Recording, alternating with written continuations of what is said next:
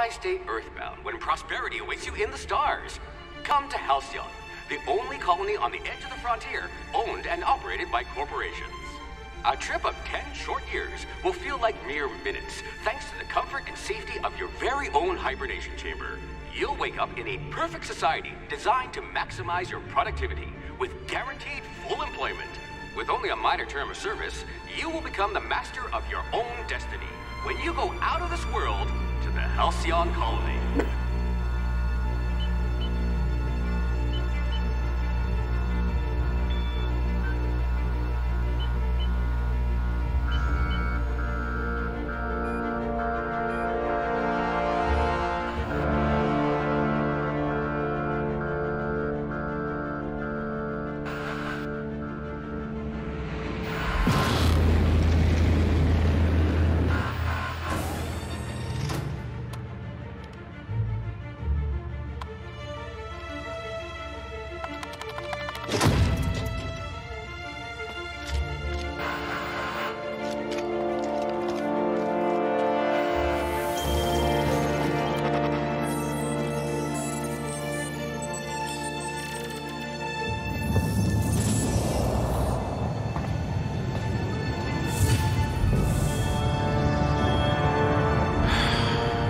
Hundreds of thousands of colonists left adrift out here forever, just to keep from damaging the board's bottom line.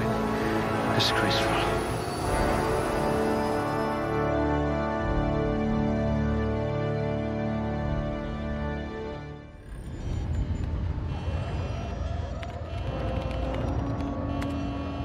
Looks to be your lucky day, my friend.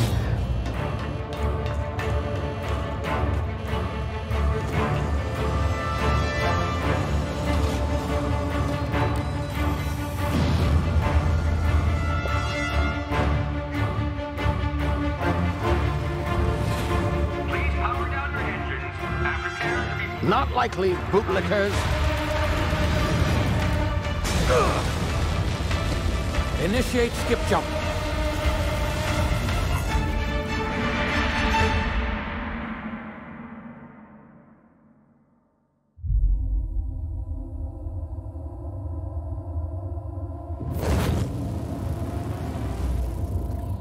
Status. Structural integrity down 25%. Power levels down to 90%. Skip drive. Shit.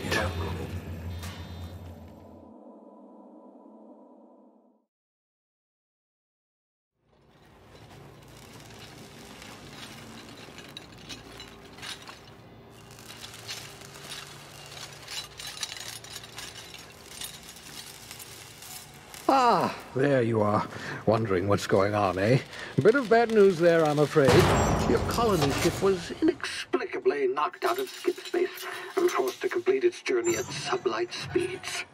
This means that you and every other colonist on the Hope have been in suspended animation for 70 years, give or take. Normally, reviving someone after so long leads to some quite horrifying results. It's called explosive cell death, but it's really more of a liquefaction. Something wrong? Oh, yes, well, not to worry. I've pumped your body full of a special concoction I devised to keep you from dying so horrifically. Hopefully at all, but I guess we'll see, yes? Unfortunately, I used the last of my chemical supplies saving you. I know it's a lot to ask, but I must have your help securing more if we're to save the rest of your fellow colonists. I'd see it done myself, of course, but the board has a sizable bounty on my head. Now, my ship is inoperative, but I've managed to hire a smuggler to help you out. He'll be...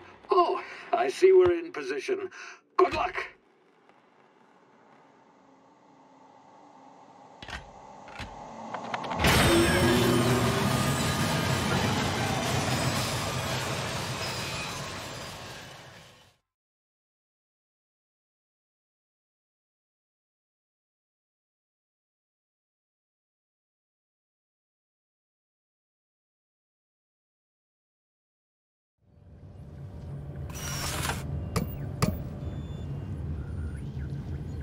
Can you hear me? Is this thing working? Ah, there you are. Now, where were we? Oh, yes, the smuggler. His name is Hawthorne, and he should be waiting for you at the landing site.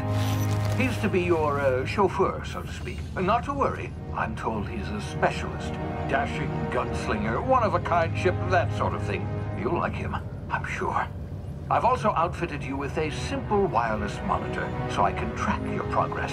I'll check in with you as soon as you land. Good luck. All the colonists are counting on you.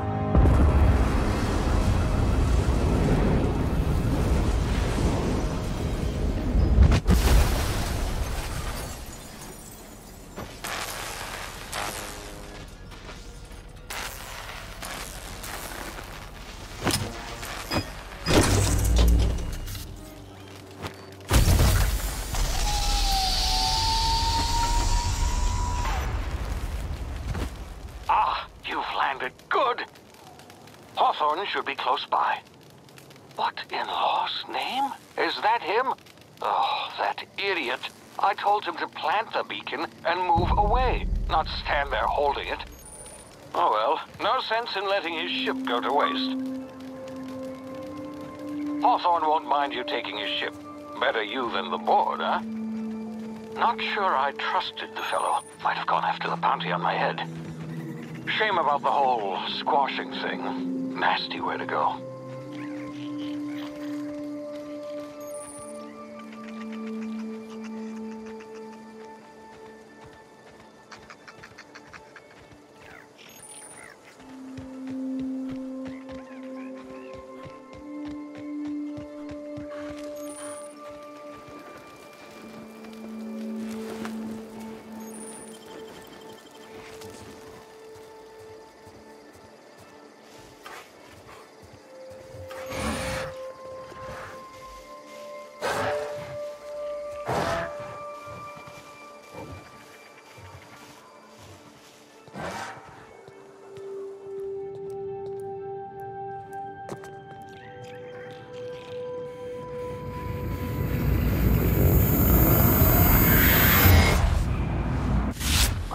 Now, you've been frozen for a while. There's bound to be unforeseen side effects.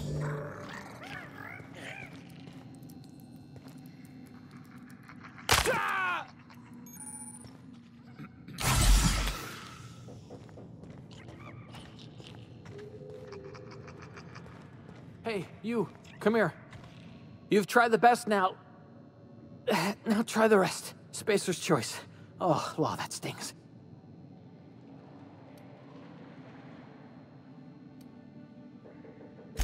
We were out on patrol. I saw a marauder camp up in the hills. Thought I could take him. Then my gun misfired. Right through my side. I mean, what are the odds of that, right? Just barely scraped by with my life. Crawled in here and blocked off the exit with those canisters.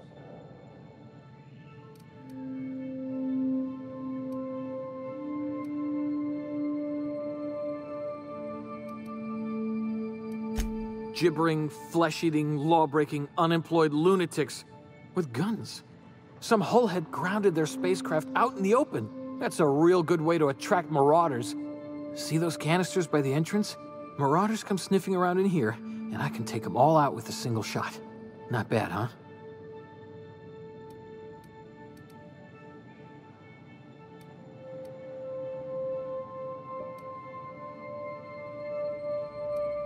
Yeah, okay. You look like you know your way around a gun. Got some spare ammo, not counting the bullet in my side. All Spacer's choice weapons are now 30% less likely to malfunction. You've tried the best, now try the rest. Spacer's choice. Yes, nailed it that time. The Hope?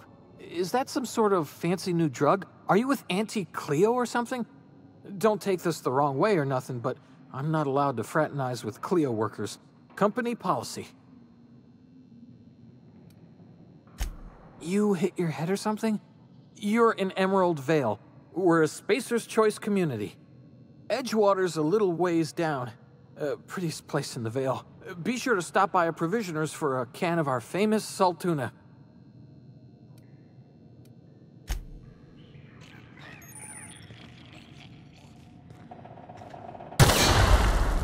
My ears! Oh, what just happened?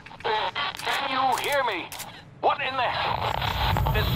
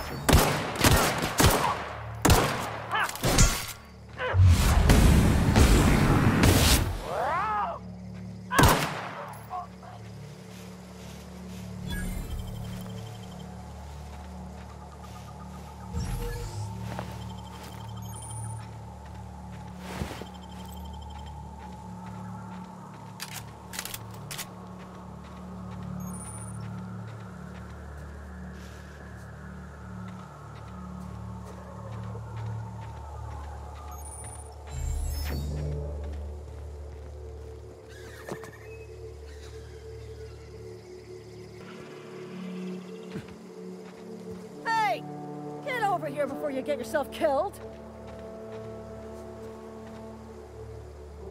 Don't know where you came from, stranger, but you best keep your head down. There's marauders hereabouts, and worse, landing violators. Gall on that rung leech. Landing in the Vale without using an official Spacer's Choice landing pad. I'd slap him with a fine if it weren't for all these marauders shambling about.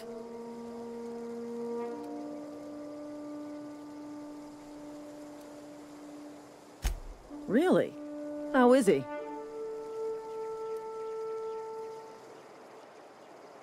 Well, that's a relief. You don't want to know how much paperwork's involved in paying off a gravesite fee. We'll see him back to Edgewater, just as soon as I cross these marauders off with the swift, cost-efficient fury that's made Spacer's Choice the most trusted brand in personal defense. I just, you know, need a couple of winks to catch my breath. Stretch my legs some.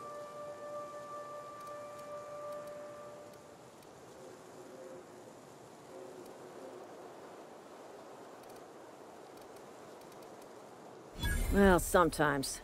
Management's real good at cost-benefit analysis. But, seeing as I'm the acting manager in this situation, you know what? You're right. It's time we cross those marauders off, find whoever owns that ship, and file a full report. Then it's gonna be fucking laminated. Here we go.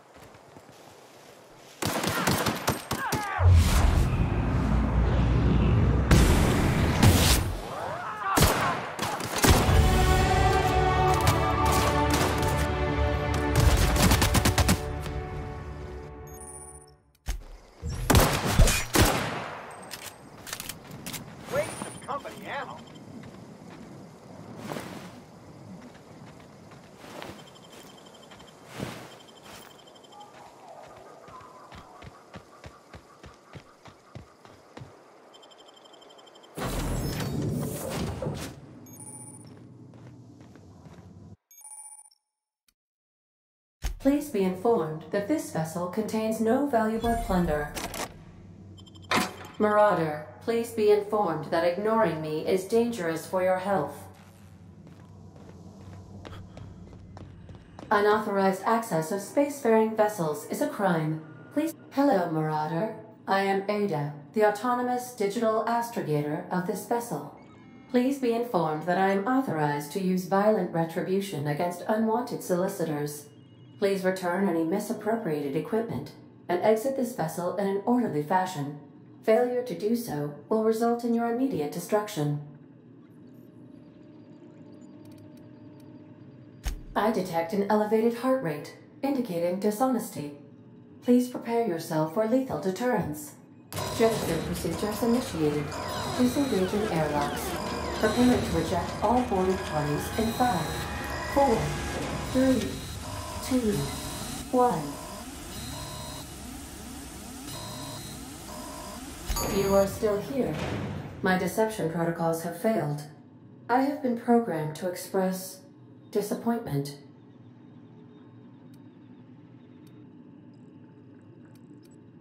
This vessel is the registered property of Captain Alex Hawthorne. I am incapable of accepting orders from anyone other than Captain Alex Hawthorne.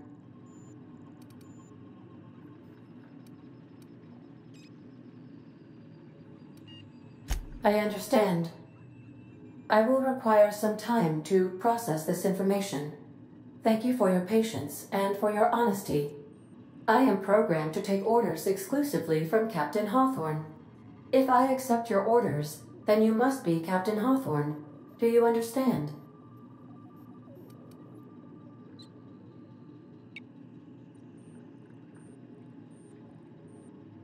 Well done, Captain Hawthorne. I see your powers of deductive reasoning remain intact. Unfortunately, our engine is currently inoperable. Our main drive suffered a critical power failure, and we were forced to make an emergency landing. The main drive's power regulator has been irreparably damaged and must be replaced. The settlement of Edgewater is located nearby. I recommend speaking to the administrator of Edgewater and requesting assistance. I have taken the liberty of printing you a new captain's identity cartridge. Please try not to lose it this time. This cartridge identifies you, Alex Hawthorne, as the registered proprietor and captain of the Unreliable. Do you understand?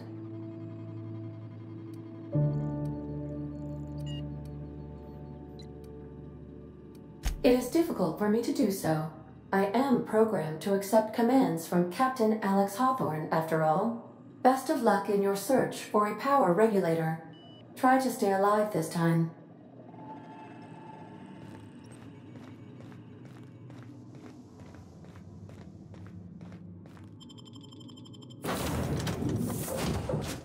Say, this wouldn't happen to be your ship, would it?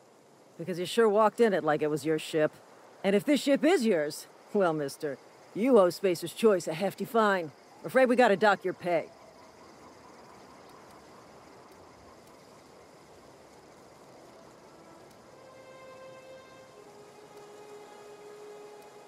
I'll waive your fee since you helped us with those marauders. If you're looking for work, talk to the constable down at Edgewater. She's got a bounty on marauders. Edgewater's not too far. Just follow the road east of here, over past the cemetery. Now, if you'll excuse me, I need to inspect the crime scene before I make my report.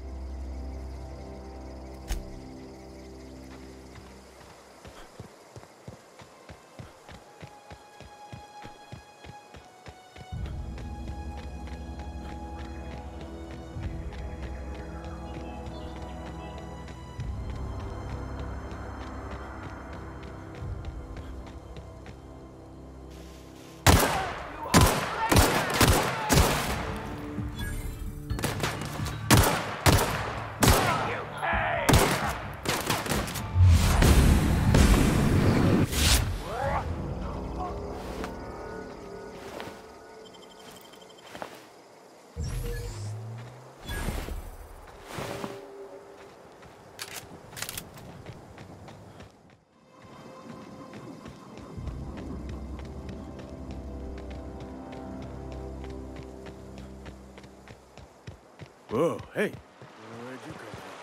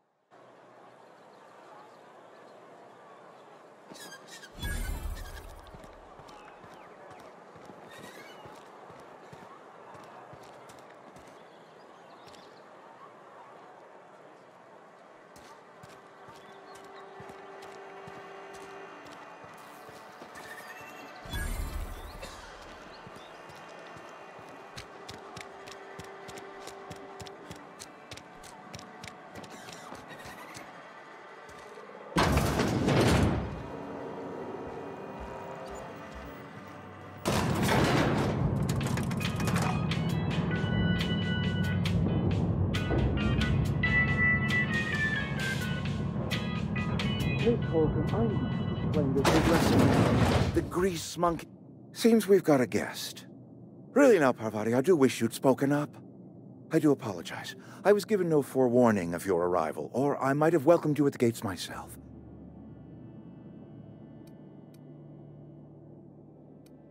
I'm Reed Thompson, Outpost Administrator. I cannot help but notice you are not in uniform.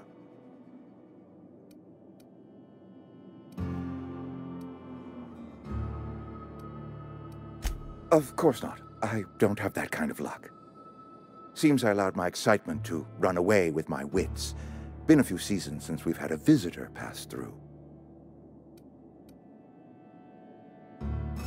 Only regulator we got is hooked up to the town transformer. Mr. Thompson ain't liable to be keen on dismantling it. I beg your pardon. I am most emphatically not keen on any such thing. I can't let you have our power regulator. But I happen to know of another one. And I happen to know exactly how you may retrieve it without frying yourself in the process. Oh, yes. Saw someone put his hands on a regulator while the power was running. His legs were still twitching when we buried him. There's a power regulator in the old botanical lab. It's mostly abandoned, so all that power is being squandered. Go down to the geothermal plant. Reroute power from the botanical district over to us. Once their power's shut down, you can have their regulator and be along on your way.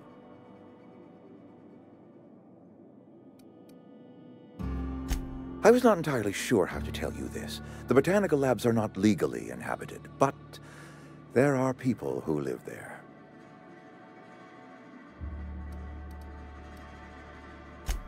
No, I do not imagine they will be pleased. But like a parent disciplining an unruly child, you will be doing them a kindness.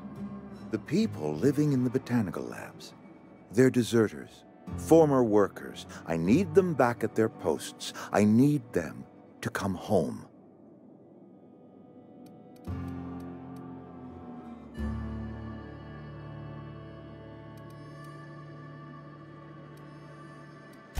My hope is that by cutting off their power, you will convince those deserters to come back to town. Before you go to the plant, I want you to stop by the botanical lab. Speak to their leader, Adelaide. Tell her the power's about to go, and that it's time her band of deserters came back to town.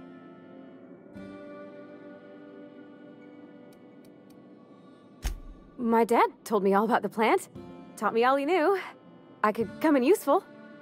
I mean, if that's all right with you, Mr. Thompson. Sir. I hesitate to part ways with Miss Holcomb, but I cannot deny that she is talented and may prove useful to you. You will need an administrative passcode in order to enter the plant. I am trusting you with mine, and trusting Miss Holcomb to guide you if you'd like.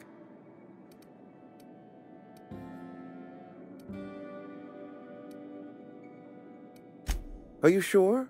I imagine Miss Holcomb will make a reliable companion. She knows her way around the Vale. Great! I got my wrenches and diagnosticators and hairpins and engine tape, so I'm all set. Well, I am glad to hear that. Best of luck to you, and thank you again for your help. It is a lot to ask of a stranger, I know.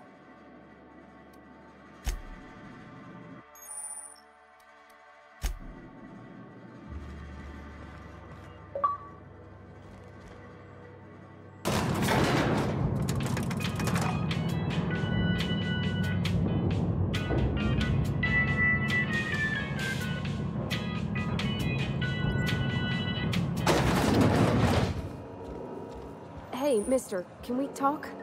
Sorry. Can we talk? Sorry. You just want to get out of here. And you likely don't want to tag along like me.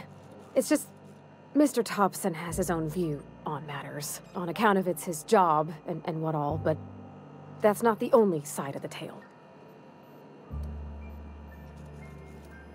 To Mr. Thompson, a person's a gear. It does its job quiet-like. If it squeaks or stutters, it gets replaced. The deserters are decent folk. I knew some of them before they left.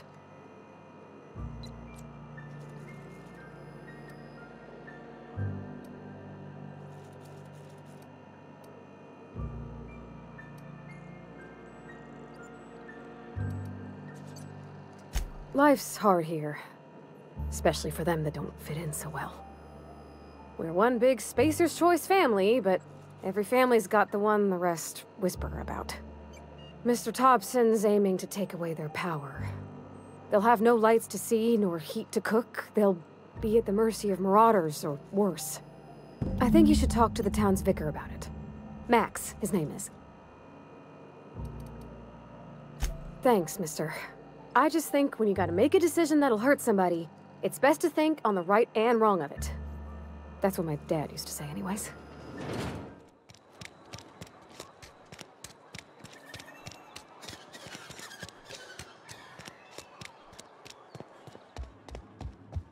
I've always felt weird in here. Yes, what is it? You're an outsider. Fantastic. Vicar Maximilian de Soto at your service. Or Vicar Max if you're the sort who prefers brevity. And Ms. Holcomb as well. How rare to see you out. And with a complete stranger. Curious. Just tagging along, Vicar de Soto. Don't mind me. I so rarely get new people to talk to. Name your poison, anything at all. Spiritual counseling? This season's tossball predictions? The quickest way out of town?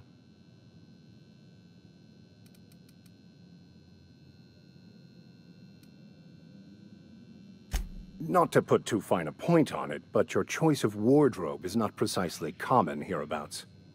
Also, you lack the distinctive worker gaze. Usually either a deadening behind the eyes, or in some rare cases, a wild-eyed frenzy, like a trapped animal. Pretty universal here, except for Ms. Holcomb, who, for some reason, doesn't seem to have much to say to me. Isn't that right? It's just... there's more to it all than numbers. Sorry.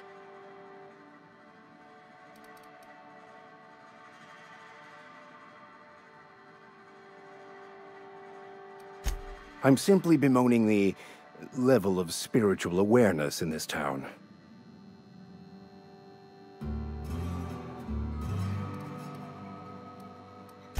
Yes, but there are few who hear me in this miserable place.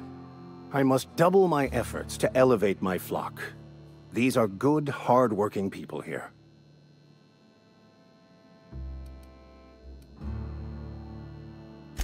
Yes, and thank you for pointing it out. It is wrong of me to succumb to distress. This place could be so much more, and I will continue in my quest to make it so.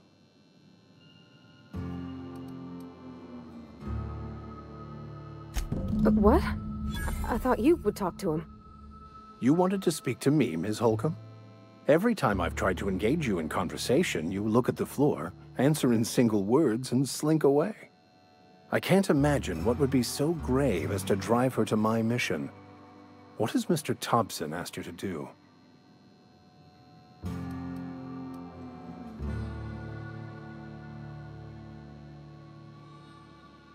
Depriving them of safety from the marauders and wildlife. I can see why that troubles you. Miss Holcomb has a soft heart. Always has, if you believe the talk.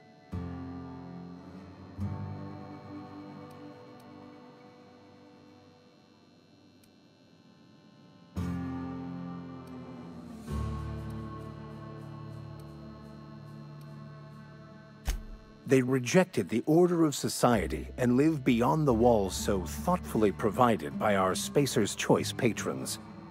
Does that strike you as a responsible life choice?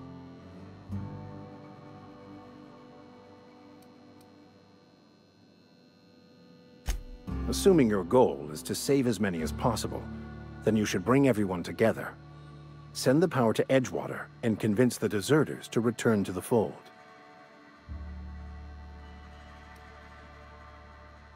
Not if things are left to stand as they are. If you don't mind a bit of unsolicited advice, be cautious on your way to the geothermal plant. It is not as safe as you might assume. One of the reasons I transferred here was to fulfill my duty in hunting down banned heretical texts. I happen to know such a book is, as we speak, tainting a collector's library in Emerald Vale. However, the collector's residence lies outside the town's walls. My retrieval efforts have been thwarted by marauders who have overrun the property. Should you fare better than me, I'd pay a handsome sum for the book.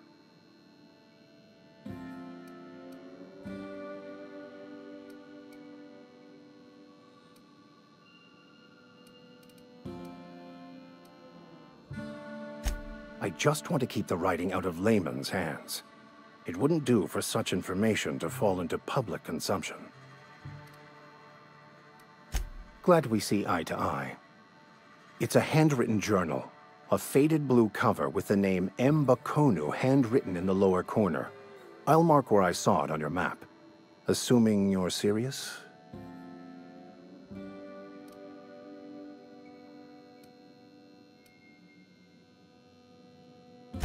That's understandable.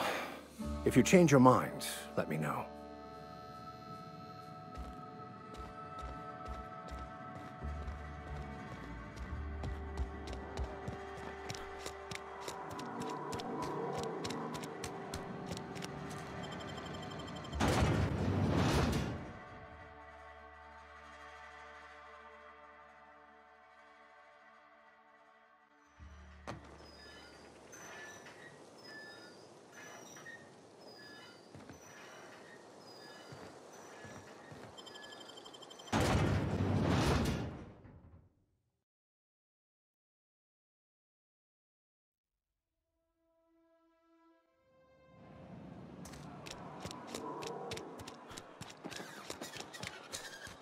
I'm sorry. I'll just be a minute.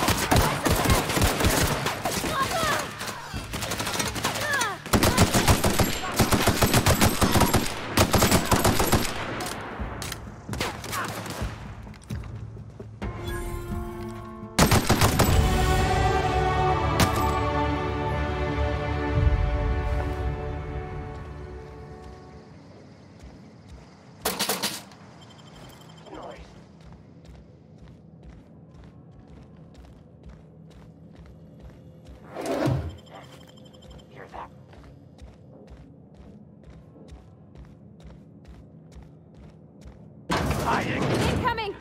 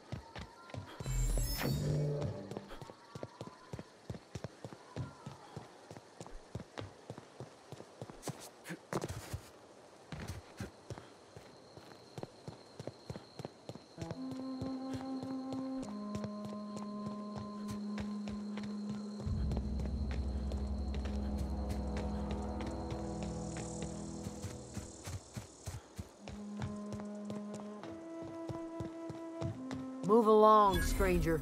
We don't want any trouble. I don't know you. Whatever you're looking for, it ain't here.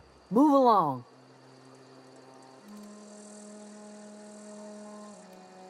Answers, huh? You must be one of those philosophicals. Already got ourselves one of those. A geo what? Look, plants ain't my purview. You're better off asking after Adelaide. If you're gonna start wandering around my camp, know that I got my sights on you.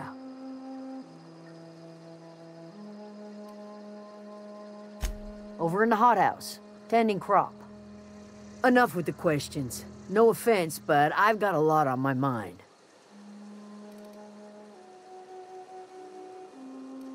You don't know what enough with the questions means? No, I'm sorry. That was unworthy of me. Lady named Zoe went missing some nights ago. Just up and vanished without a trace. Now I'm pacing around wondering if marauders got to her.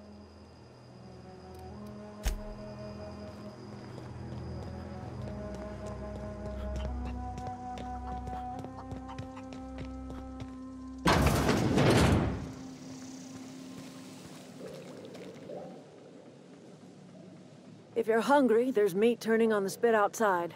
If you're bearing illness, find a place to lay your head down and I'll fetch you a poultice. Whatever your troubles with Edgewater, leave them at the gates and be welcomed here. Any questions, dear? I have been called that, among other things. Green Thumb, grandmother, the strange old lady who keeps flowers. But yes, Adelaide will do just fine. Excuse me, Miss McDevitt? Sorry, it's just... You got such pretty trees in here. Why, thank you. You're Robert's girl, aren't you? I remember when you were but a sprout. Thomas speaks of you often. Are you staying long? You should try some of my tobaccorn tea. I brew it in an old spittoon, but it's been cleaned.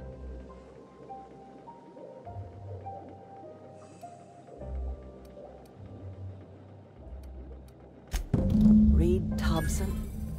You here on behalf of that cold-eyed reptile? Let's hear it. What's Reed's idea of peace, then?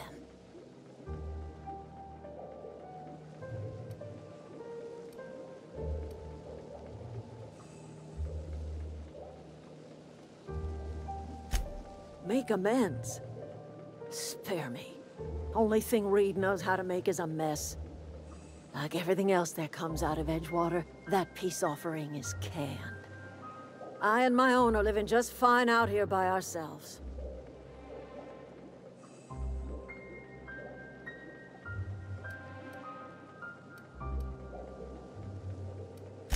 He would do such a thing. The question is, why would you agree to his plans? Cannery's got a regulator. You want ship parts, you ought to rip them out of the cannery's guts and leave us be. If you're going down to the plant, you should divert power away from Edgewater and toward our end of the grid. Think about it.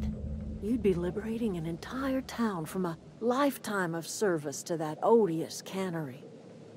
Seems the sort of thing a hero would do.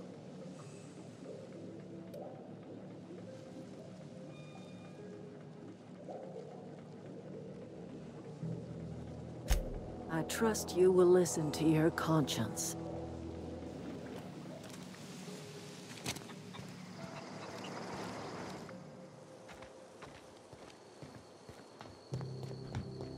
Oh, that's Thomas.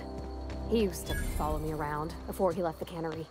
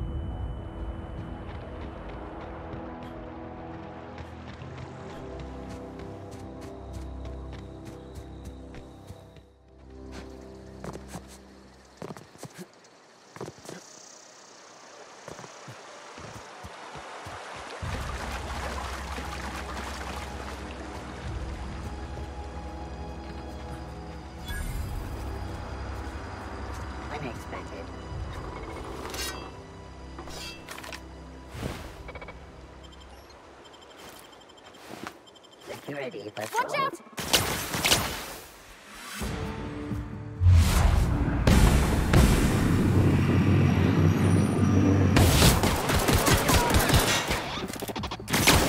Don't mess with us. I always wanted to poke around in here.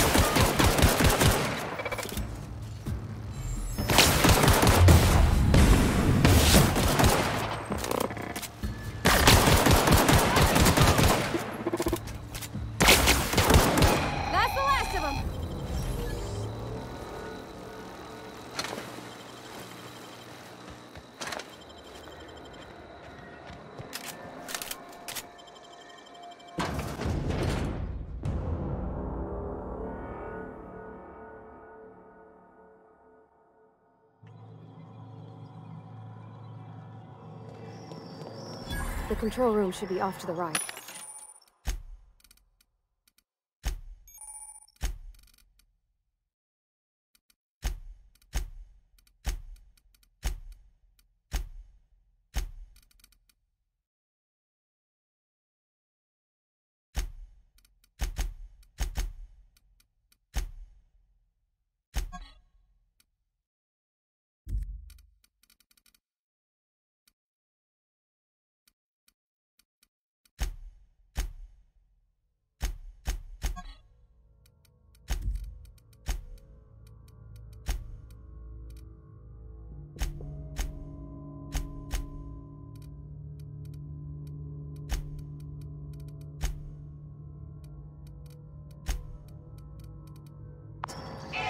I hope we're doing the right thing.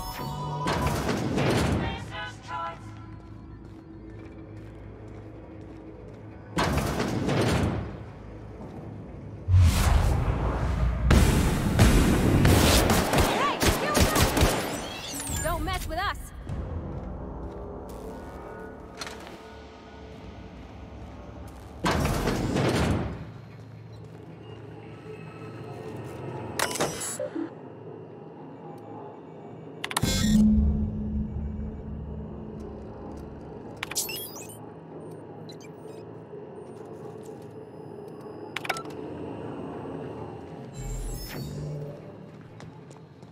Three switches. That'll be easy enough.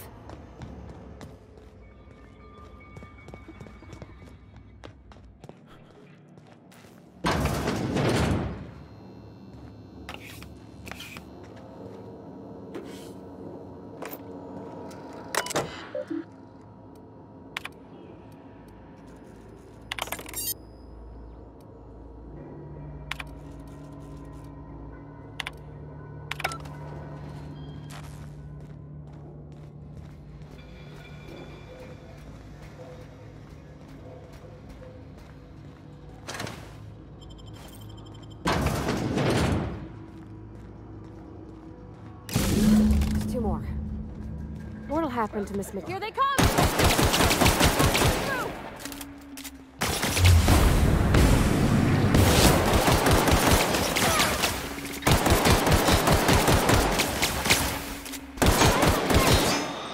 Nice one!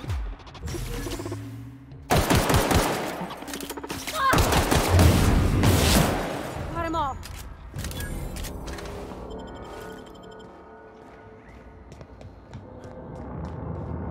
No, just leave me alone!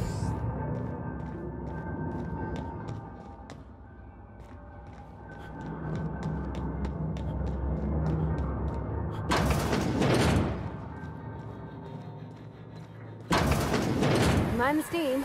You're liable to get scalded. Incoming! Good work!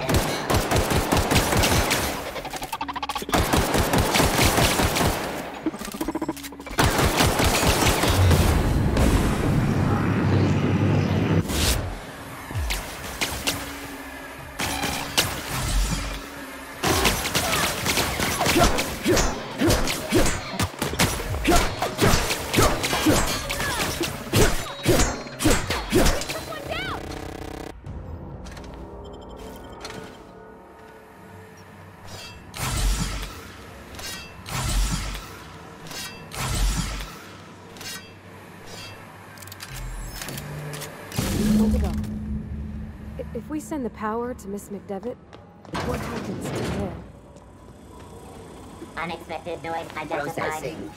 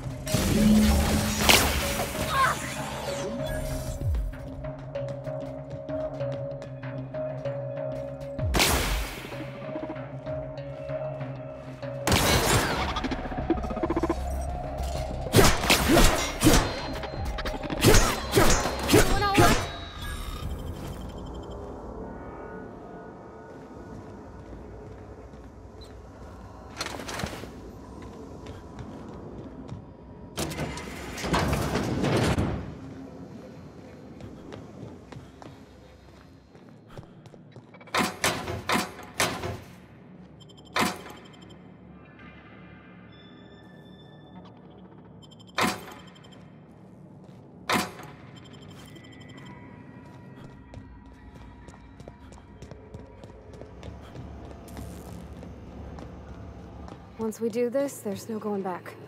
Hey, mister? Look, I know you want your power regulator and all, but I just gotta ask you. Do you understand what you're about to do? I don't think you should cut off Edgewater's power. I think it would be cruel. I'm sorry. That just sort of came out all at once. Edgewater's hurting. We've been losing workers year after year, and corporate hardly ever sends replacements.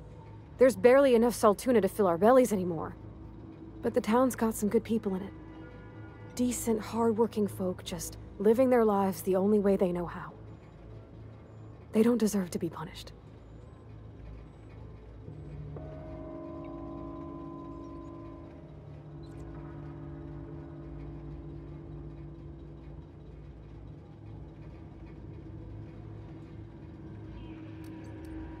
Miss McDevitt's built something beautiful. Somehow, she's talked the ground into giving life again. It's plain to see she's made the Vale a better place. Fed the hungry, tended the sick. Gave a home to those that had none.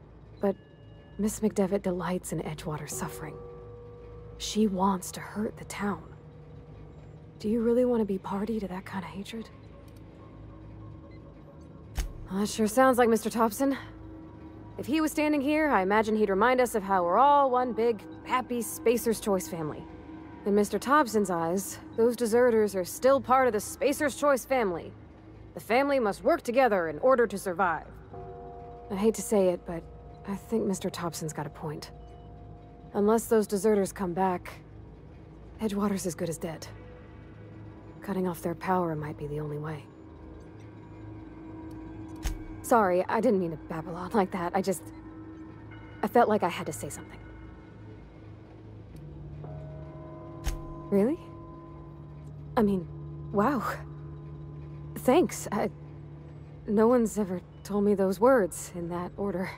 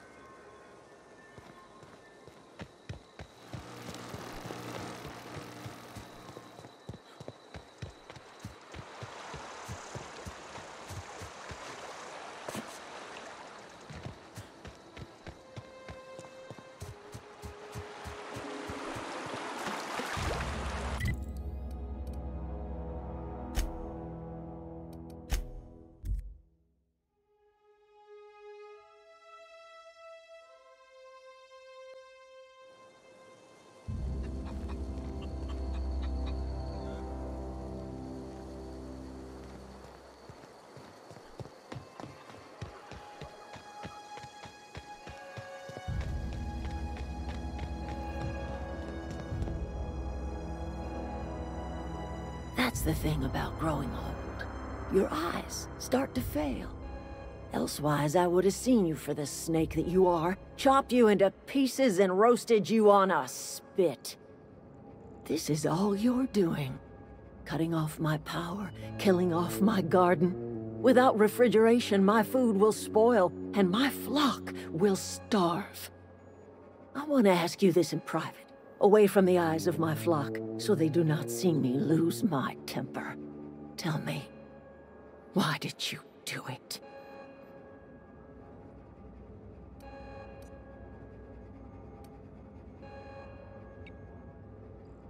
You killed my garden, destroyed my community, sentenced my flock to a lifetime of slavery in Edgewater for a power regulator.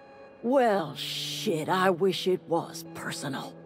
Go talk to Grace and Thomas. Look them in the eye and tell them their life here is over, and the only thing left to do is go back to Edgewater. This is now your responsibility. And you tell Reed Thompson that I will never return to Edgewater.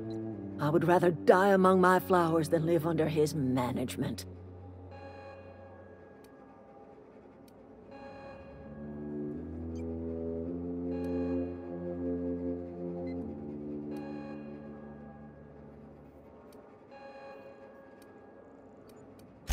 My son worked in that cannery.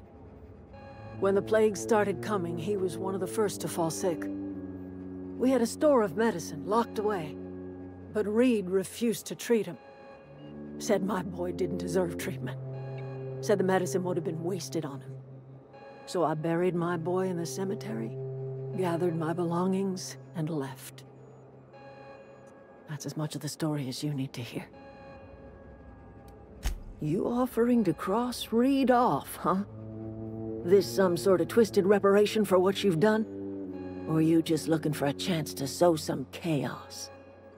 Kill Reed if you must, or talk him into leaving if you can. He and I are not sharing the same four walls together.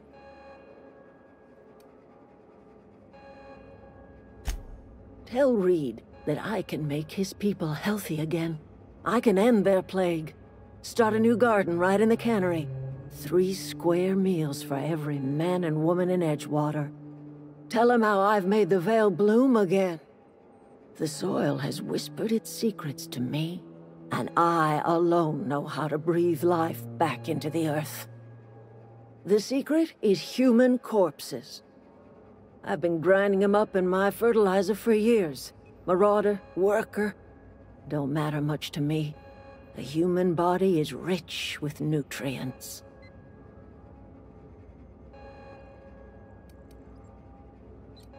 Edgewater Cemetery's got corpses aplenty, enough for a generation's worth of crops.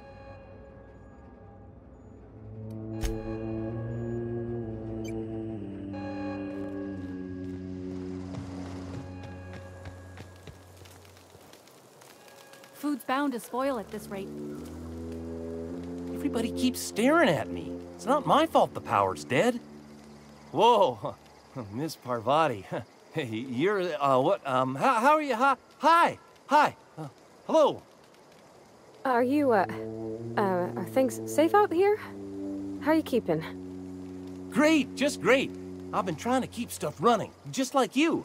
Only I'm not so... Wait, they didn't kick you out, did they? Oh gosh, no, I'm just along with this fella here. I seen you wandering around here. You don't look like you're coming from town.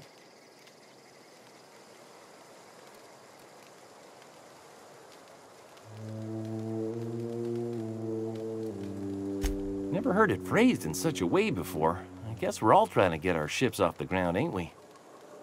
Sorry, I just wasn't sure if you were from town or if you were one of us. Something's been chewing at me, you see. Fact is, I've been, well, lying. To everybody here. Camp thinks I'm a mechanical genius, but I couldn't fix a busted chair.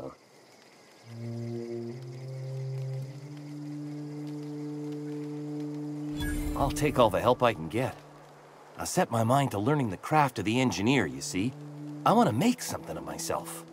You ever heard of the Young Spacer's Guide to Mechanical Engineering? Comes in a set of 3. If I had my hands on one of those data pads, I could teach myself the ins and outs. Those are good. My dad kept a copy with him when he was working in the cannery. I know the old community center kept a copy. Should find another one back in town. If you could find me even one of those pads, I'd be greatly obliged. Would you? I'd be grateful.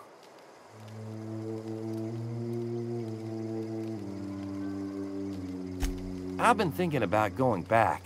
I'm not much use to anybody here. I get sick thinking about working at the cannery. I can't do that again. I mentioned those manuals on mechanical engineering. Suppose if I had one of those, I could go back to read and make a real case for myself.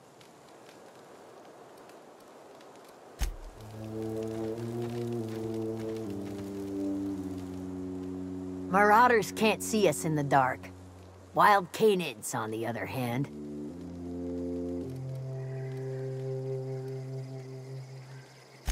The matter's been weighing on me. Fact is, I can't go anywhere long as Zoe's missing. Disappeared without a trace. Marauders took her, I suspect.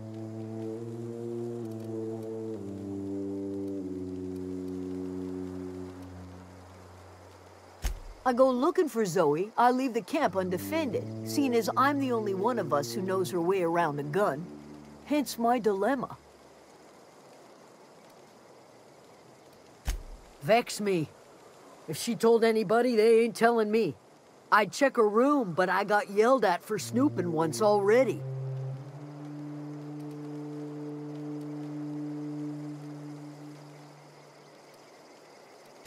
It's not like Zoe to go wandering. Figured she might be out scavenging, but that ain't exactly her talent. Can't imagine where she's gone. Vale's a wide place. She could be anywhere.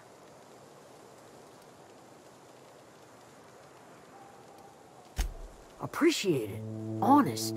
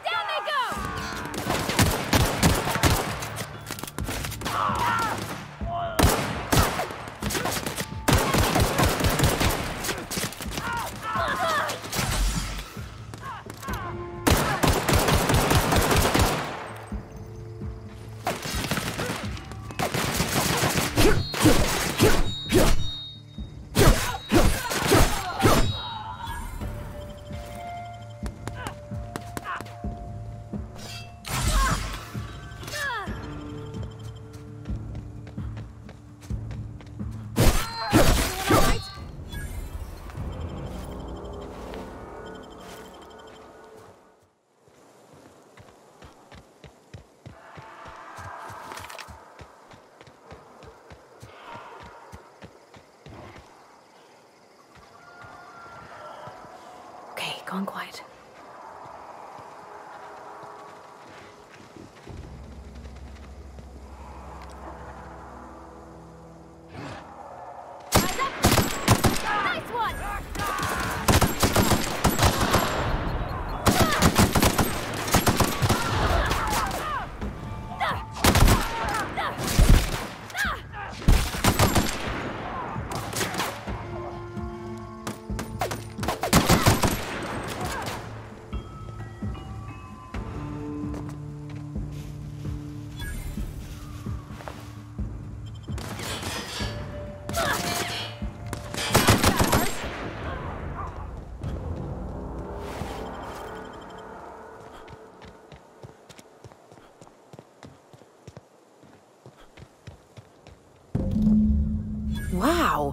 You put those marauders in the dirt quicker than the masked marketeer.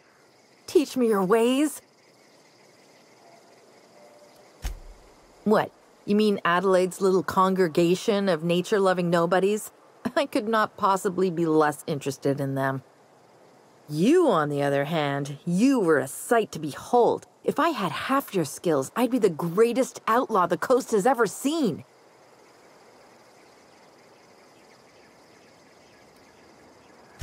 Why? Adelaide wants me back on garden duty or something? Thanks, but I'm not going anywhere. This is where I belong. And no serial dramas. I've been thinking about going back. I just gotta know if Lord Cavendish really is the masked marketeer. I'll take my stuff and head on back, I suppose. Grace is gonna be glaring knives at me, so I've got that to look forward to.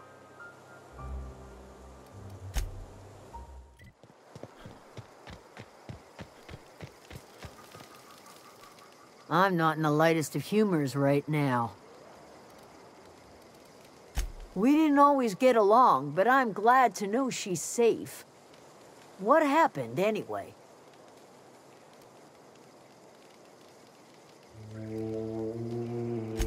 You pretty much did my job for me. Least I could do is pay you for your trouble. Let me know if I can do something for you.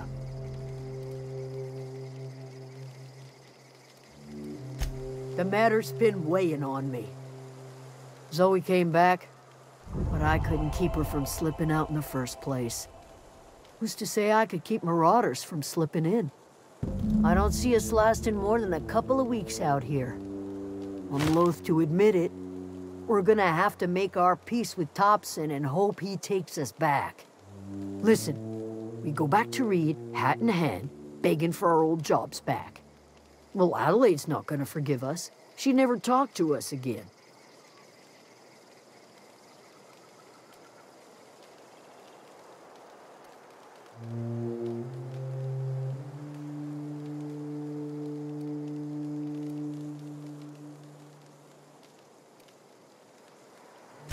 Sure, suit yourself.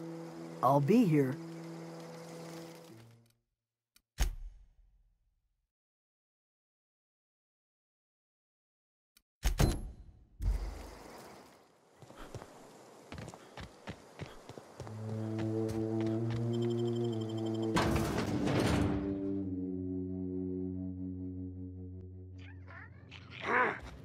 You hiding? You scared? Get ready! Thank you!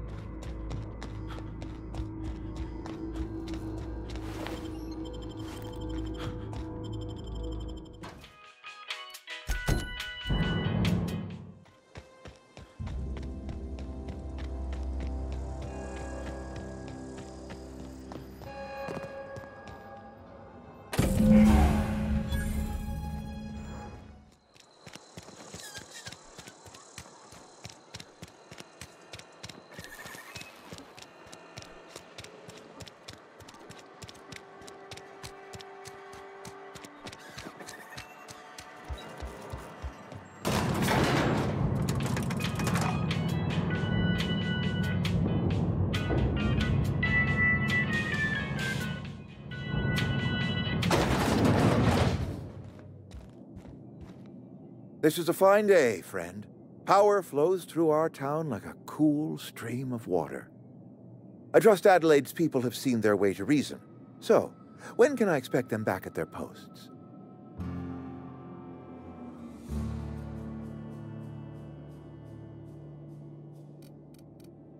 Then we are at an impasse.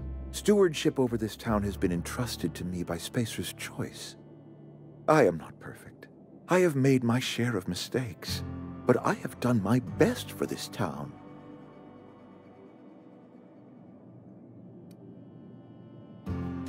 I am a Spacer's Choice man. My father was a Spacer's Choice man. Edgewater may not look like much to some buttoned-up freelancer, but it is my home.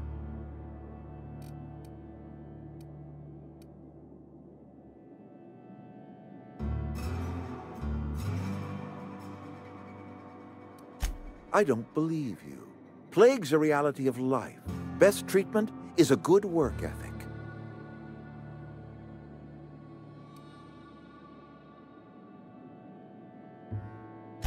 You are disparaging our parent company, and it is not appreciated. We are a Spacer's Choice Saltuna cannery. We eat Saltuna here, and only Saltuna.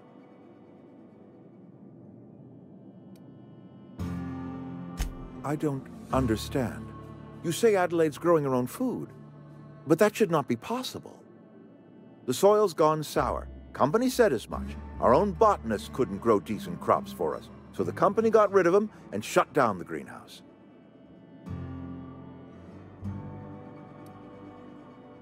You'll excuse me for being skeptical. How exactly is Adelaide growing crops in barren soil?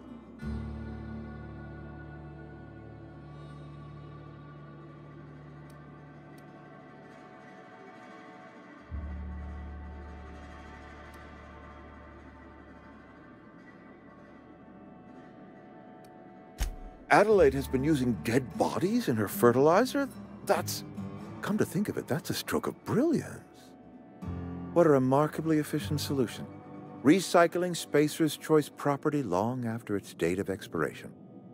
I was wondering about those missing bodies in Silas's cemetery.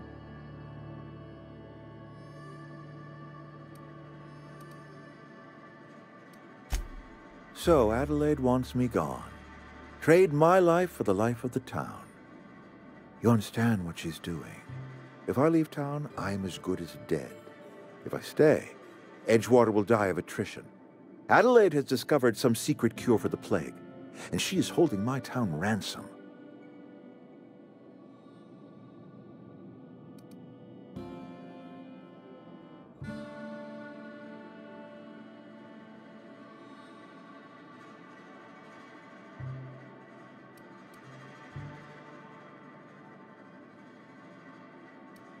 No, I don't expect you to do any such thing. Edgewater is my own responsibility, and you have done quite enough for me already. If Adelaide's found a way to feed her people and cure the plague, then she deserves this office more than I do. I won't stand in her way. My life here is ended. Give me a little time to settle my affairs. I'm sure Adelaide will be glad to see the back of me.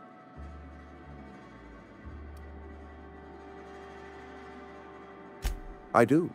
Adelaide's found a cure for the plague, and she knows how to tend to crop. She's what this town needs. A couple months ago, I might have put in for a transfer.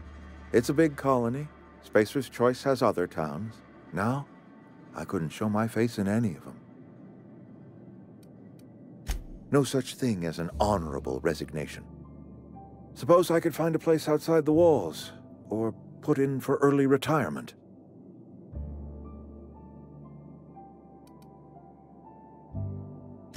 I have always tried to do right by my town. It has never been easy.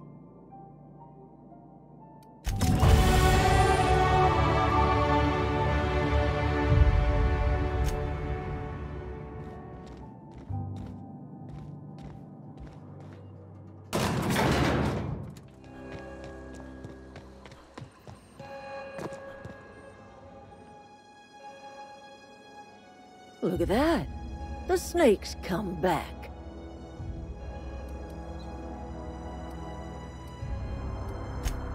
Never thought I'd see the day that Reed Thompson abandoned his post. Suppose we all have a breaking point. Suppose it's time our flock made our way back to Edgewater. We must tend to what remains of the town and carry on with our lives as best we may. You're vexing to me, you know? Injuring us with one hand, helping us with the other. Here, I'm giving you something to leave us be. It's a ransom, you understand, not a reward. You're telling me you did all this just to put me in charge of Edgewater? Stranger, you are some kind of twisted. I might turn that old cannery into a garden. Got ourselves a whole cemetery bursting with bodies. I need some time to gather my personals. Long walk back to Edgewater. Got a considerable burden to carry.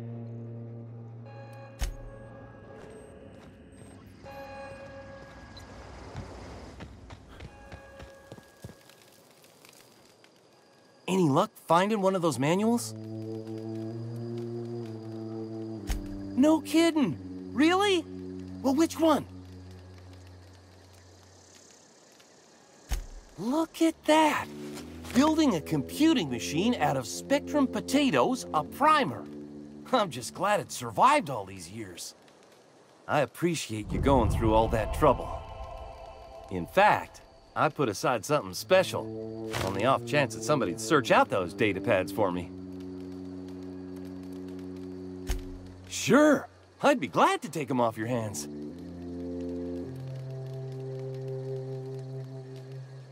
Adelaide said that? Was she sober at the time? I never imagined she'd step foot in Edgewater long as Reed ran the town.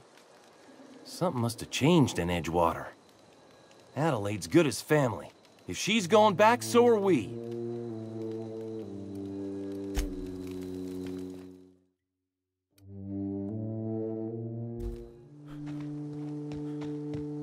Is this your ship?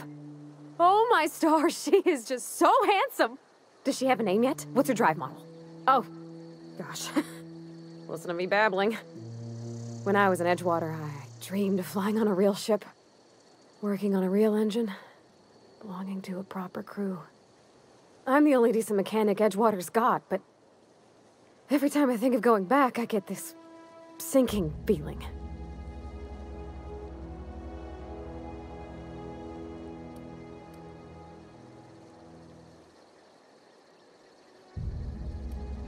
I've worked on the occasional supply coach in need of repairs. Once I built a little model craft out of spare parts, but Mr. Thompson found out and I had to take it apart. I want to ask you something, and you can say no, but can I come with you? I could tend to your engine. I know my G-valves for my catalyzers, and I can keep your ship singing. And if you ever need a pair of eyes watching your back, I can do that too. What do you think? Yes! I mean, thanks. You won't regret this, mister. Captain. I can call you Captain now. Ha! I got a captain.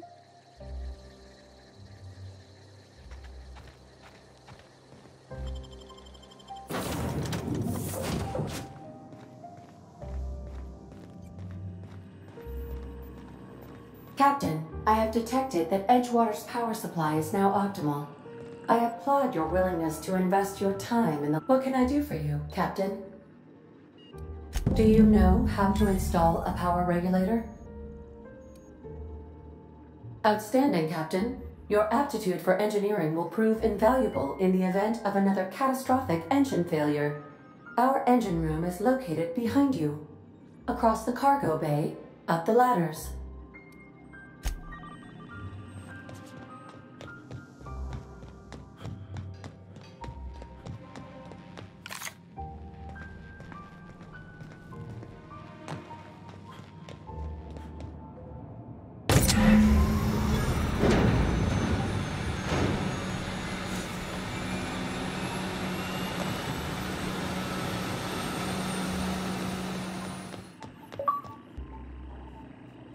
What can I do for you, Captain?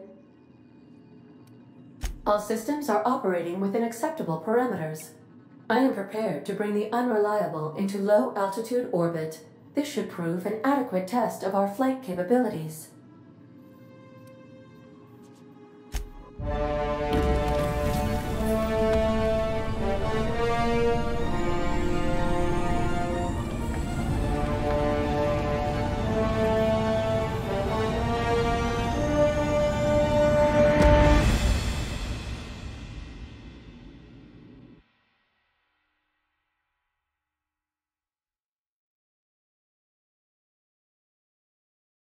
We have received a communication request from Dr. Phineas Wells.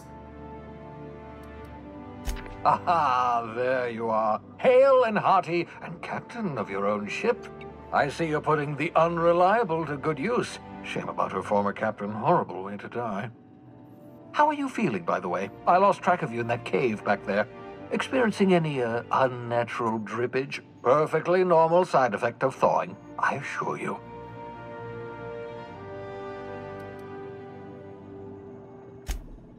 Oh, that, yes, that's probably permanent. I wouldn't worry about it, though. I'm sure you're fine. What you saw in Emerald Vale is happening all across the colony. Food shortages, lack of supplies, and basic necessities. We're dying. The chairman, the minister, and all their lackeys on the board are to blame. The Hope has some of the brightest minds Earth ever sent us. If we can revive the Hope's colonists, they can help us undo the board's mistakes. They can help us set things right. You need to get to Stellar Bay on Monarch. I have contacts there. They'll help me, help us, find the chemicals to revive your fellow colonists. Gladys Kelly, lovely woman, runs a cozy little black marketing outfit on the Groundbreaker. She can get you a nav key to land on Stellar Bay.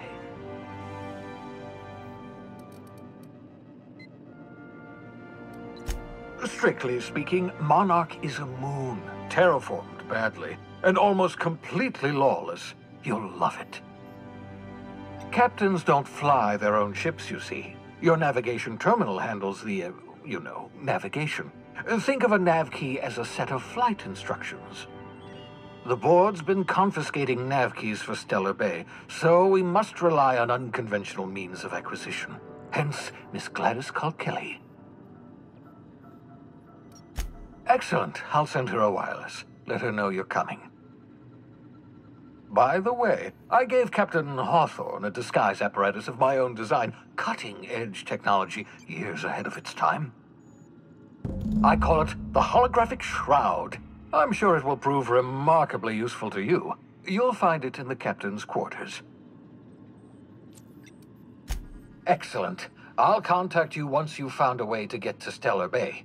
If you have any questions, come see me in my lab. And remember, don't trust the board. They'll try to win you over with promises of wealth and power, but it's a lie. The board's only interested in filling their own pockets. If we don't put a stop to them, they're going to run this colony to the ground. Transmission ended. If you are ready to depart, please select a destination on your navigation terminal.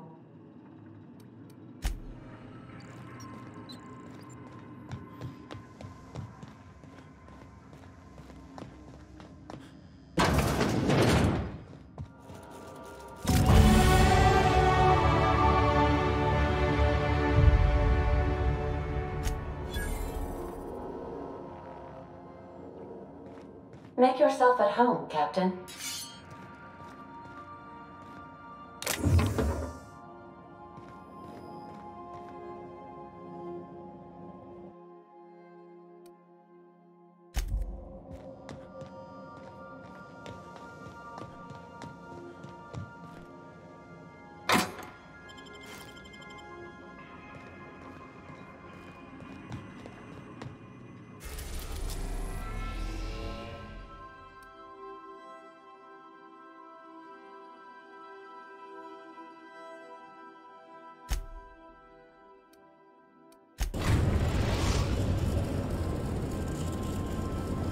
The Groundbreaker has approved our request for docking, Captain. You're free to disembark. Can we talk? Hey, Captain. I heard that Groundbreaker's got a real good engineer. A lady named Junlei Tennyson? I was thinking that maybe I ought to meet her. If you got time to swing us by, I mean. I don't got much experience fixing actual spaceships. I bet you a can of Borston beans she could teach me all manner of stuff.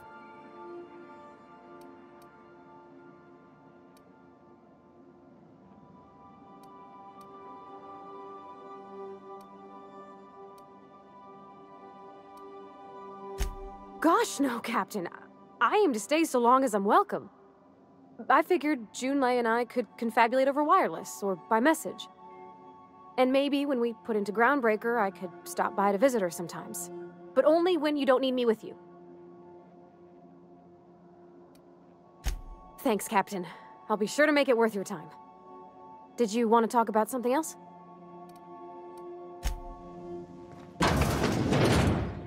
I'll lock up behind you.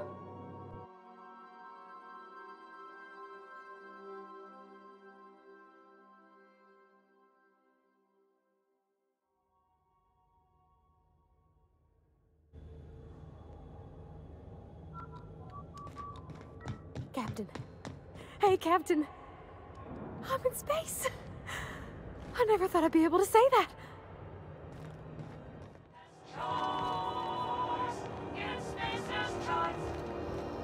Identification, please. Captain Hawthorne, you said. Let me apologize in advance. I'm about to ruin your day.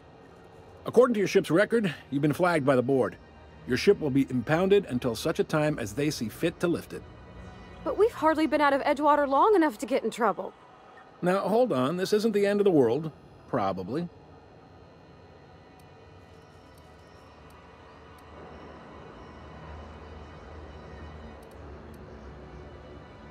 You'll want to take it up with Udom Bedford, our board representative here on Groundbreaker. His office is located along the starboard wall of the promenade. Shines like a Byzantium commode. You can't miss it. Access to that information is above my pay grade, and I've turned down 3 promotions, so it stays that way. I shouldn't be mentioning it, but what the hell? This here, impounding your ship, it doesn't happen much. The board knows we don't take kindly to their interfering in our operations.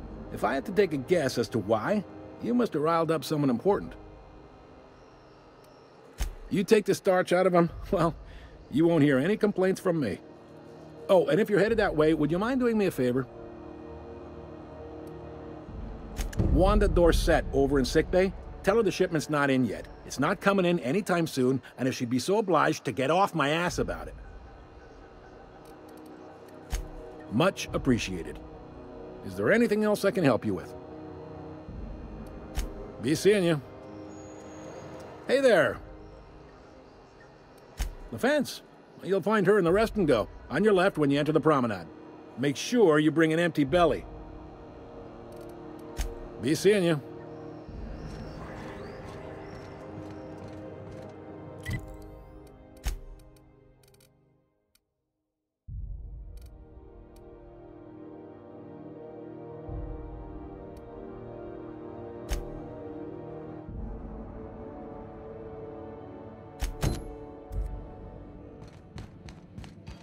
I picked up this weird signal the other day. It was coming from Monarch.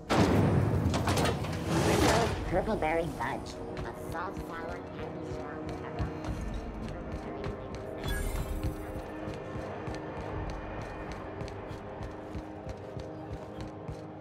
Go back to Byzantium, you gold-plated bastard. Have you seen this man? Reward offered for information leading to the capture of noted terrorists. This is those XF-411s? Junlei Tennyson. I'm captain around here, but chief to my friends. Hope you don't mind the formal introduction. Groundbreaker doesn't see many visitors.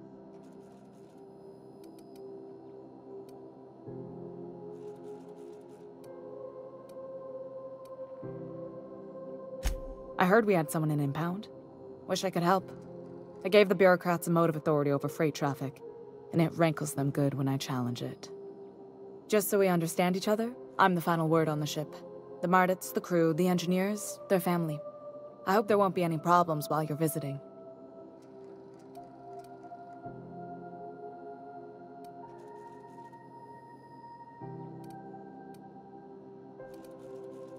Good. Don't go making trouble, and chances are you won't find any. That's how I like it here. So what brings you to Groundbreaker?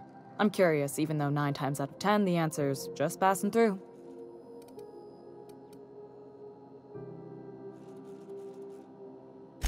Interesting. The powers that be paint an ugly picture of Monarch. Critters and such.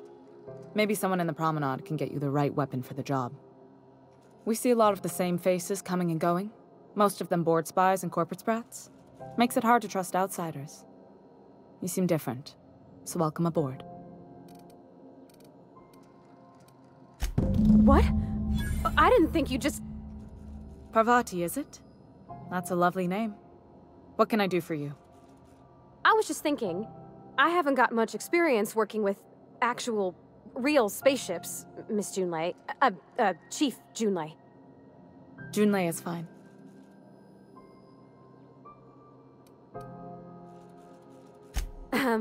Okay. Since you run a whole space station, I was wondering if... Well, maybe you could teach me some things. I could message you later, maybe? I'd be happy to make the time, Parvati. You can ask me anything.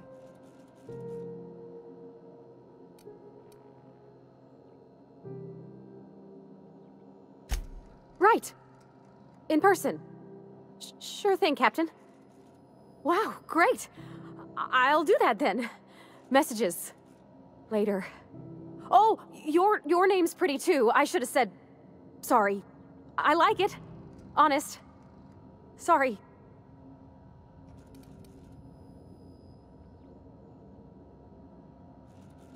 Not a problem, Captain. Ask away.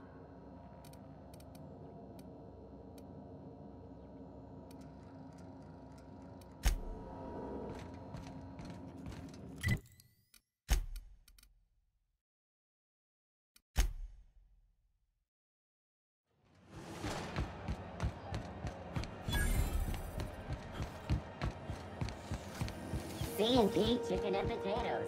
At C&P, I'm not going anywhere, you hear? You can't keep me out of there. Please don't. Can't say I've seen you before. I take it you're a freighter, Captain? If you're here to better yourself, you'll have to wait. We're having a spot of trouble with our delivery service.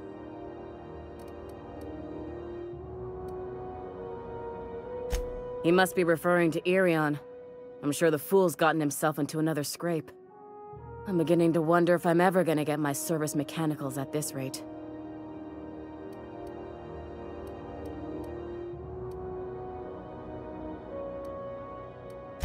Surgery, mostly. Medical personnel are difficult to come by on Groundbreaker.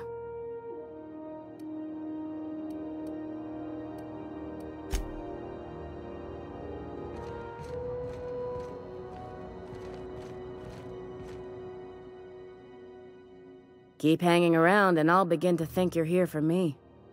What can I do for you? I'm expecting our delivery fellow to stop through with medical supplies and service auto mechanicals. Name's Captain Irion. A brave idiot with a penchant for getting himself delayed. Sometimes by dates, usually by bandits. I'd be grateful if you'd spare the time. We need his delivery soon as yesterday. Last he told me, he was taking a shortcut by Scylla, an asteroid in the Charybdis cluster. That's where I'd start, were I the adventuring type. You look out, though. The place is probably crawling with outlaws.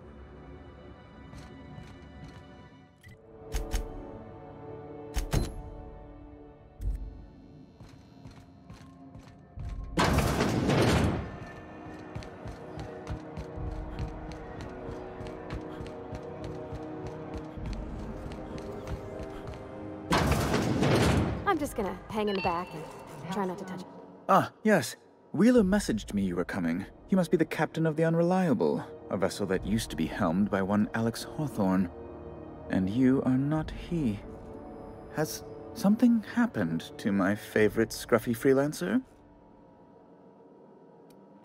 Oh no, this is terrible. My dear friend, what devilry is this? In whose miserable fever dream am I trapped?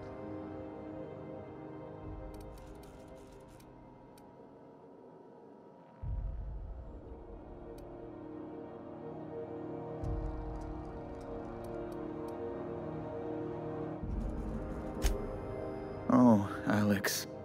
There were so many arguments we'd yet to have.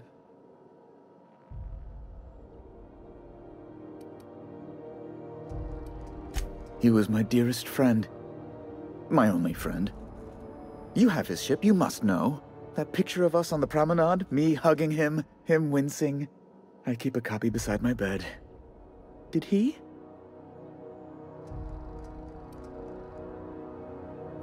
Ah, that's just like him. Such a sentimental man.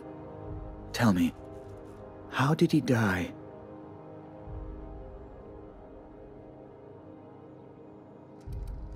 Oh, awful business that. But why? How? No. Best not to ask after the gory details.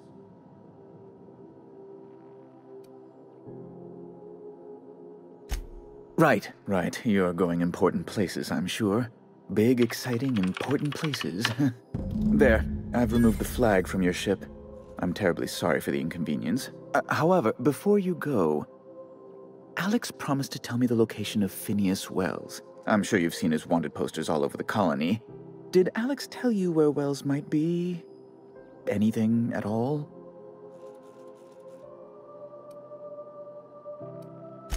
You haven't read the posters? He's a terrorist, a thief, a madman. It's really in the colony's best interest that we stop him before he does further harm.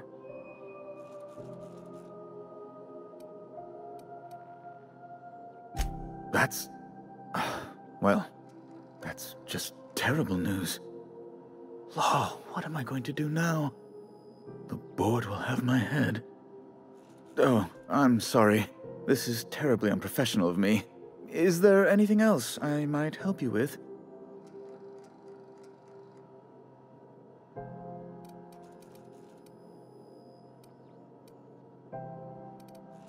It's personal business, I'm afraid. Miserably, terribly personal.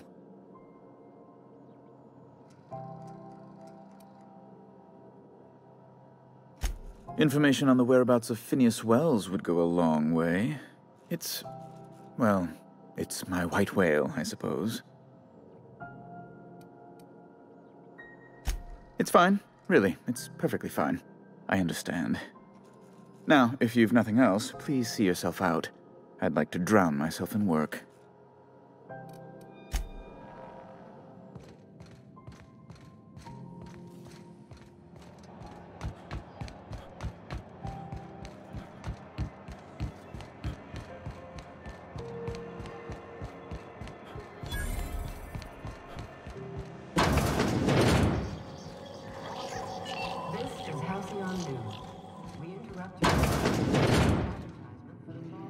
Bless my heart.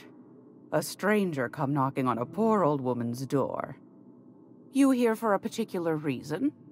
Or did the neighbors tell you how good my sugar cookies are? Made without a single natural ingredient, or an oven. Just like store-bought.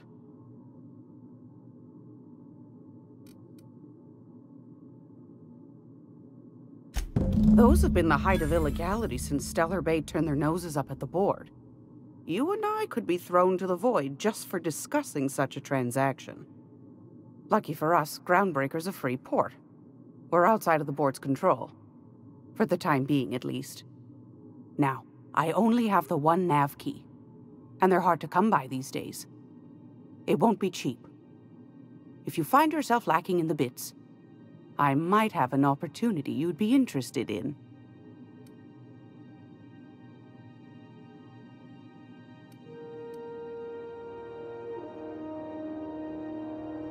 Well, I find I'm in need of a ship captain with a little moral flexibility.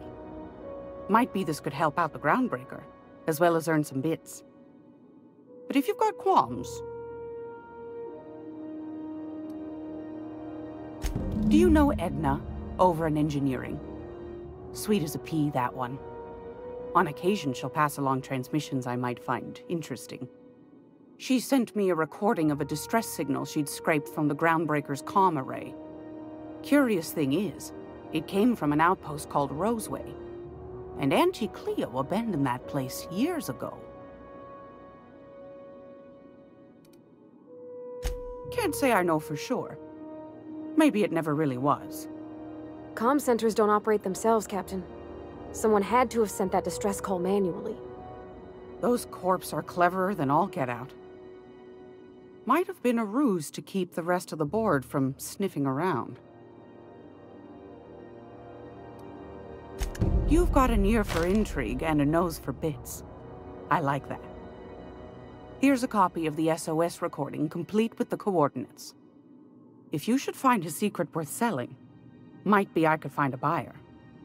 Corporate bigwigs will pay top bit for inside information on their competitors. The more we got the corps fighting each other, the less time they got to meddle in our affairs. Don't forget to come find old Gladys when you're done. Won a charming copper kettle off that girl who runs the pub. She's a fierce arm wrestler, but she's no match for your pal Gladys.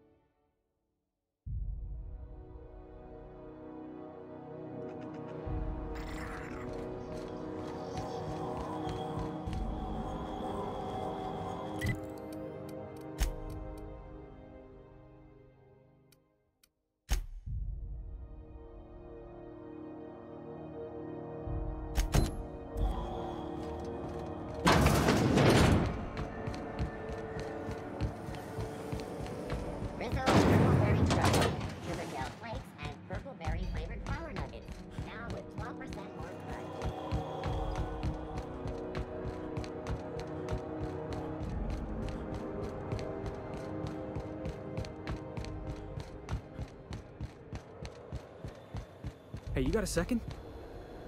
Hey, we don't know each other yet, but I'm Felix Millstone. I was in the middle of a little discussion with the local authorities when you passed me by. I noticed your ship in port. Got to thinking you might be looking for some crew, so I wandered by, just to take a closer look. Gotta hand it to you, boss. That's a fine-looking ship. Only thing it's missing is me.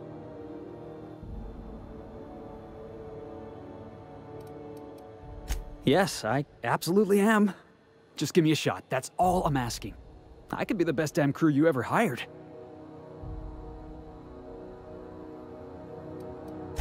You're serious? You're giving me a shot? All right. Hang on. I put together a little speech, just in case you asked. Hey there. I'm Felix Millstone.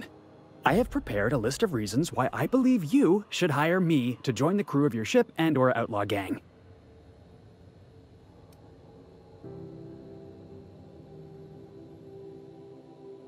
Firstly, I am highly personable, and I get along well with anyone who is not of the jackass persuasion. Sorry. He's funny. Secondly, I can be counted on in the event of a firefight, standoff, and/or raid. My motto is, if you need a steady gun hand, I'm your man. That motto is it's a work in progress.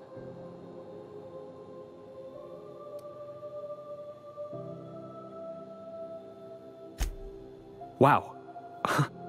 You don't know how long I've been waiting to hear that. Thanks, boss. You're not going to regret this. You got a crew now, Felix.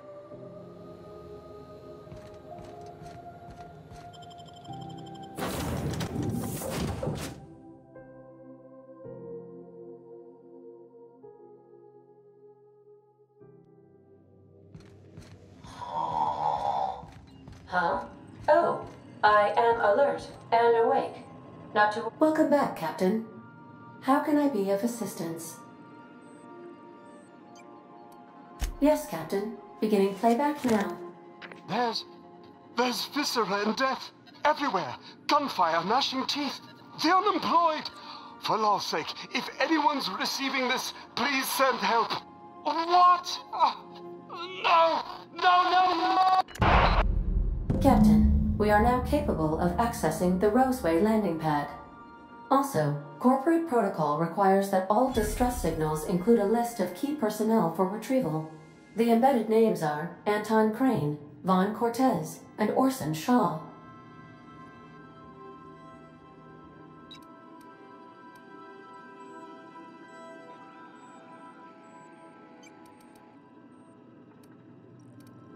Goodbye.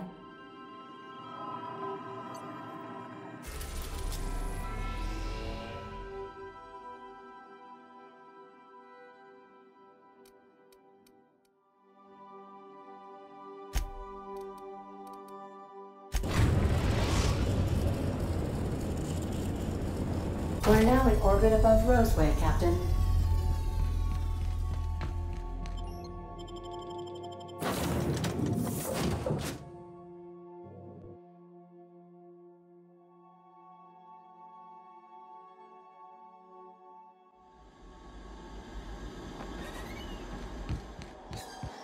No guards, huh?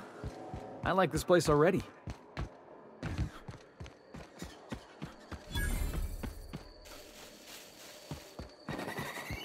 Captain? Something bit them. Something with more teeth than is strictly necessary.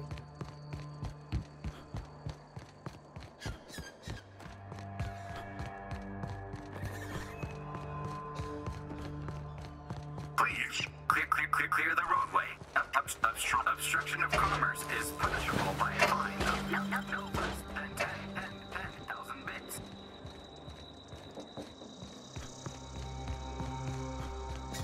They left their own outside to die? Was it that bad?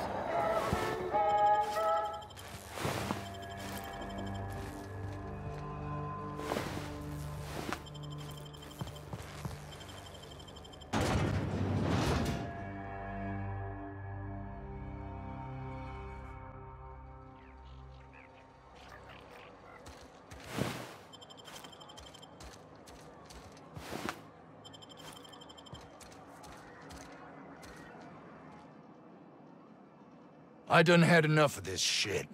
I'm just the fucking tarmac guard. No one said nothing about fighting no raps. Alarms went off, raps broke loose, and I hightailed it in here to get a wall between me and them beasts. Scientist, name of Anton Crane. Someone said he's panicking inside the comm center.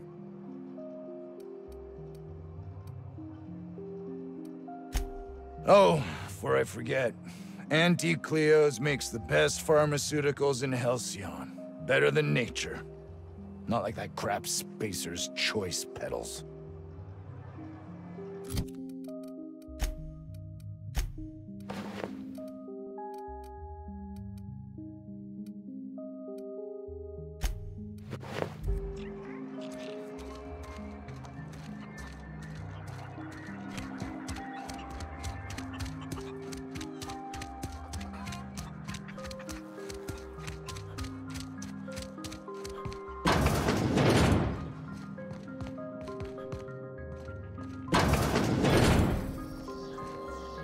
You picked a hell of a day to visit. I'm Vaughn. Vaughn Cortez. Dr. Vaughn Cortez. But just Vaughn's fine, really.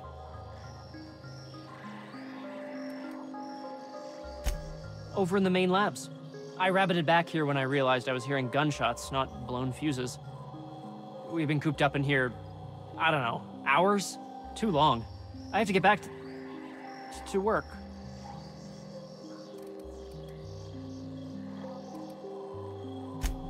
Sure, loyal company fella. That's me.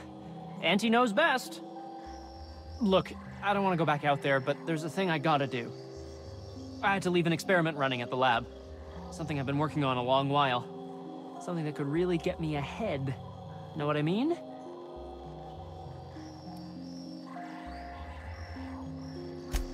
I've been extracting organic compounds from raptidons. Compounds that have, benefits. Whoa, slow down. Benefits? In certain social situations. Personal situations. Where you might want to, enhance your charisma.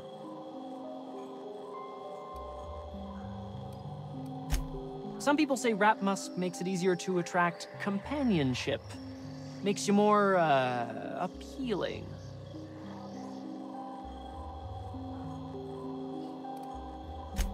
The results are outside the margin of error.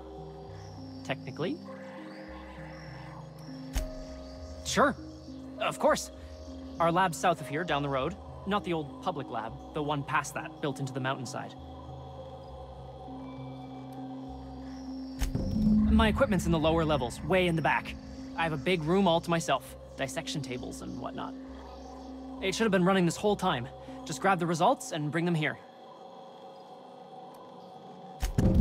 Great! This is really gonna save my ass. How do you suppose that stuff's used? Do you drink it, or is it like perfume? I'm not interested.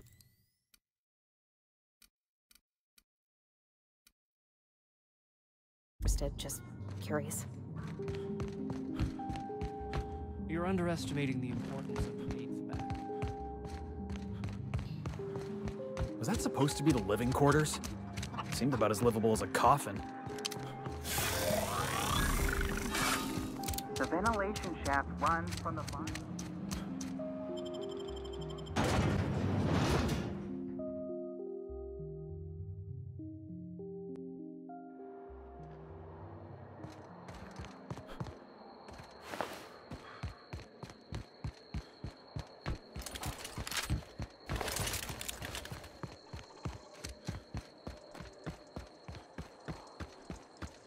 I'm pretty sure that's not supposed to be on fire. Here we go! One down!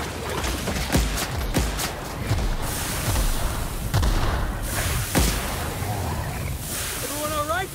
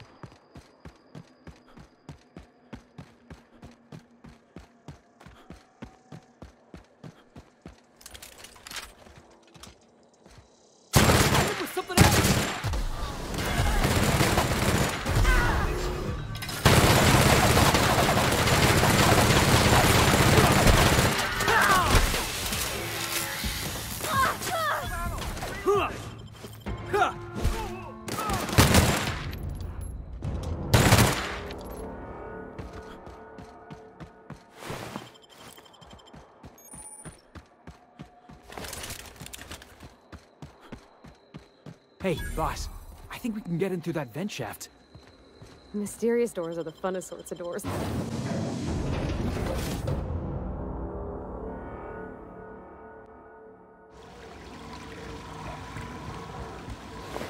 Smells like they got a backup somewheres. Maybe even a fatberg. Oh, nasty.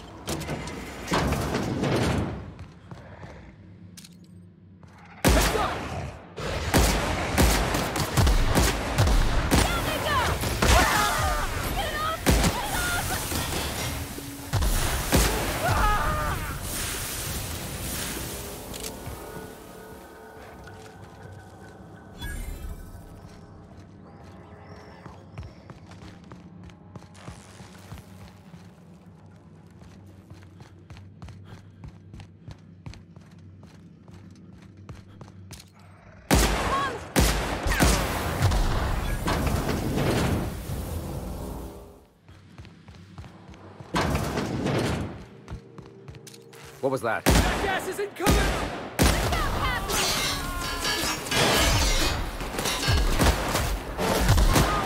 Everyone all right?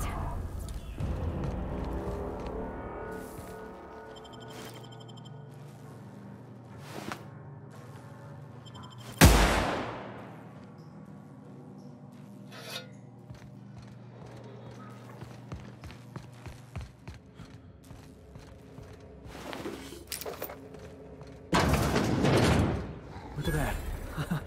Those idiots got themselves a mama raptidon.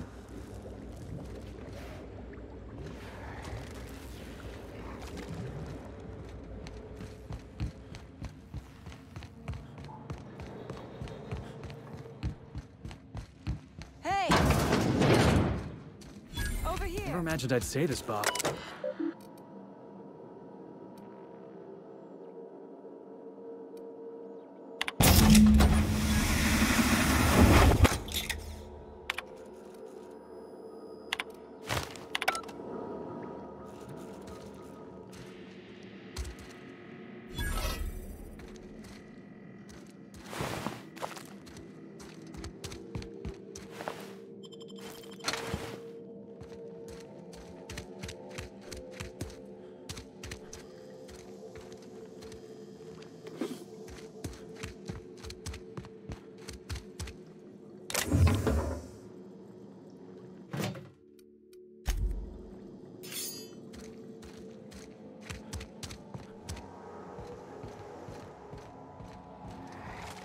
Oh, good. You're not shooting at me. That's a start. It's been a bit of a day, so I'll get to the point. Yes, I have Crane's research. No, I'm not giving it back. Sorry to disappoint you.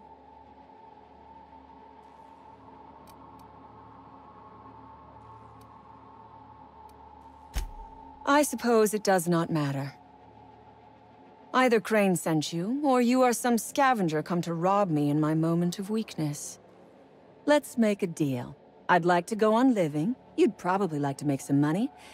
Help me get out of here, and I will pay you for your trouble.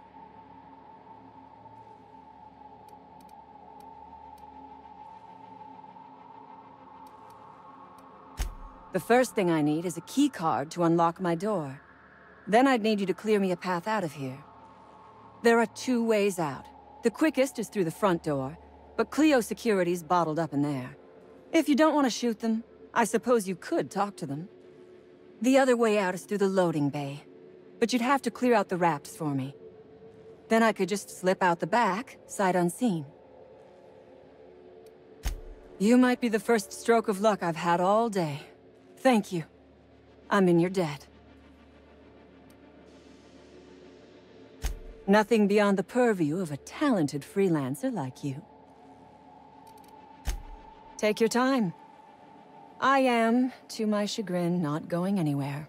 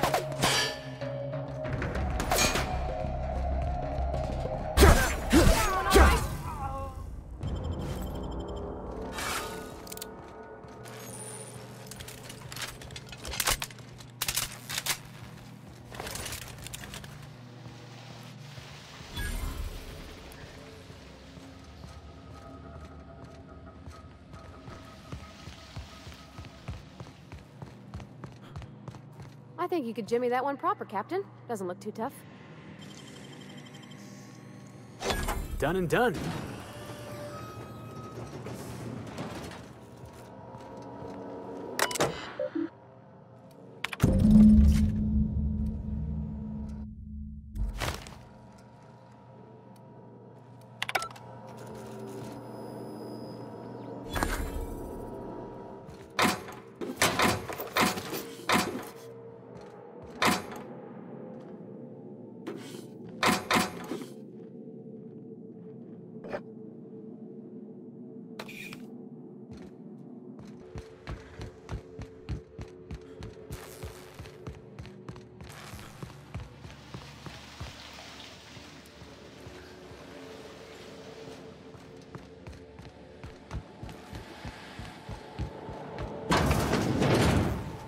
Process in. It's working, boss!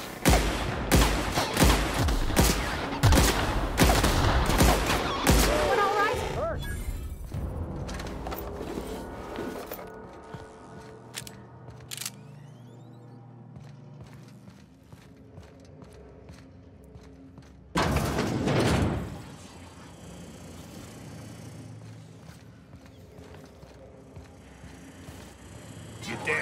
sugarcoat.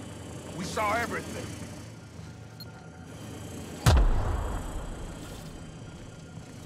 You must think me a fool. I was watching on the security cameras. You got downright friendly with the outlaw leader. I reckon we got nothing to say to each other. You best back yourself out of here. Nice and slow.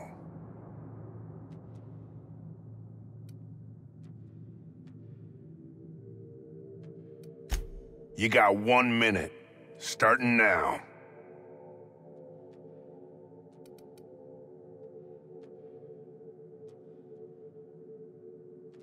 You convinced her to let us leave in peace. Listing the ills we've been done ain't exactly putting me in a mind to compromise.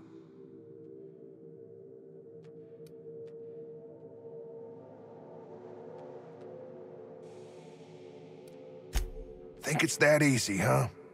You fly in with your fancy ship, say a few words, and everyone gets a happy ending?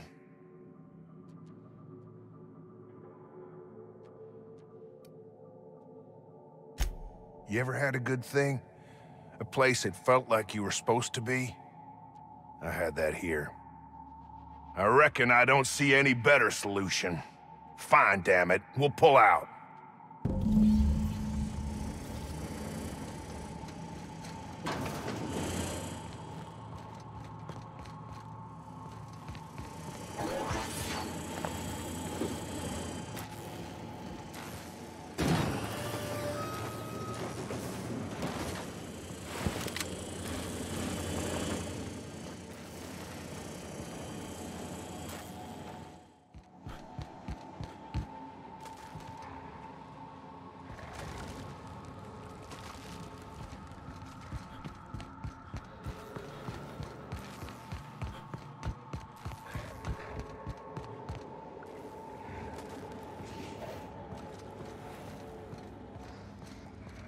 Looks like we're doing this!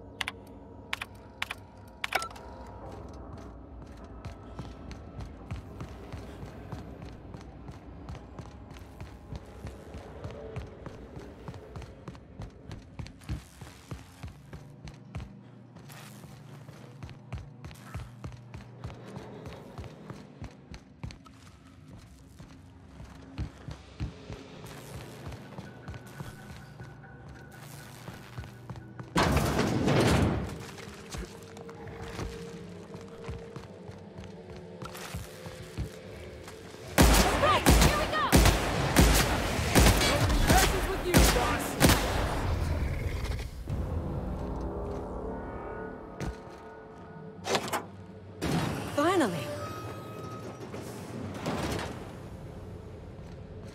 I've never been so pleased at the sight of an open door. Please tell me you've cleared a way out of here. So you have. I am much obliged. And now, if you do not mind, I have had quite enough of this wretched place. Oh, really? And why, pray tell, would I do a thing like that?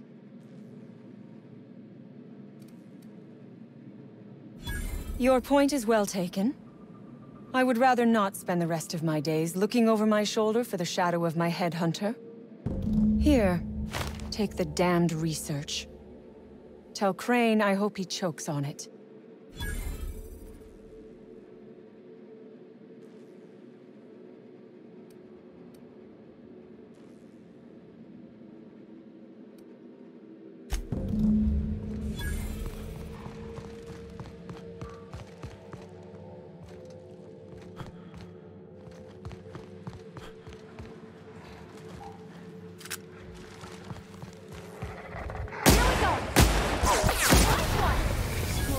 Felix!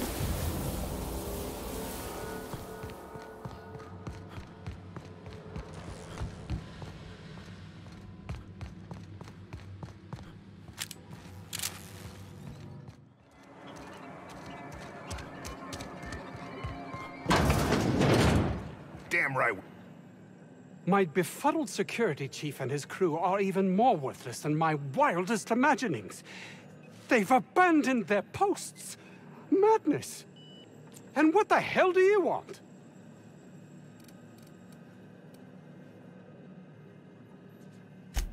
My research? Please tell me you've recovered it. That's all manner of distressing. There truly is nothing left for me. Did you find my colleague, Jameson? What? Didn't I? Of course not. He's my protege. I sent him to the town's original lab and forgot him. That would surely lighten the weight on my conscience, as I am held to account for the well-being of every scientist here. Too many have been lost. Too many black marks against my name, as it were. And far too much paperwork.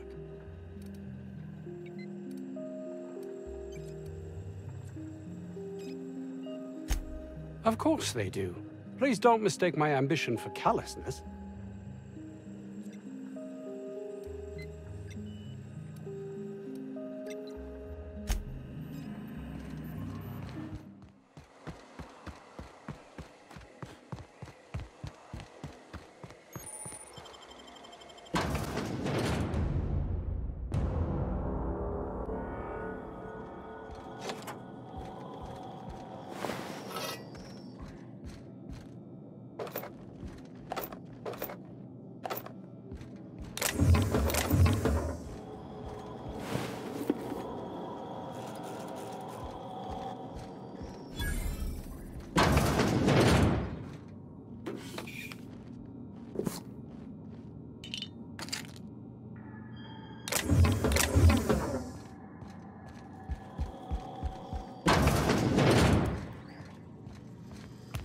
Hey, look! My kind of door.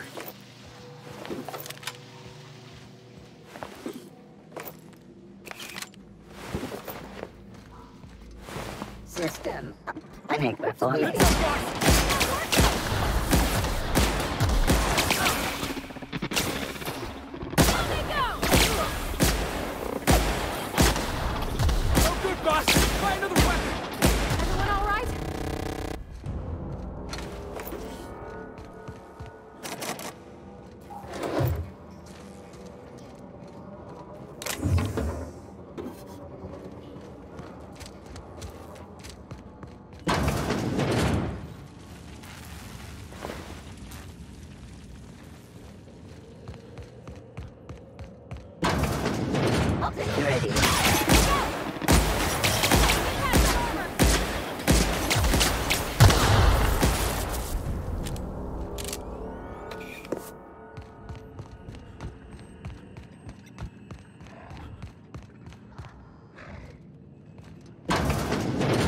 Jackass is incoming!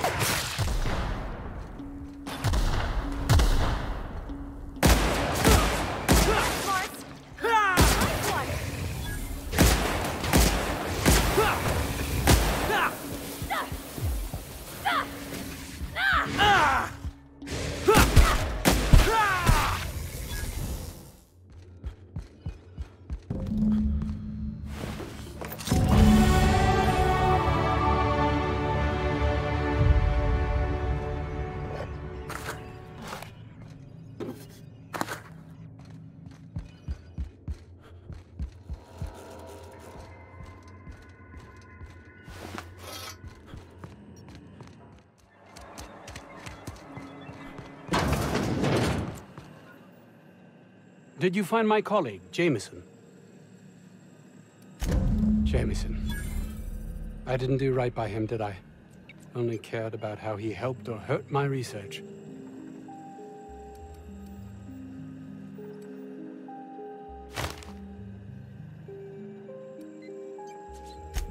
Of course they do.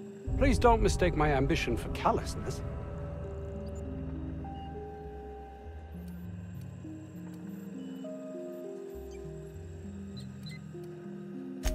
If my colleagues refuse to take their lives seriously, why should I? All they do is complain. They refuse to see the opportunity afforded us here.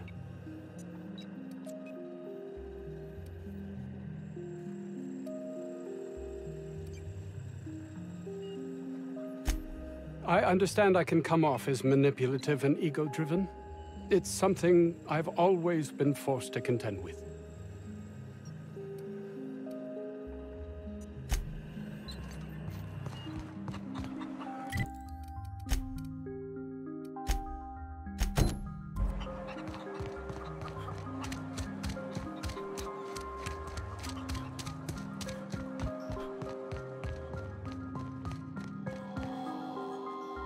Any news? On that thing we spoke about? You know, that thing? Don't keep me in suspense. Did you get my stuff? I mean, not mine. It's for other parties. Buyers. This is gonna make me so popular. I mean, with the people who buy it, not by using it. Because I'm not. Only for testing purposes. Quality control. You would, right? Take this. You earned it. If you run into me again after all this is over, maybe I'll have more. Pleasure doing business with you.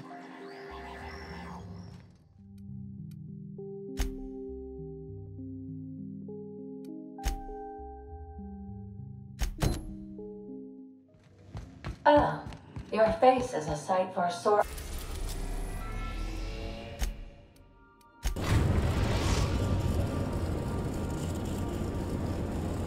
Destination reached. Scylla.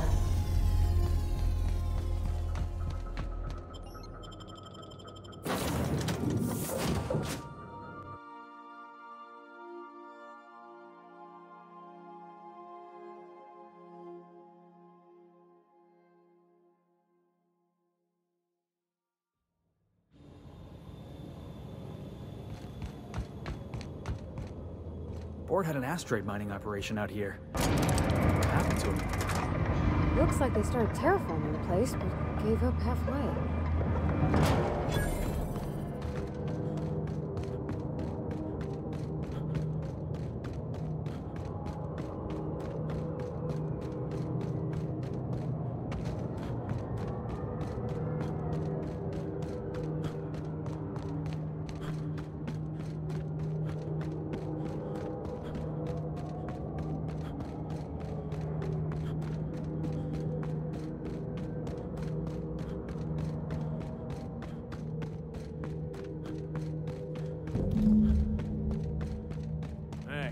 Outlaw, you know.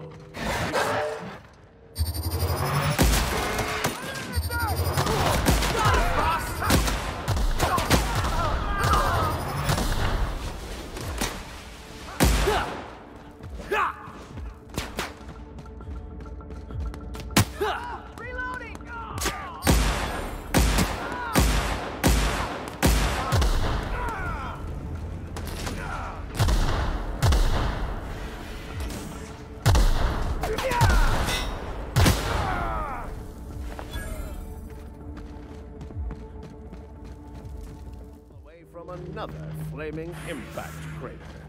Also detecting constipation, hair loss, reduced fertility due to tight trousers. Recommend stimulant injection. Hair loss? You take that back.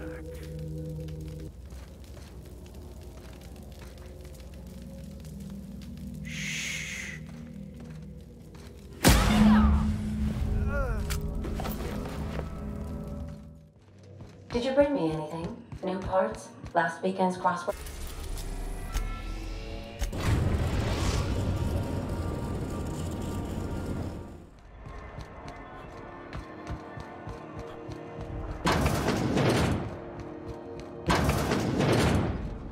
Keep hanging around and I'll begin to think you're here for me. What can I do for you? Oh my. I suppose the man finally found himself in a spot he couldn't weasel out of. What a shame. I should be lamenting the mechanicals, but... well... I'll miss him. I'll leave it at that. Thank you for bringing me the news.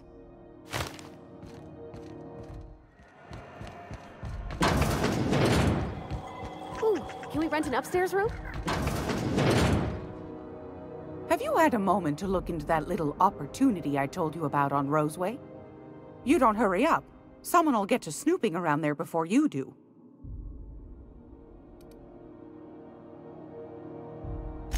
What's that? Speak up now. What'd you turn up? These corporations, I tell you. Once they get an idea into their big dense heads, there's no getting it out again. Can't imagine how I'll offload this.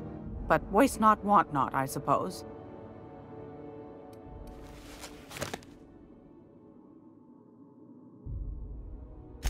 A shame you didn't visit old Gladys first. That would have fetched a good price. I may have thrown in a batch of my famous sugar cookies just to sweeten the deal. If Auntie Cleo's exporting wraps from Monarch, golly me, someone's going to be in the soup when they get caught. Are you positive? Honest to goodness? Can't say I wasn't hoping for more, but I suppose it can't be helped. Law bless you for doing the legwork, sweetie. Don't forget your pal Gladys now. You can come visit anytime. Fantastic. Do be careful with it, dear, as these keys tend to be a tad hard to acquire. You should have a chat with Lilia Hagen in the Sublight offices. She's a dear. You'll love her. Now, was there anything else? Anytime, sweetheart. You know where to find me. Hey, boss. If you need a tour guide, I've seen all 12 episodes of Terror on Monarch. Kind of an expert. I'm gonna be able to set foot on a whole other planet? I know Monarch's a moon. I think it counts anyhow.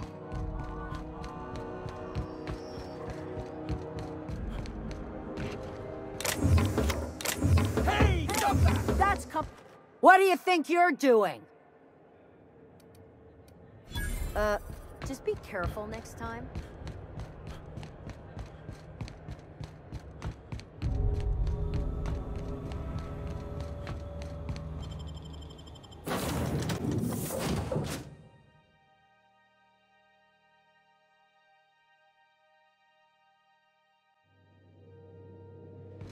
Did you bring me anything? New parts? Last weekend's cross? Welcome back, Captain. Now that you have acquired a nav key to Stellar Bay, would you like me to contact Dr. Wells? Well done. You'll love Monarch. Exotic climate, violent native species, fascinating culture, really. You'll need to speak with Hiram Blythe. He's known as the information broker, and for good reason. If anyone knows where I can find those chemicals, it's Hiram. I need those chemicals to revive the Hope's colonists. They can help us fight back against the board. They can help us set things right. If we don't put a stop to the board, they're going to drive this colony toward a complete societal collapse. You'll see what I mean when you arrive on Monarch.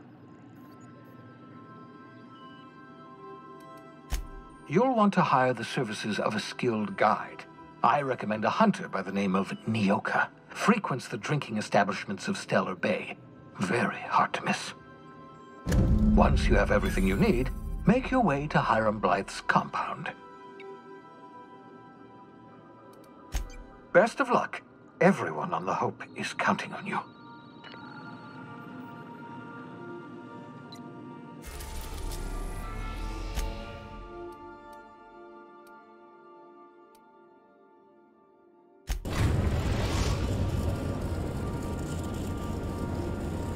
We're now in orbit above Stellar Bay, Captain.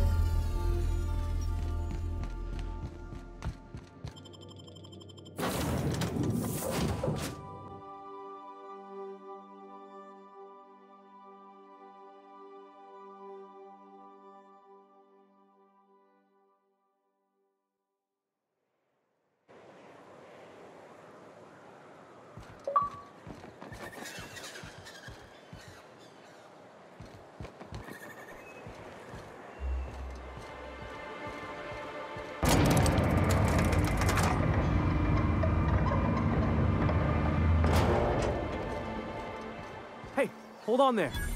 Don't think I've seen you around. That means you must be new to Stellar Bay. You are new here, right?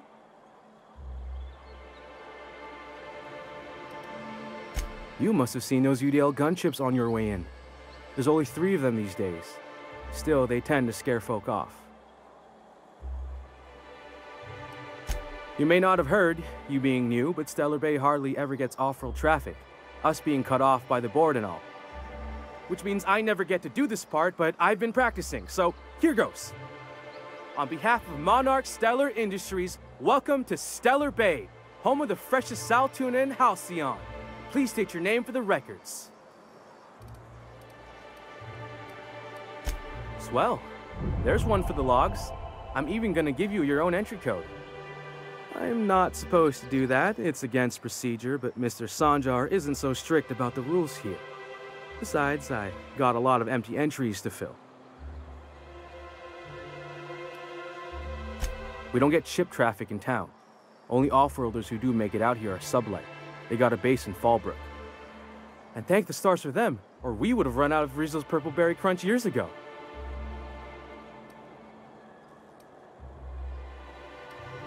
Mr. Sanjar will be mighty pleased to meet you. If you see him over at headquarters, maybe you could tell him I did a bang-up job of welcoming you? Oh, and if you're headed that way, maybe you could do me a favor? I got this Rizzo's Rangers Tosswell poster coming in on the next sublight shipment, signed by the Black Hole himself. Only I haven't heard anything in a while. You think you could check with Celia to see if it's come in?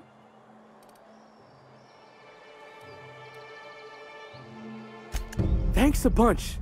Celia works for Mr. Sanjar in the MSI building next to the bar. She's always there, so you can't miss her.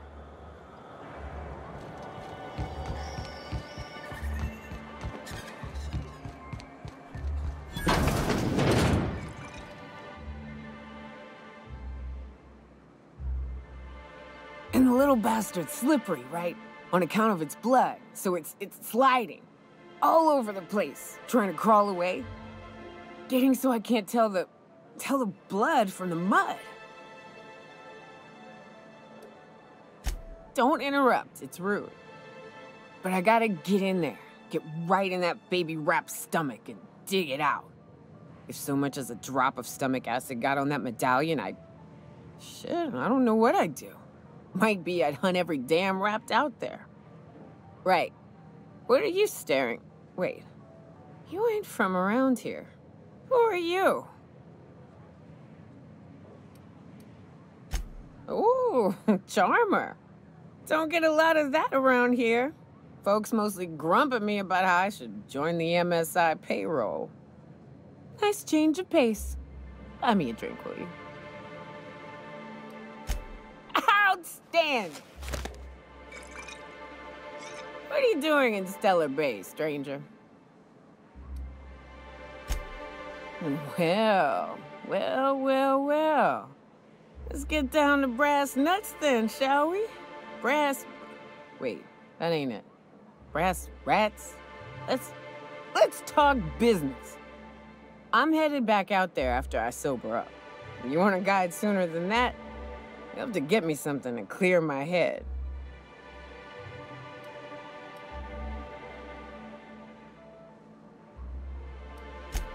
Oh, you want information for nothing? Very well. I am no match for your your yammering. Here's how to get to Devil's Peak. Go south, along the road, not the river. Look for the mountain with devil horns. Watch out for raps, and mana swarms, and marauders, sulfur pits, and... You know, it'd really be safer if I went with you. You want to reconsider sobering me up?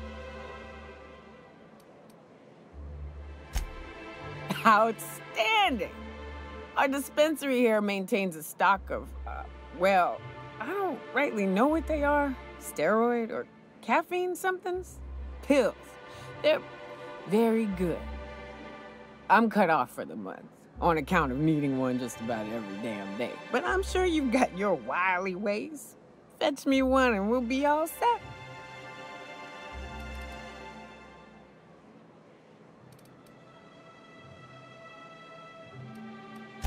That's quitter talk. You want me shooting straight? Give me my meds.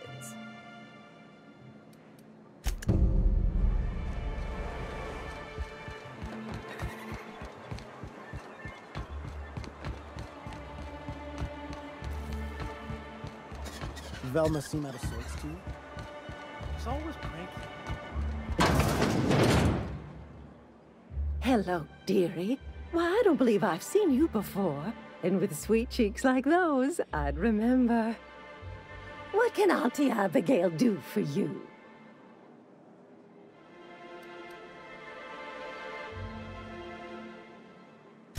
Bless your little heart, you must mean caffeinoid. If it's pep you need, one pill does the deed.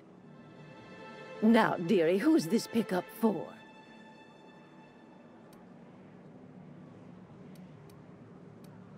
I'm so sorry, but with the iconoclasts and the marauder filth chasing away what little trade we get, I'm afraid I have to reserve my supply for Stellar Bay residents. Our reserves have gotten so low, I've even had to start locking the supply room upstairs. Isn't it a shame what some people will do to get a little extra?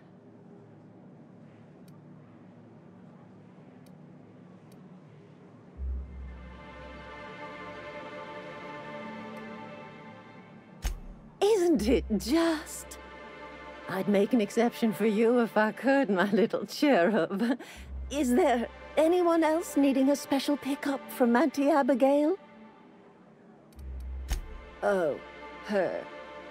It's none of my business, but I have told her Dr. Williams would bump up her monthly allotment if only she'd join MSI. Contribute like the rest of us. Now I've gone and said too much. And you know me, dearie. I don't like to pry.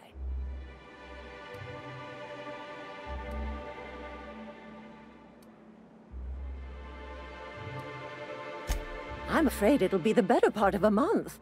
Our dear Nyoka tends to exhaust her supply rather quickly. Believe me, there's nothing I'd love better than to help you, but there's not much I can do. Dr. Williams managed the town's allotments from his terminal upstairs. Even I can't access them.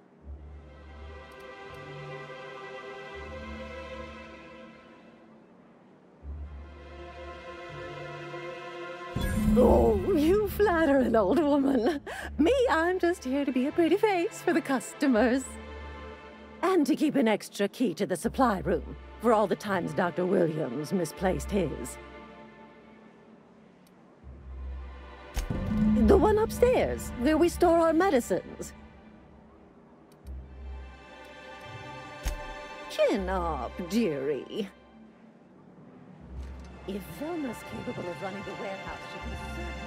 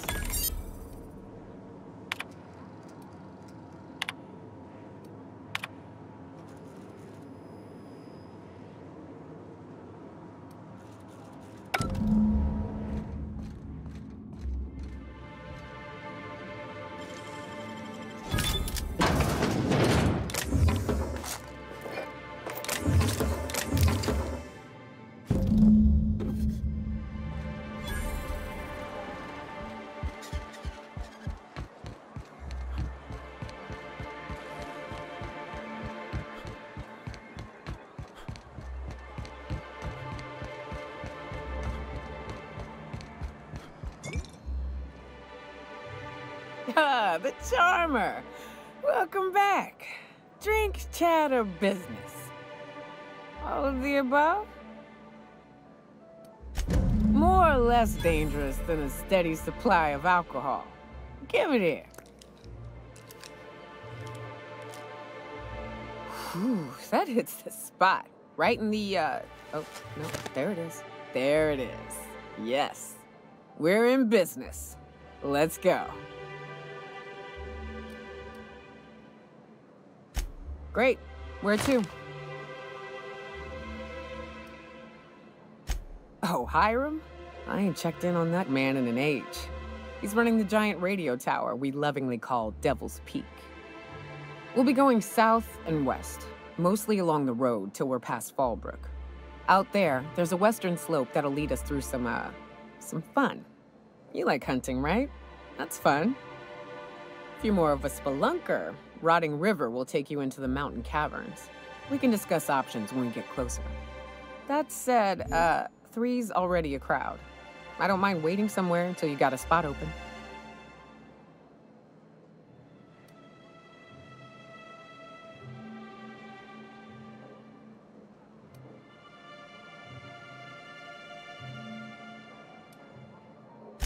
I hope you like being part of our crew, Nyoka. We're real excited to have you.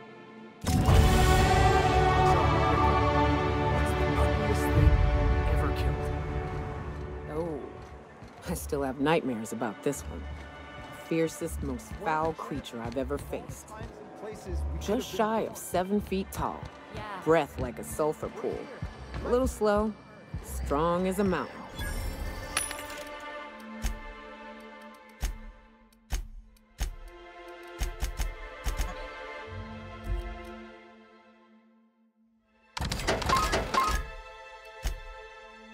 If I recall, his name was George, Gregory, I don't know. Some G name. He and a band of pirates tried to ambush me and mine on the trail once.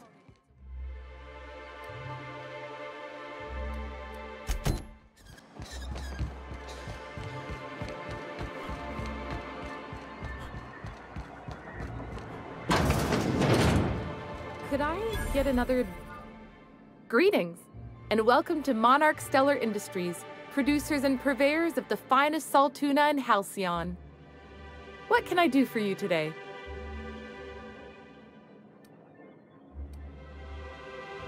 You know, sending you is the first bright idea I've seen from that man, because I told him to stop bothering me about it a week ago. I still don't know anything about it, but if you want to help him, Velma's the one to ask. She's in the warehouse. But I'll warn you, Grim wore her patience thin a long time ago.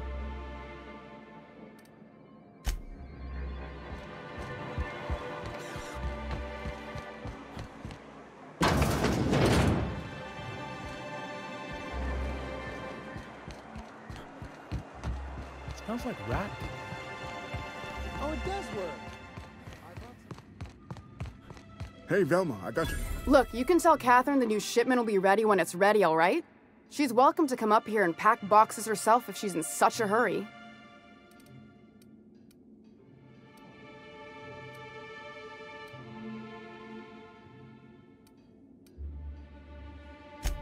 Sorry. Seems I got my cables crossed. Thought you were another shakedown tough from Fallbrook. Hope you can forgive my temper. This job has been running me ragged lately. First, my autoloader foreman stages a walkout, and now my chief pescatological health manager is missing.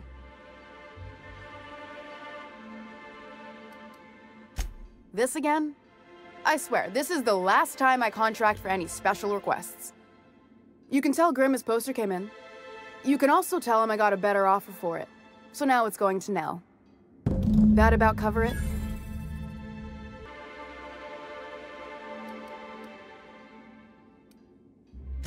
It's staying locked up in my office until Nell shows with her money. She runs the betting parlor across the way. Nice professional lady. She asked me about the poster once. Just once. Made a real generous offer, too.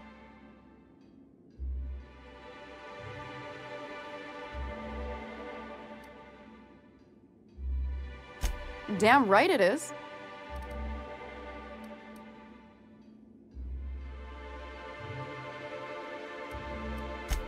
Sure can. If you want to pay me more than Nell's offering.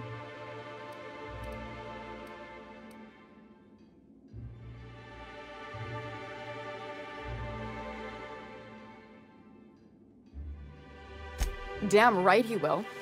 Hopefully that'll be the last I see of him for a while. Take the poster then. And if I never hear another word about it, it'll be too soon. Something else on your mind?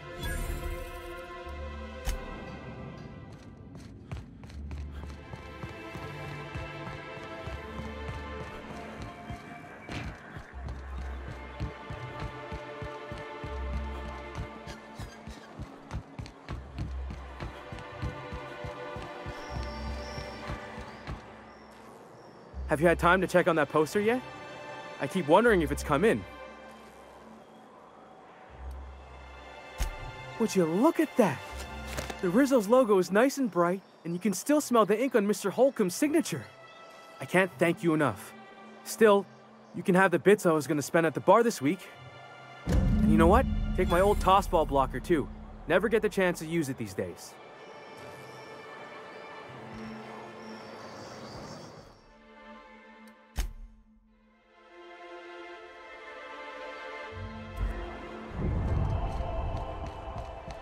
I wonder sometimes what they're doing on other colonies. Fallbrook's on the other side of the bridge there if you need a drink. We're only halfway to the mountain, so might consider stopping in.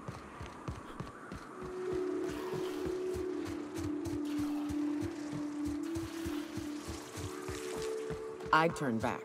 This path has been a death trap for many. Safer paths up can be found to the west.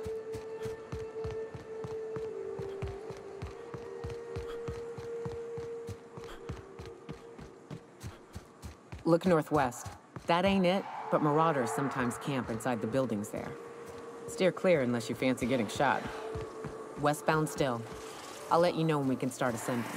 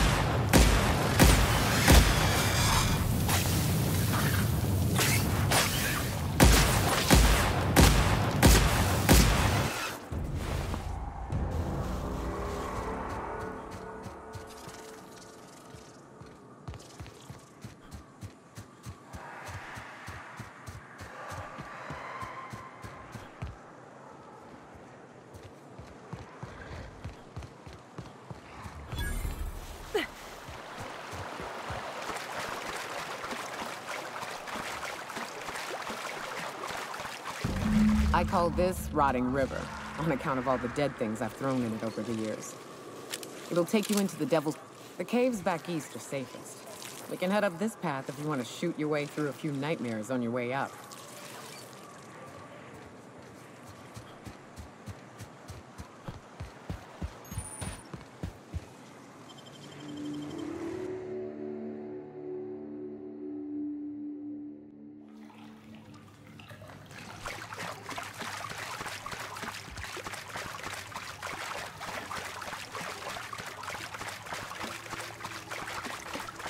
Look up.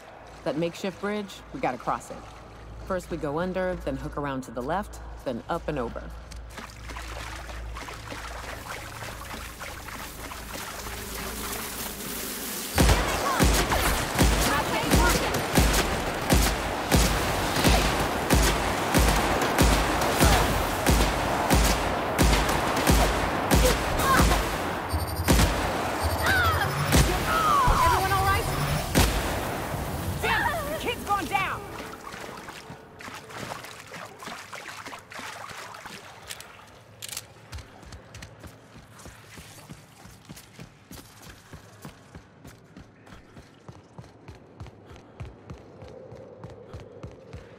Tunnel here.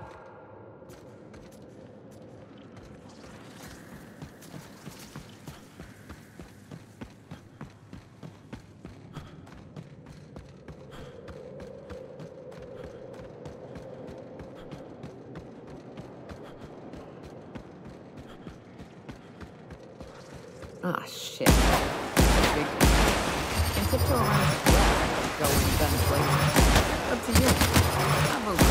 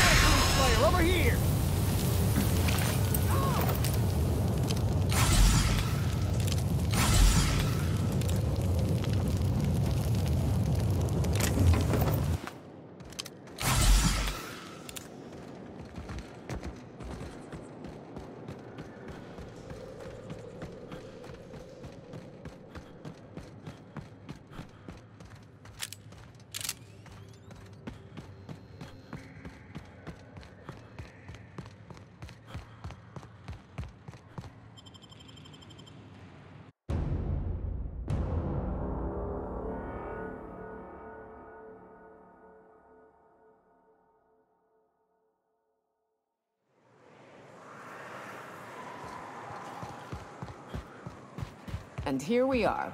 Told you we'd make it in one piece. Station ain't too far now. There are marauders up ahead! Wonder if Hiram's home. Just kidding.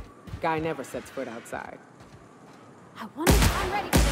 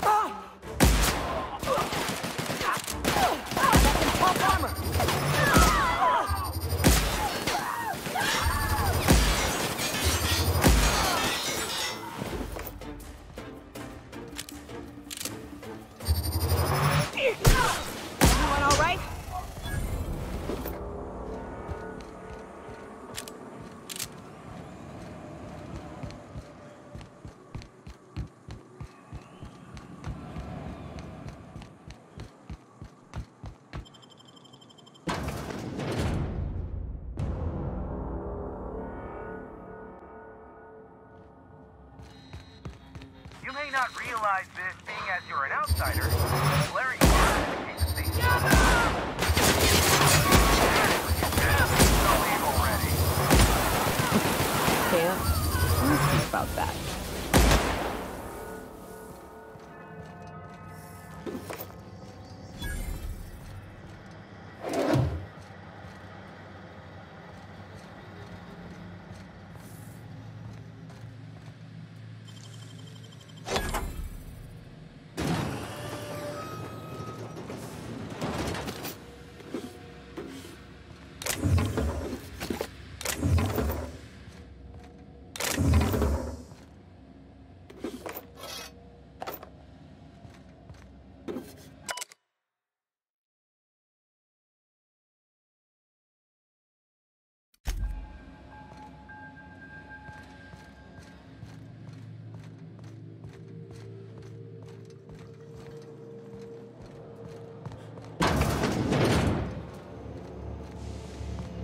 Out there, whoever you are, yes, I can see you. Come here and talk to me, face to intercom. I can't tell if you're brave or simply touched in the head. What in the galaxy are you doing sniffing around my station? Unless you are, in fact, trying to suicide by Marauder? And you, Nyoka, what are you doing lugging a stranger into my station? You could use the socialization, you son of a bitch. Also, he hired me. What purpose? I happen to have some significant problems I am dealing with right now. Marauders, running out of purple berry wine 3 days ago, not being able to bloody broadcast.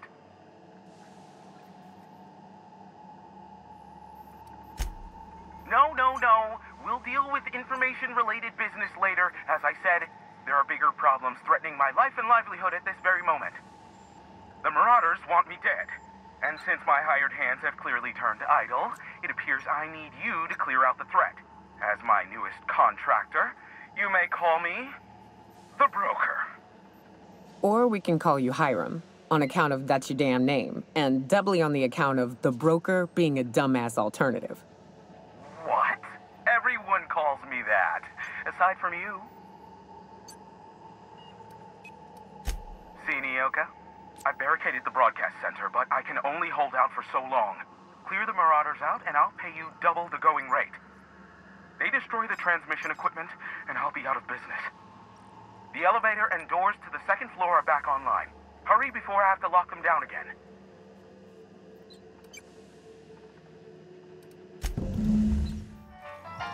Hey, got a favor to ask you. Next time we're out in the open sulfur, I'd like to stop in on an old friend of mine. Preferably before we get to Hiram's. It's on the way, don't worry. You don't seem the type to run off and get yourself killed, and I could use the help. I'll be upfront with you. I hate asking for help. I hate it. Every time I give someone the opportunity to disappoint me, they seem to make it their most immediate goal. But this, what I'm thinking, it's dangerous.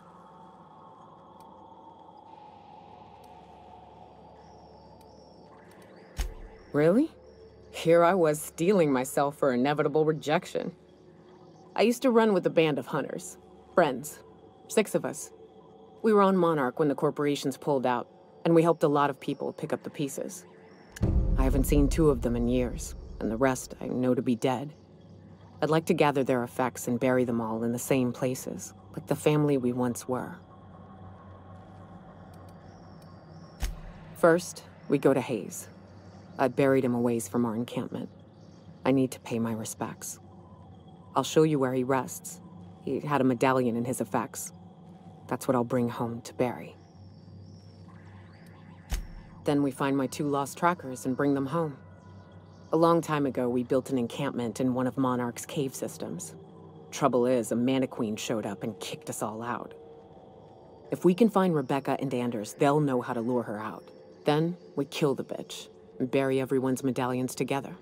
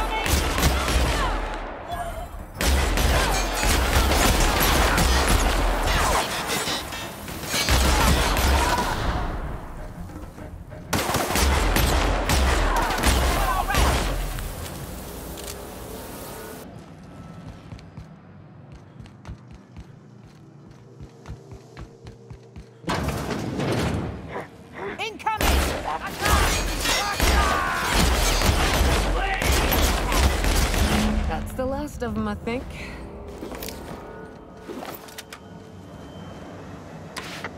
Marauder free at last. I'll get the door. You hurry on it. Never thought I'd be ecstatic at having the walls painted in blood, but seeing as it's not mine, I'd say this calls for a celebration. This ought to square our debt. 1 hefty payment for a highly valued service rendered. But I admit, I do wonder why Nyoka has brought you to me. Allow me to pose my question in another manner. Why, in the nebula, are you here?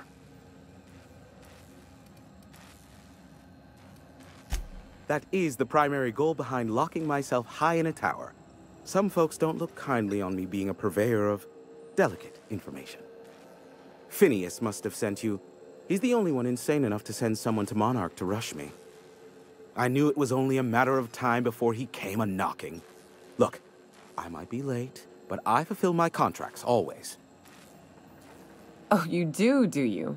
I have lost track of the number of beers you owe me for chasing raptidons off your stoop.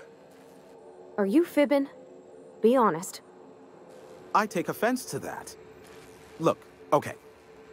Just, it might take me a while this time. I am awaiting but a single incoming transmission containing the information we desire.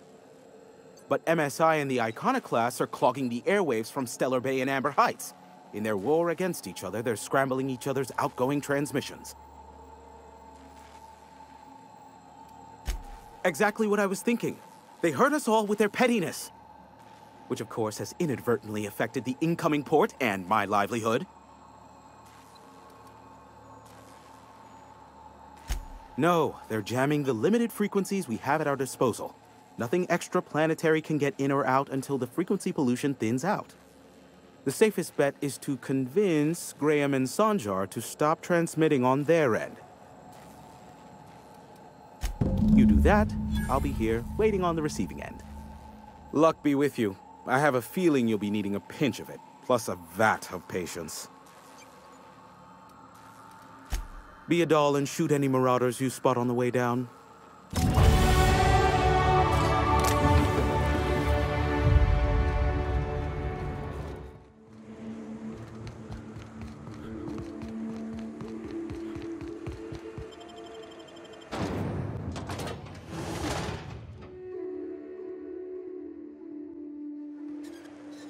Well, hello, and welcome to the home of the Iconoclasts.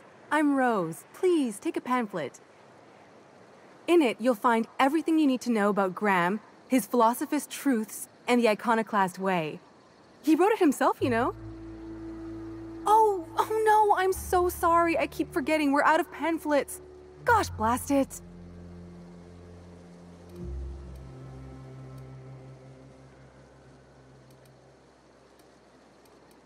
Why, we're the only free people in Halcyon. No corporations, no shackles, no problems.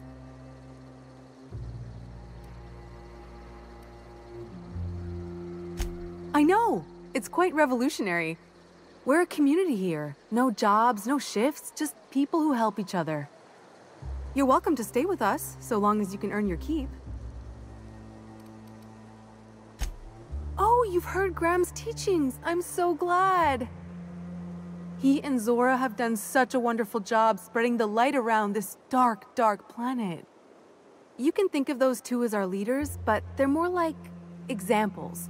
We all ought to be more like them. Graham's place is in the large building straight back. Zora's sometimes there talking with him, but usually she's in the triage clinic next door. Seems like a nice little town. Except for all the dead critters. The folks in Amber Heights always manage to find a bottle or two of the good stuff. Keen scavengers, I tell you.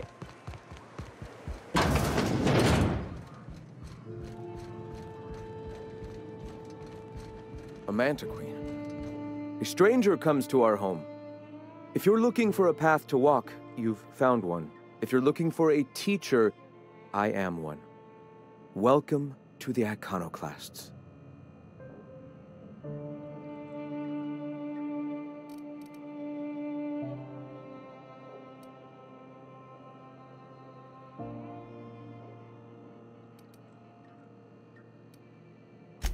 The truth that I have come to learn and embrace since shedding the corporate yoke. Out here, we survive by the sheer strength of our spirit. We have no need for the endless rules and red tape of a corporate structure. We do seem to burn through endless ammunition and medical tape, though.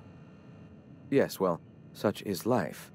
Our descendants will enjoy safety and luxury, but our generation is the foundation on which that future is built. Now, why have you come? Stop. No. Spreading the truth is the only way to combat the board's poisonous campaign of propaganda against their people.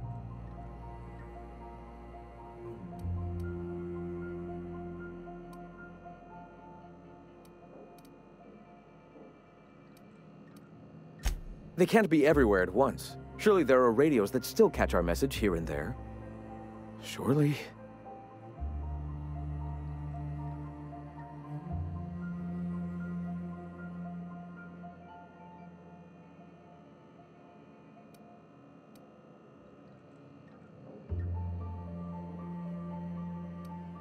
Excuse me. I'm from Edgewater on Terra 2. If you'll pardon my saying, nobody I know's ever heard of you. All the more reason to double down on our efforts. Graham, we should be focusing on survival anyway. Food, ammo, and medicine. Maybe now's the time to pivot. Pivot, huh?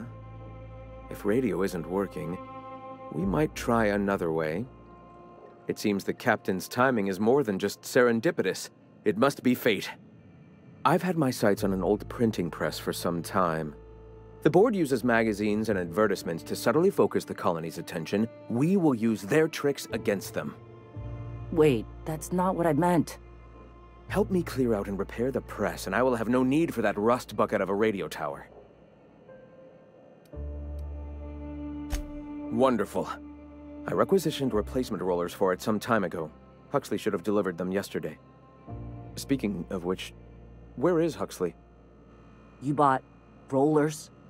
You haven't even cleared the wraps out yet. What are you doing wasting bits on... Wait, where is Huxley? It seems we're out a runner. If you intend to help our cause, I'll ask you to meet our MSI supplier in her stead.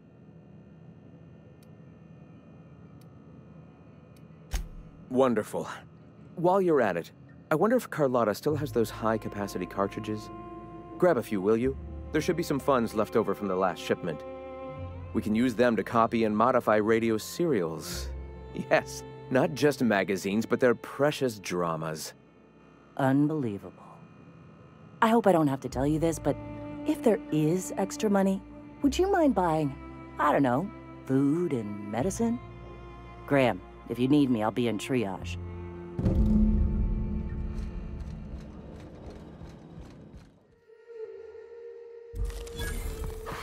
Here they come.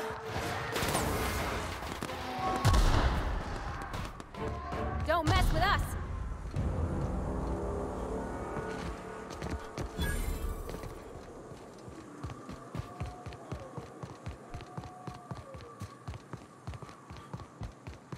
Excuse me, but this area's off limits. We got a leaky generator. It ain't safe.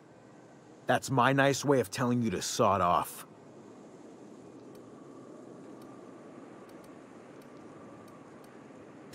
And I'm just gonna let you walk on in? Why's that now?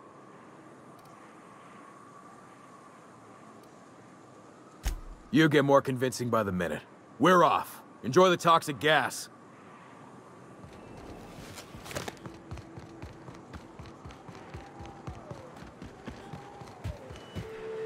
It's too quiet.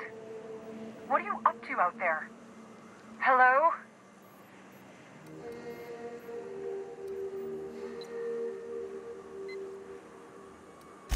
Yeah, and for the 100th time, I'm not opening this door. Who are you, anyway?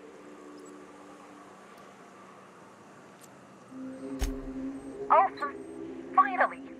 Tell Graham that this is the last run I'm doing. Sanjar's declared a stop sale to you lot, but even if he hadn't, I'm not risking my neck anymore.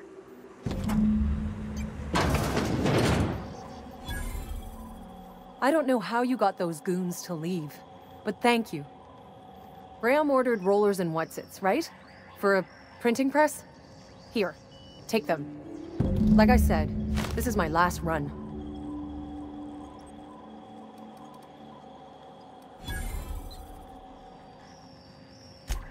Law help them. I don't know. Maybe Sublight can lend a hand. I should go. Look, Graham's got a bit or two left in his account. I can send one last dropout before I wash my hands of this. What do you want delivered?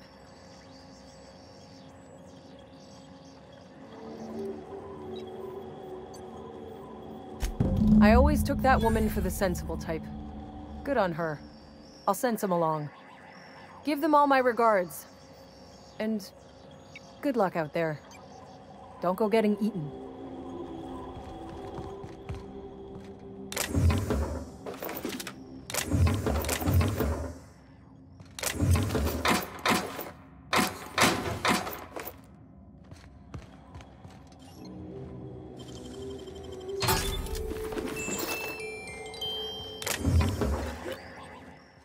it like in Edgewater?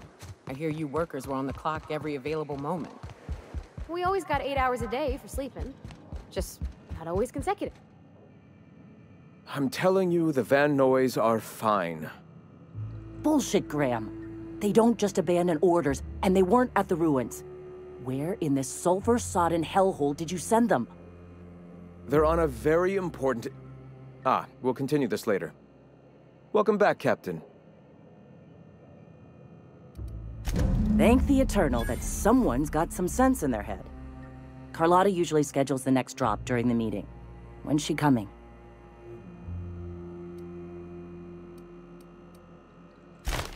That is most unfortunate. This cuts off one of our only 2 supply lines on Monarch. Sanjar, old friend, you're about to cross a dangerous line. About to? That idiot just declared war. We will deal with his subversion later. For now, we must redouble our efforts to spread the truth to the colony.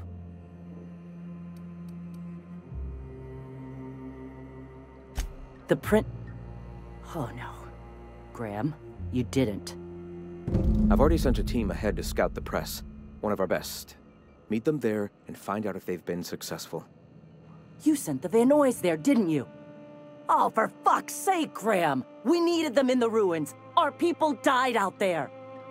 They went willing to fight for our cause. We need reinforcements. We need new recruits. The Van Noys saw the printing facility with the same importance as I. The hell's the sense in recruiting if you're just gonna get them killed? I have the utmost confidence in their abilities. Friends, we must have faith that the men and women we recruit can handle the duties for which we recruit them.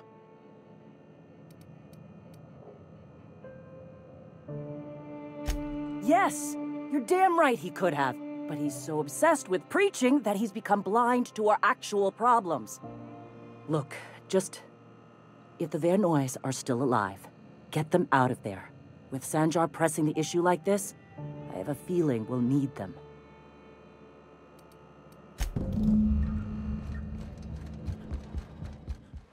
Good old Stellar Bay. Only place on the planet that don't stink of sulfur. On account of it stinking like... Here they come!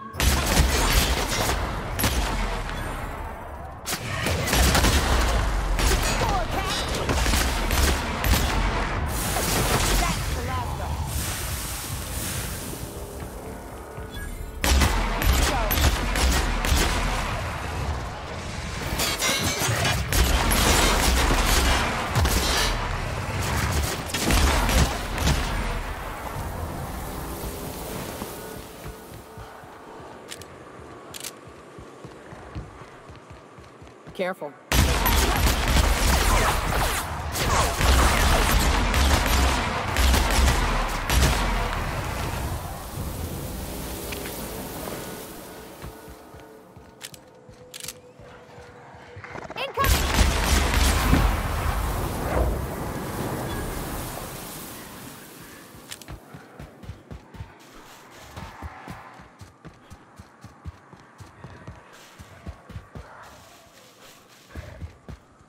Here they come!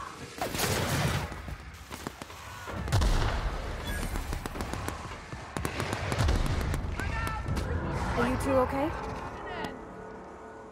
Carry on. Hey.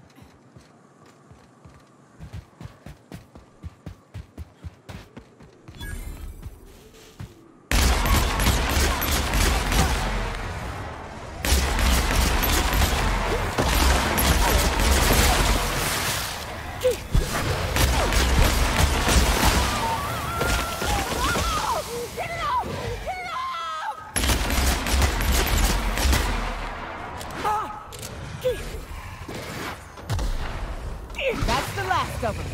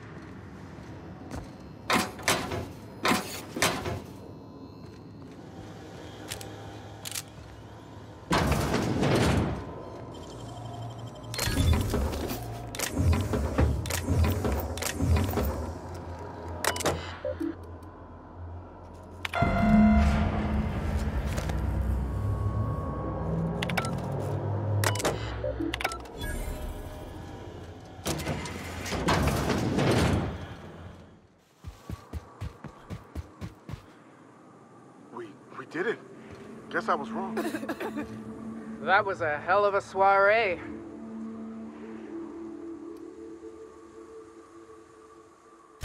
Would that we could. We ain't leaving our men behind, and they ain't moving on their own. Our medic has got our trauma kit, but we got separated. We ain't seen him in a couple of hours.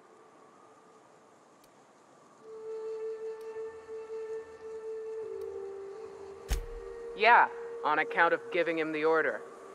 He's searching the old settlement to the north of the press.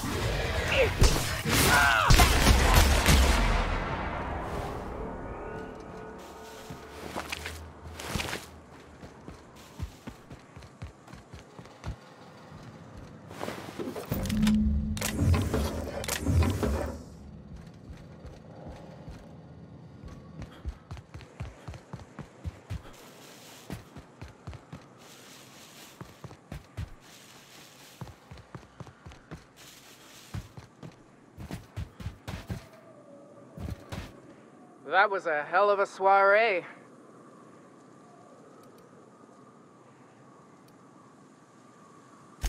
Yes, let's.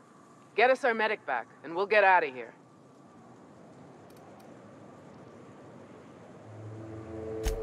Oh, fuck. Well, that's better than nothing. Thanks. We'll head out as soon as we're patched up.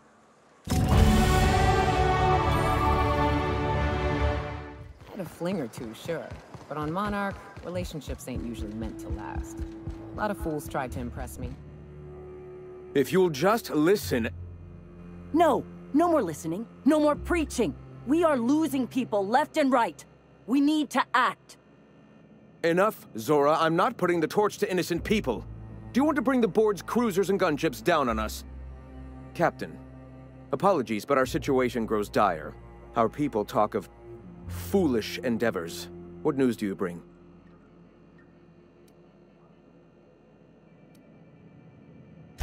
Excellent. Did you find the Vanois? Thank the Eternal. We're one step closer to bringing the truth to every man, woman, and child in Halcyon. For now, you can tell Hiram that I'll stop using Devil's Peak. From the pits of our eternal souls. Thank you, Captain. I have much to do, articles to write, sermons to ponder. We live in such an exciting time. Let's talk later. Hey, I need to see to the wounded, but drop by the clinic when you can. I want a word. So the ship talks? Do all ships do that? Well, new business turns up at last. Celia, didn't I tell you our new statistics-based advertising model would be a hit? That you did, sir. How can yield improvements of 26.7% not quicken the pulse? How can 32% cost savings not moisten the loins? You've often posed these very questions. Clear my schedule. This newcomer has a meeting with me.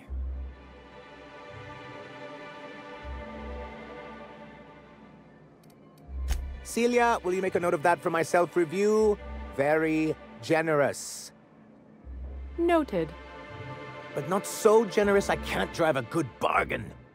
Now, who sent you? Rizzo's, perhaps? Or Auntie Cleo herself?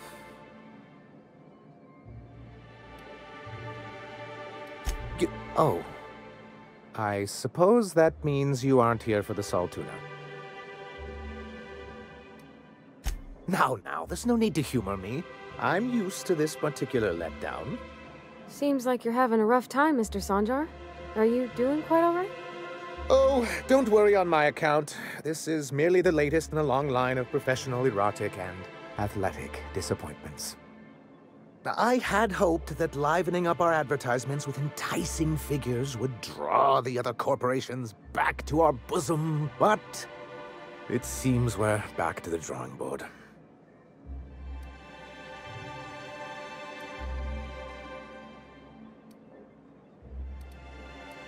Thanks to the so-called hazard clause, Monarch has been cut off from the board's resources and protection for 10 years now. So-called is right. We've got our hazards, but we're still here, damn it. The board took off without so much as a thought for the folks left behind. I don't... Dang it, Captain, that's not right. Folks on Monarch shouldn't have to suffer just because the board says so. Now, we've kept ourselves in business by trading with individual corporations, but given the off-the-books nature of those transactions, such arrangements are precarious.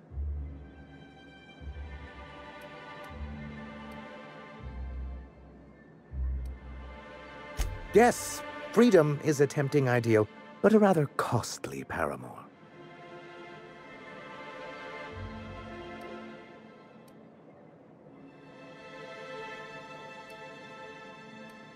Well, Mr. Nandi here has a rather ingenious plan to get MSI restored to the board. On our terms, mind you. A lot of good that'll do. They'll just find another reason to turn tail and abandon you. Not if we secure the proper safeguards first. And if our advertising scheme hasn't borne fruit, then perhaps it's time we took matters into our own hands.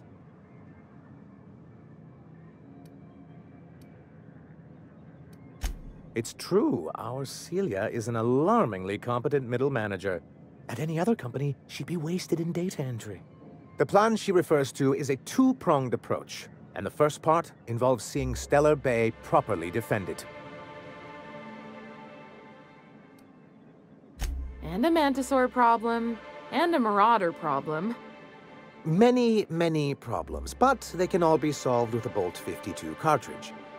If you can get us what we need to rejoin the board, starting with the Bolt 52, we won't need to advertise anymore. We can stop our transmissions altogether. And you'll have a powerful ally on the board.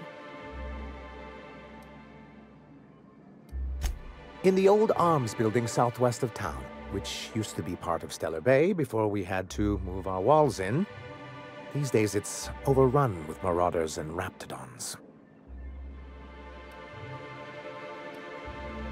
Do be careful. I've lost more than a few people to marauders and raptidons out there. Oh, and while you're at it, there should be a terminal in the arms building with some dangerous information. Perhaps you could delete it so it doesn't fall into the wrong hands.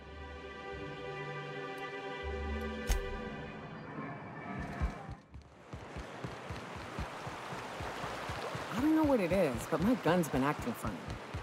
It used to be I had to correct for a bit of leftward drag. Got used to standing just so, and after a while, it put a thorn in my side, something awful. Lately, though, it ain't pulling. I find my stance much improved. Feels like the old bits outside of Edgewater. Used up, unneeded, left to settle into ruin. Don't bother knocking on any doors. Incoming! That's the last of them!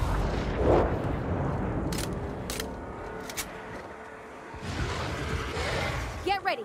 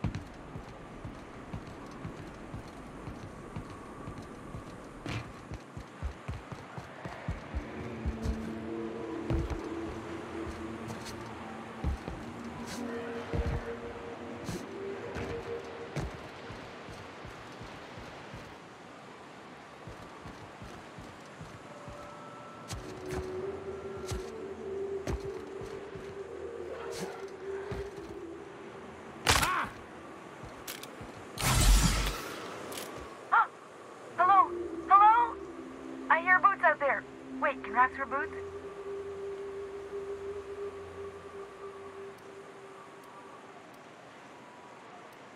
Oh, thank the Eternal. I'm Huxley. Hux if you're lazy. I'm stuck. My friends and I were scavenging here, and a Meta Queen showed up. Then Raptidons. It was a void-blasted mess. I ran in here and, now the door's locked. Little help? It's easier than it sounds, all right? Next time you get chased by Raptidons, you let me know the rationality of your decisions.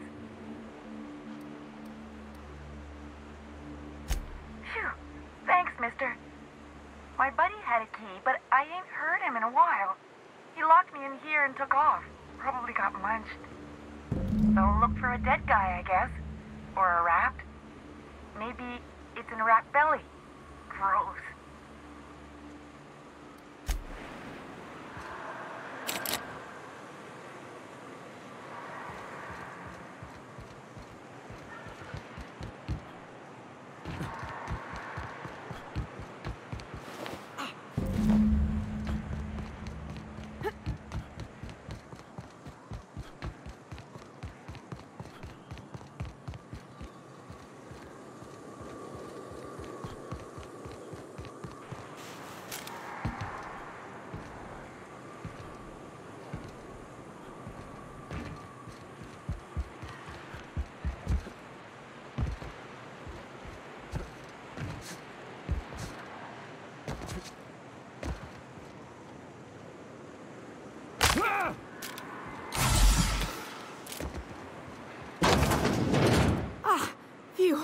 Thank you so much. It was getting all stuffy in there, and I was getting a mite lightheaded, and I think maybe I was gonna die.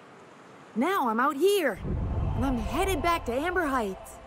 Still landing yourself in trouble, eh, Hux? Oh, hi, Nyoka. You mind giving me an escort back home? Oh, you're traveling with someone. Never mind.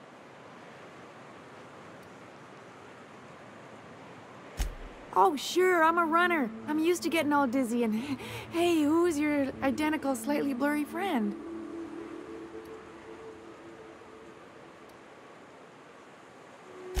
Thanks a lot, mister.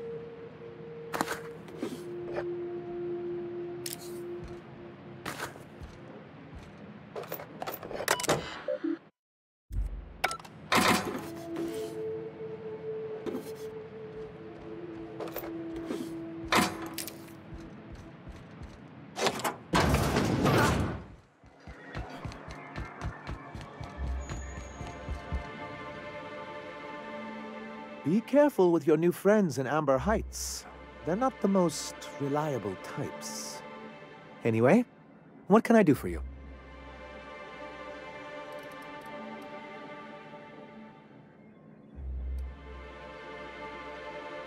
Oh, yes. I'm going to be up all night with this. All those blanks waiting to be filled, boxes waiting to be ticked. Try to control yourself, sir. Have you any idea how powerful this is? Corporations have been toppled with less.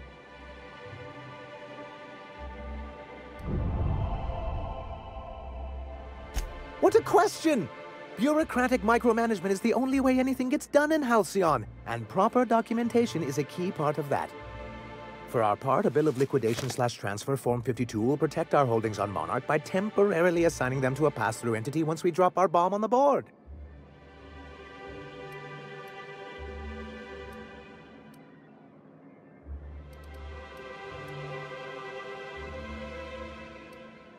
See, that doesn't even make sense. This is an electronic form. We don't need paperweights. Hardly the point, sir.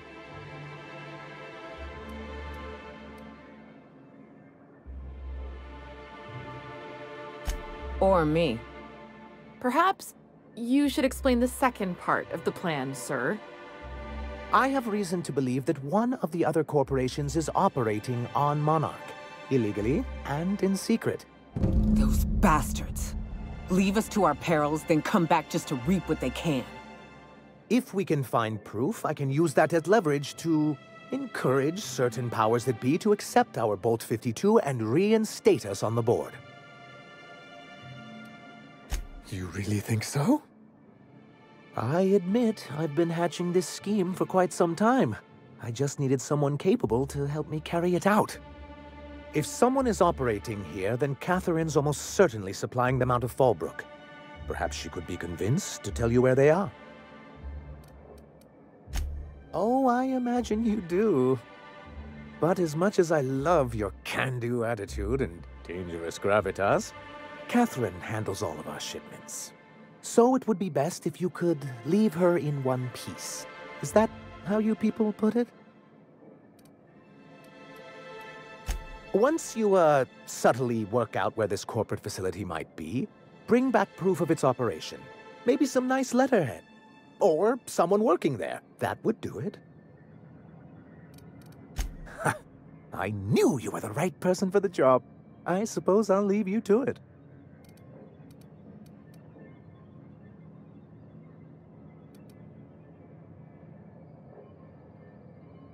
You're just as rigid as the old executive committee. Why, we've hardly been able to get a clear message out until recently. When Graham finally shut up. It isn't easy keeping a town like Stellar Bay afloat, especially without the board's backing. We need that frequency to reach our trading partners. Indeed. That's why it's imperative that MSI be reinstated onto the board. If we can find proof that one of the companies on the board is also active on Monarch, that'll give me all the leverage I need. I knew you'd understand.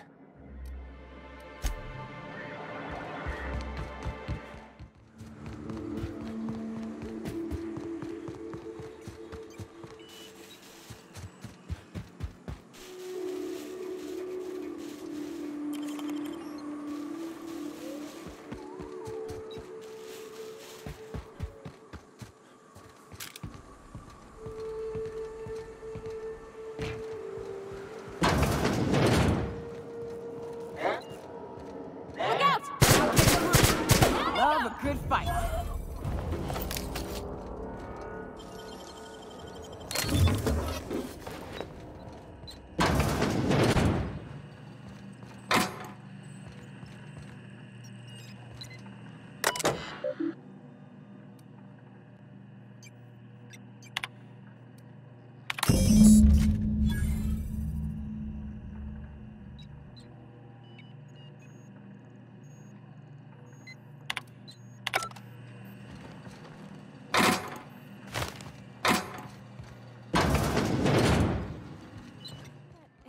Birth might combust?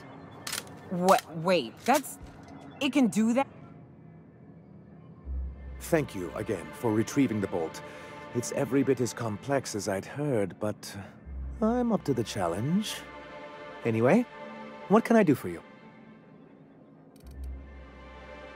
You weren't supposed to look. I asked you to delete it. Oh, yes. No doubt someone else was having a laugh at my expense before you. This has been my albatross. The great shame of my career. I give MSI everything. My work, my youth, my left kidney, and for years, I was a joke to them.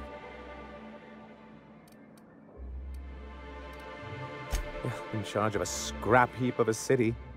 Abandoned by the board and surviving only through the hypocrisy of our trading partners. I hadn't thought of it that way. But perhaps there's something to that. Thank you for that. Was there something else? Excellent timing on your part. I worked my fingers to nubs, but I've finally completed the Bolt 52 form. I dare say it will be my second greatest achievement after the reformations. You're getting ahead of yourself again. So I am. Do you have this cartridge? I knew there was something going on. This is exactly the proof we need. The board will have to welcome us back now. I'll transmit this data along with the completed Bolt 52 right away. After that, we'll sit back and quietly wait for the board to respond. That means no more broadcasts from us.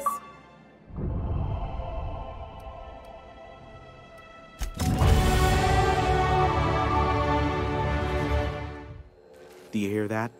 It's the blessed sound of radio silence, which leads me to believe you have sweet, sweet news for me. Yes, indeed. I am back in business. But before we get down to it, might I ask how you handled the problem? In the end? We did what we could, as best we could. Should probably leave it at that. Is that so? I don't know how.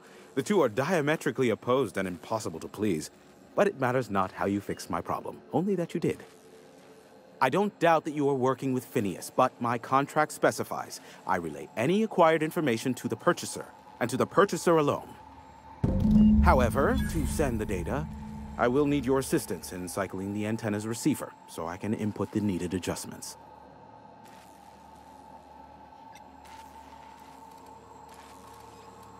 You make it sound so scandalous. Phineas has been in hiding for the past 35 years. He got in touch with Nyoka first, who I use as a physical go-between. The rest is history.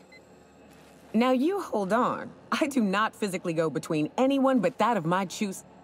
Oh, apologies. You meant, right. Yes, I braved the wilderness, so you don't have to. Precisely. I really ought to give you a raise.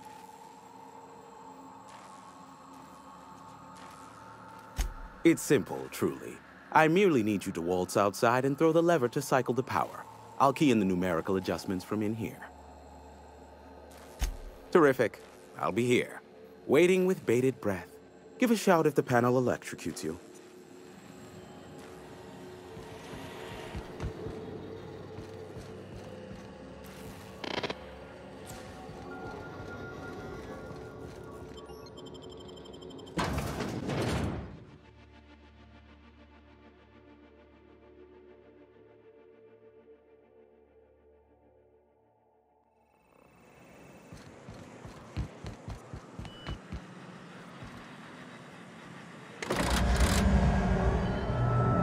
Testing 1, 2, check, check. Sweet stars. But that is a beautiful sound. Can you hear me? We are a go for broadcast. Oh, and I also dispatched Phineas his data. Impatient prick. Worse, I'm now indebted to him for it. Now I'll kindly thank you to get out of my tower. Look, I am well aware that at times I may have the tiniest iota of a prickly exterior, but I must admit I have grown rather fond of you. As Nyoka can attest, I do not form attachments with many. Do take care. Why, he told us to leave without flinging insults at our persons. He really does like you, Captain. Captain! Big flaming thingy!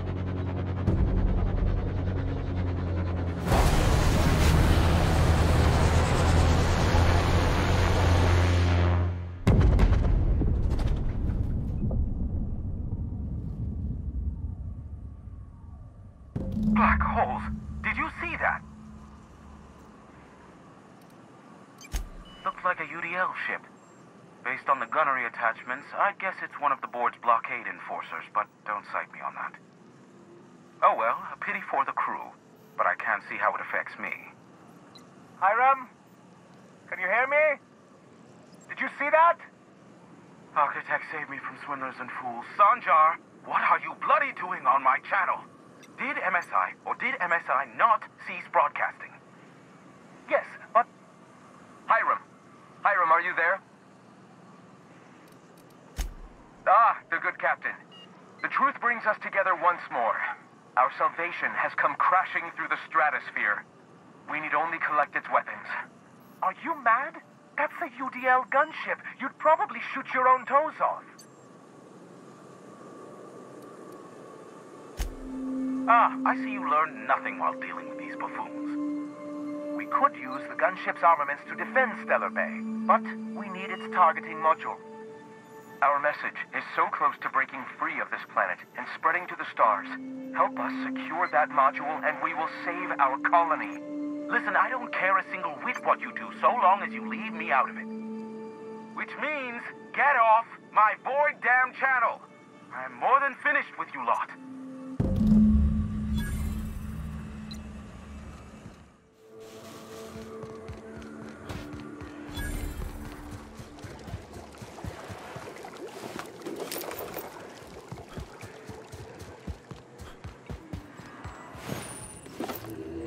I'll keep an eye on things out here.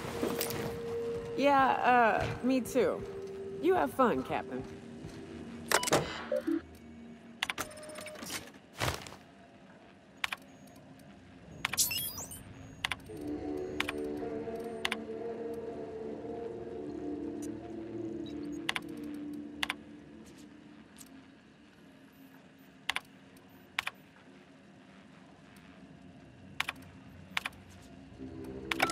Hello, my name's Jen.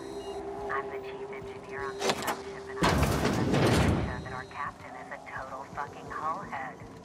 I told him again and again that without fixing our regulators, spinning up the engines are going to blow through our coils and we'll go flying off in a completely random direction.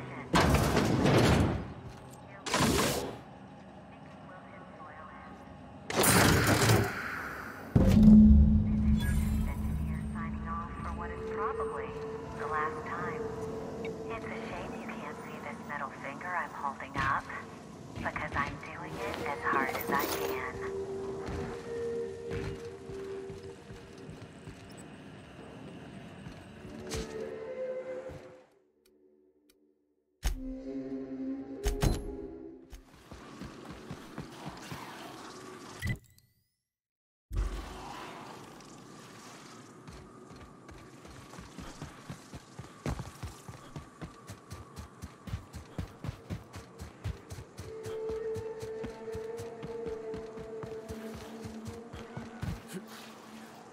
Raps. Let's clear the sulfur sod and fucks out so Hayes can rest in peace.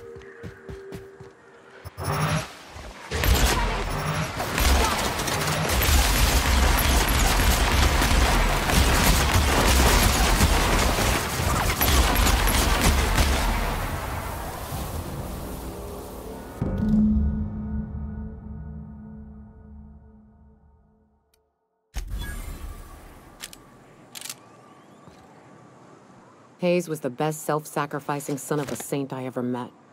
Halcyon is worse off without him. Now, if we're gonna lure the Manta Queen out, we'll need to find Rebecca and Anders. They took a UDL contract on Terra 2. We never heard from them again. Think it's time I call in a favor with Hiram. If anyone can track them down, it's him.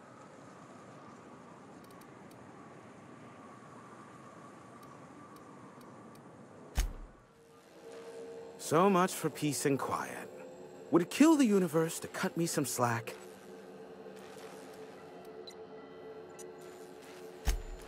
Oh, great.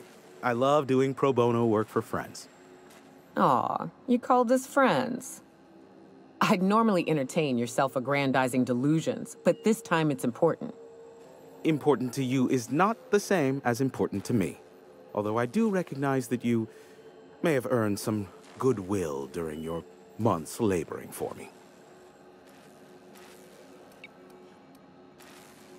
Tug on my heartstrings, why don't you? Look, I'll do what I can, all right? Rebecca Hodges and Anders Wadsworth. They took a UDL contract back when Monarch went to shit, and I need to find them. I believe them to be on Terra 2.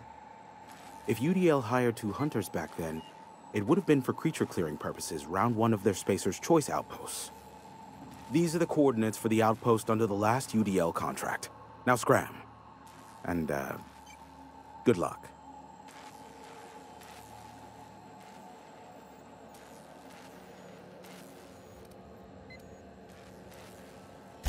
Give my regards to Phineas.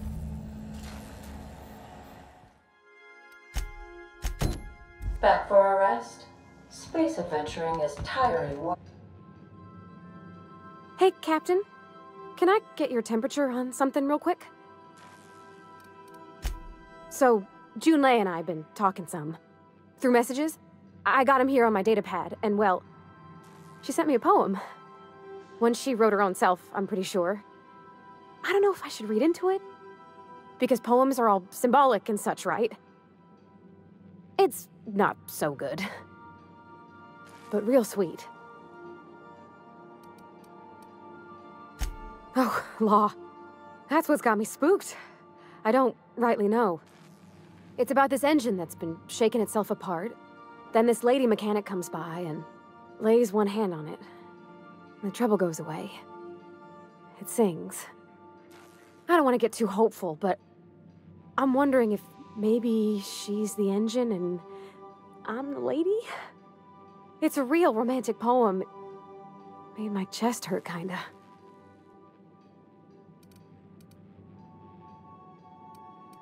I don't know where it's leading yet, or if I'm misinterpreting. I'm not much interested in physical stuff. Never have been. Leastways not like other folks seem to be. It's not that I can't, I just don't care for it. It's been a problem in the past. The folk who wanted to be with me back in the Vale, they said I was cold.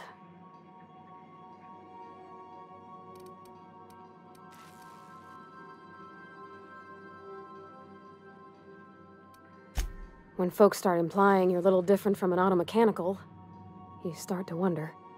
I guess I just needed to talk. I'm feeling a touch better. Thanks for hearing me out, Captain. I actually had another message from Junlei. I just couldn't work up the courage to open it. But I'm gonna change that. Right now. Okay, here we go. Let's see here. Talking about old friends, got to thinking... Isabel? Who's Isabel?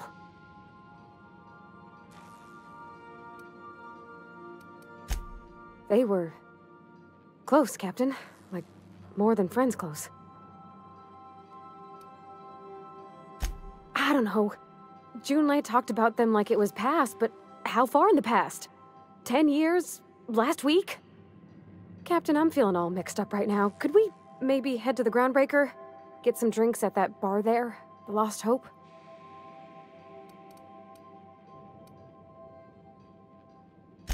Thanks, Captain.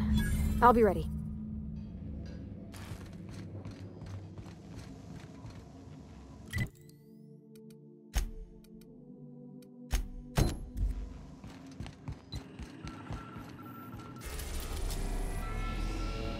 Welcome back, Captain.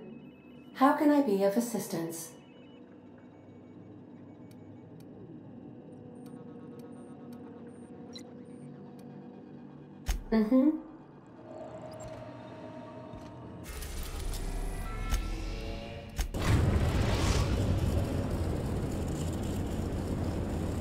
We have successfully arrived at Phineas's orbital lab, Captain, and we are still in one piece. Shall I congratulate myself, or would you like to do the honors?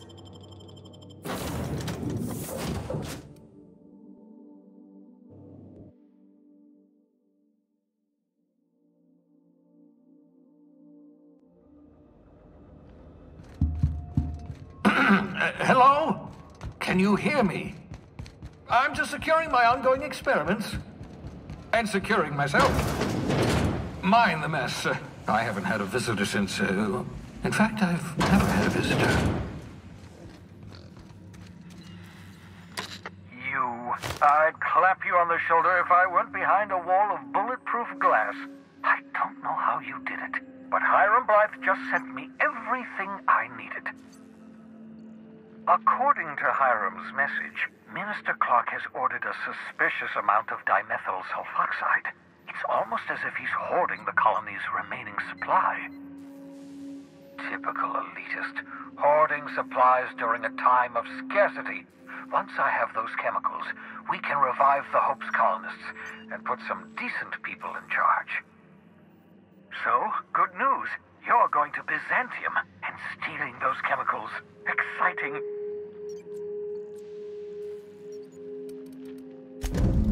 Ah, yes, the details. I'm not about to ask you to rampage through Byzantium trading bullets with the board's agents.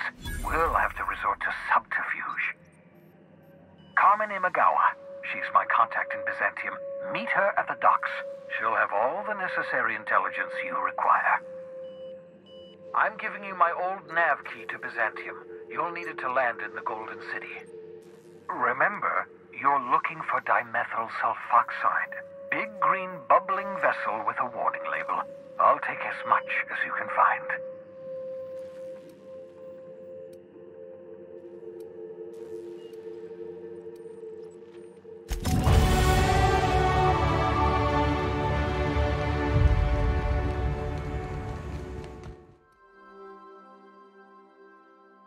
Continue supporting the outlaw.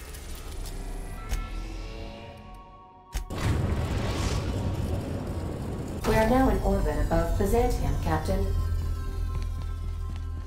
Good luck, Captain.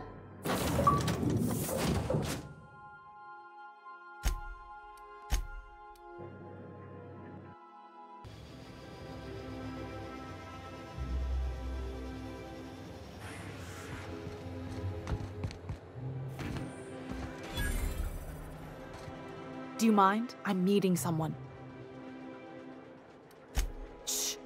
No names, okay? The Phoenix is a wanted man, and the board has eyes everywhere in Byzantium. Yeah, that's my codename for, you know, our mutual friend. Yeah, you're looking to make contact with Minister... Magpie, right? I should warn you, it won't be easy. He spends most of his time in his estate, which is heavily guarded.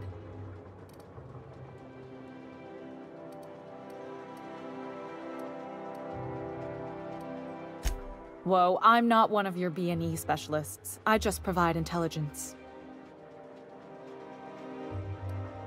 Some of the guards hang around Billingsley's House of Inebriation between shifts. Maybe you could do some reconnaissance there. You know, swipe a key while nobody's looking. Just remember, you didn't hear it from me. Afraid not. He almost never leaves his home, and his guards never leave him. Can't say I blame him. It's scary out of doors. I mean, can you even count how many times we've been shot at? What work specialists, huh? Our mutual friend is really branching out. I've always been fascinated by birds. If you ever research Earth species, there are thousands of them, so colorful and distinct. Here we got 11 flavors of terror rays and not much else. That kind of variety? I mean, gosh, seems almost impossible. The other thing about birds, though, is their environmental indicators. Exactly. I started thinking about everything we see around Halcyon. And all the things we don't see?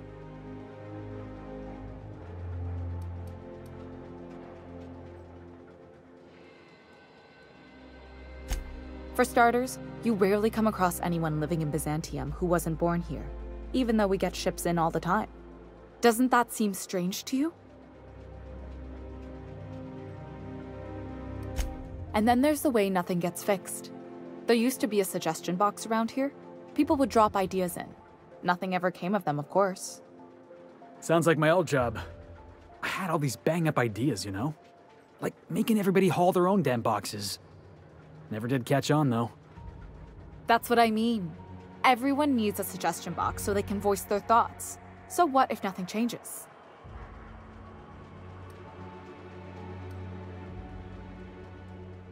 I mean, there's a shredder at the bottom of the box, so I don't know what you'd expect to happen. But one day the shredder broke. No one came to fix it. And since it wasn't working, we didn't have anywhere to file our complaints. So you can imagine how messy things got. I bet your repair folks couldn't find parts. Back in Edgewater, I'd have to take something apart just to put another thing back together. Might have been the paperwork. Here, you have to append forms to your forms, and law help you if there's a single dash out of place. At first, management put up an out-of-order sign, but that just seemed to worry people, like they were advertising something wasn't working. They eventually took the whole suggestion box sign down so that people didn't have any expectations about it. But they never fixed it, never replaced it. Doesn't that seem odd to you? I don't know how else people are supposed to complain about things they can't change, but that's not the point. The whole episode made me wonder, if they can't fix something as simple as a suggestion box, what else aren't they fixing? After a while, I got connected with our mutual friend and started using my position here to feed him information when I could. That's it, really.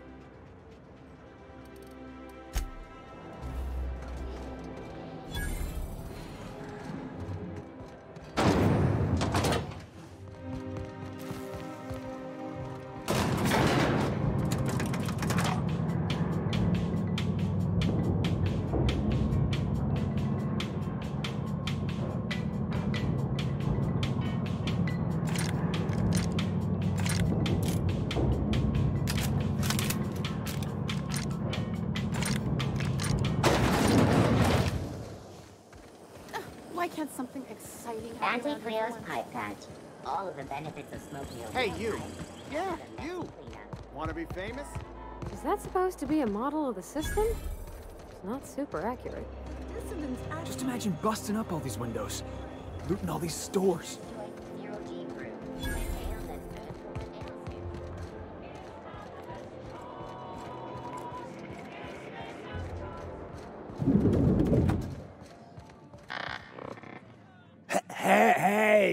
Hey, stand back, you. I'm part of Minister Clark's personal detail, and that means you gotta keep 5 feet back at all times.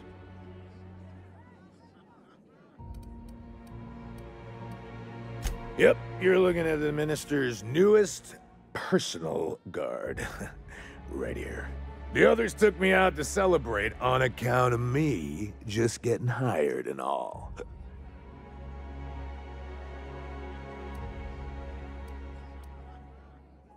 Oh, he's, medium height with, like, medium-colored hair and, like, a kind of a medium face. Just like in his posters. Everyone tells me he's very private, okay? Besides, I just started. He's basically the most important person in the colony, which makes me the most important guard in the colony. Yeah. That means I got a key to the minister's estate, my own personal UDL-issued shotgun. They don't give those out to just anyone. Yep, I've nearly made it to the top, my friend. I'm just 2 promotions away from on-the-job bathroom breaks. That's a great idea! I'll have a Spectrum vodka. Captain, I can smell him from clear over here. I reckon he's had a fair number already. Sure have, 'cause today's my big day. He's got powerful good ears, too. And a powerful thirst. You have a Spectrum vodka for a new pal? Here's to me. Hey, you're really great. Have I told you that? We should be friends. Wow, listen to me. I'm soaked. I should probably slow down before I'm face down on the tile somewhere. Who am I kidding? I could have another. You got another? It's not every day you get your dream job, right? Wow! You've got, like, this crazy energy. Has anyone ever told you that? You're like a manosaur. You got a manosaur energy. Oh, laws. I gotta stop. I'm seeing at least 2 of you.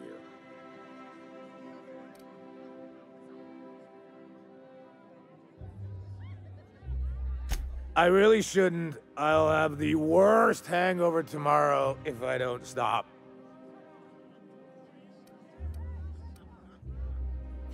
You know, that's a very good point. Yeah. Was that one supposed to taste like purple berry crunch? Or am I just tasting breakfast? I don't feel so good. I think I'm gonna be sick.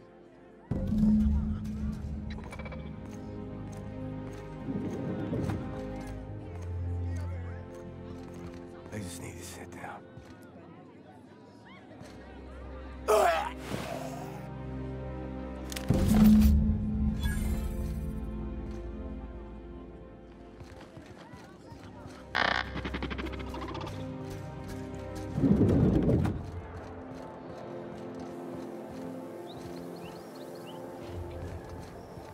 I've always loved.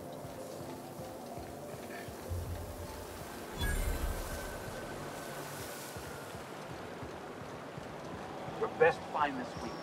Go. In the course of Halcyon history. After a deep and thorough examination of our budgets, revenue streams, and predictive models, we are publishing our yearly success report. Profits are soaring. Promotions abound. Thanks to The Byzantium estates, built on the backs of the working class. Hey, that was good. This property is off limits. Solicitors, loiterers, and uninvited visitors will be fined to the fullest extent of company policy. This ultimatum brought to you by Universal Defense Logistics. That's funny.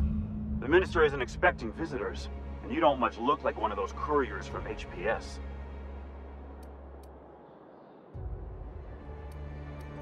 Sure you are. And what is it you're delivering today?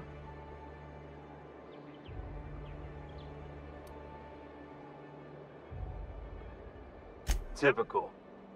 Why don't you come back when you're ready to actually make a delivery?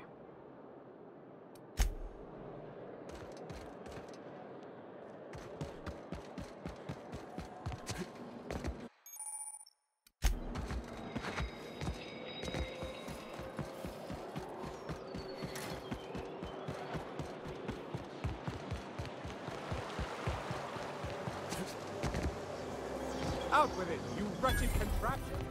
I'm on my legally allotted break. Really?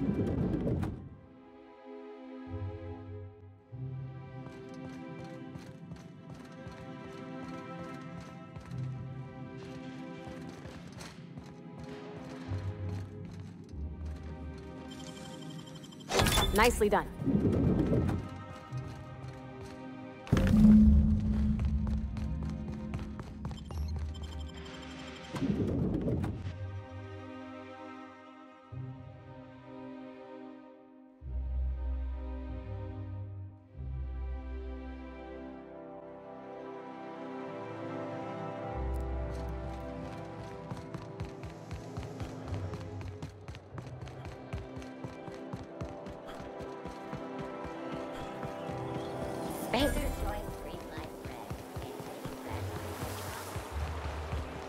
What's gone into Bachman?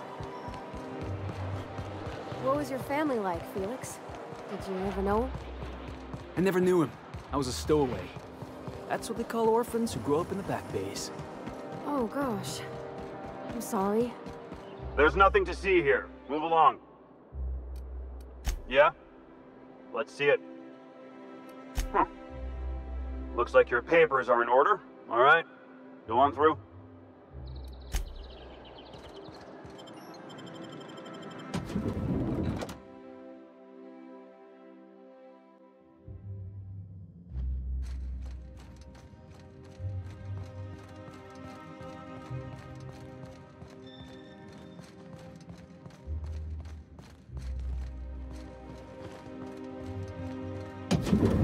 How did you get in here?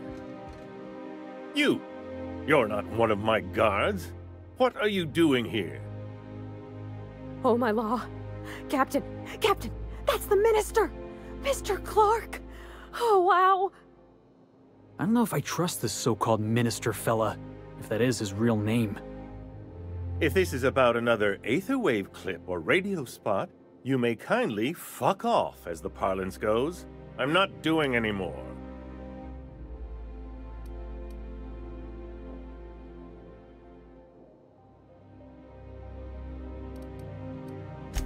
Have I not made myself clear? Slowly and loudly, Aloysius, it's the only way these morons understand anything. I said, you may tell Charles to go fuck himself.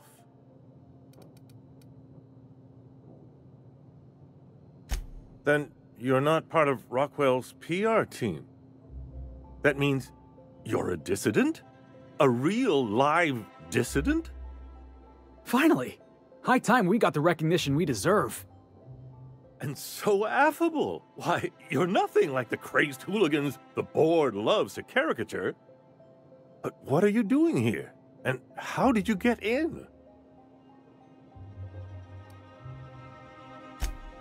Drugs, of course. What else? Why did I get my hopes up? Back to idiot speak. I don't have any drugs. You should try a vending machine or a purveyor of curative goods. I ain't buying it, boss. I said we check him for drugs. Will that be all, then?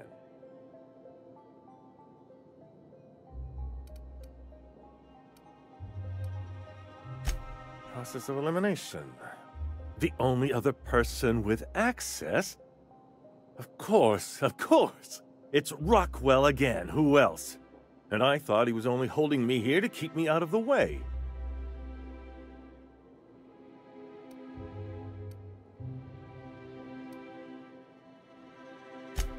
You are a quick study, indeed.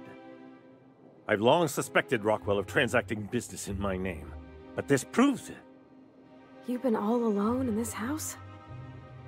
Would you like me to make you tea? Please, this is important. Whatever it is that brought you here, Rockwell's the one behind it. Whatever Rockwell's doing, he'll be doing it from the HHC headquarters. Your best lead is to look for details in his office. If by look for details he means knock things about and take what we like, count me in. That's certainly one way of doing things. Far be it from me to dictate your methods. This all feels off, Captain. Like when there's a storm coming, but everything's quiet and still. Believe me, things have been off around here for a very, very long time. A reckoning is most certainly due.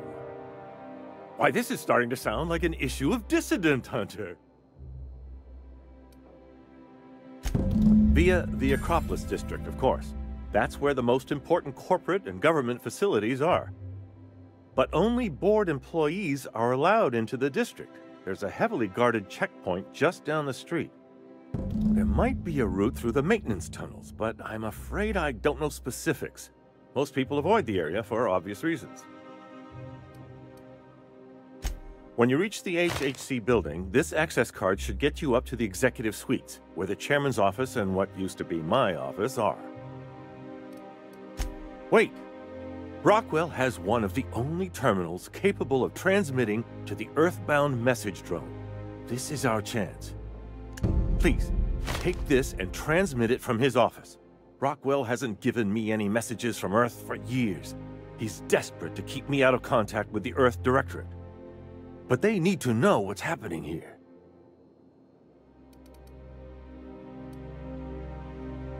Good. Halcyon is in dire need of someone like you.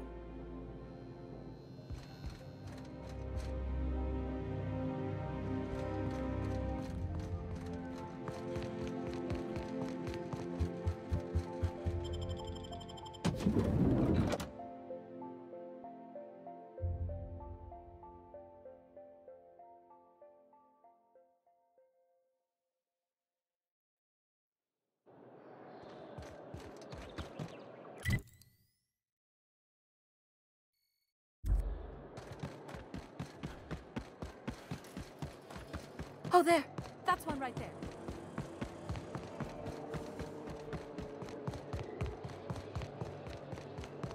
The Acropolis district is off limits. Move along.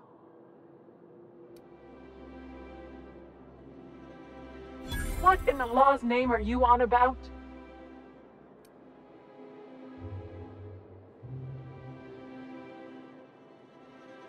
Sure. Let me just take that off your hands. Did I say restricted area? Slip of the tongue. What I meant was, welcome to the Acropolis district.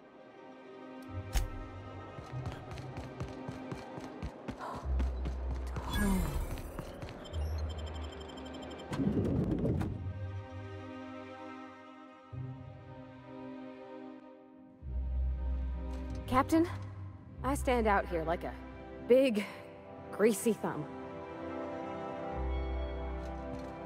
Do we really need all this security? I have to go through 3 checkpoints just to take a bathroom break. Can't be too careful. Welcome to the official headquarters of the Halcyon Holdings nothing to Corporation Board. Today's greeting is brought to you. State your business. Please step away. This entry is for high-priority HHC business only. Huh. I didn't realize we were still using those iridescent stickers. But this looks right. I'll just need you to register your weapons with a revised request to carry 32B form. Each weapon will need a separate form. Now, let's see. Damn it. When did I run out of forms?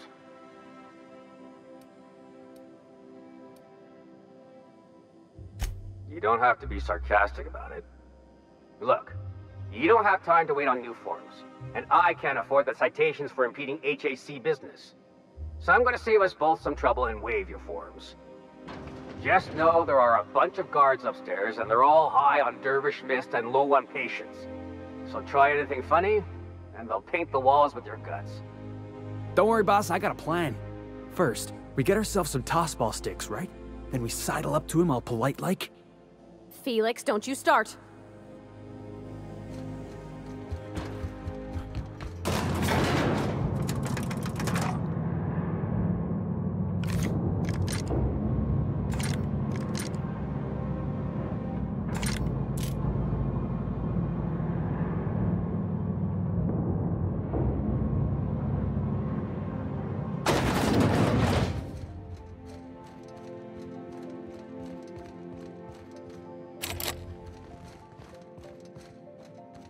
Apologies for the wait. I was arranging my stationery. Personal assistant to Adjutant Akande and Chairman Rockwell.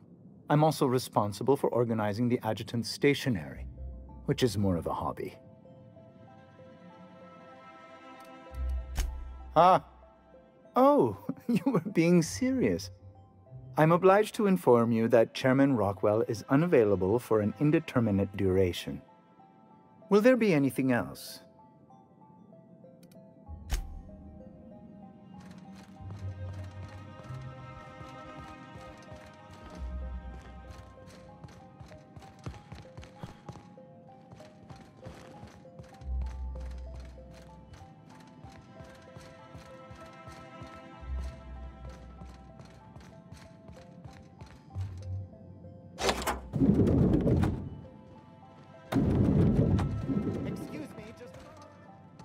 One person gets all this space. Just to sit.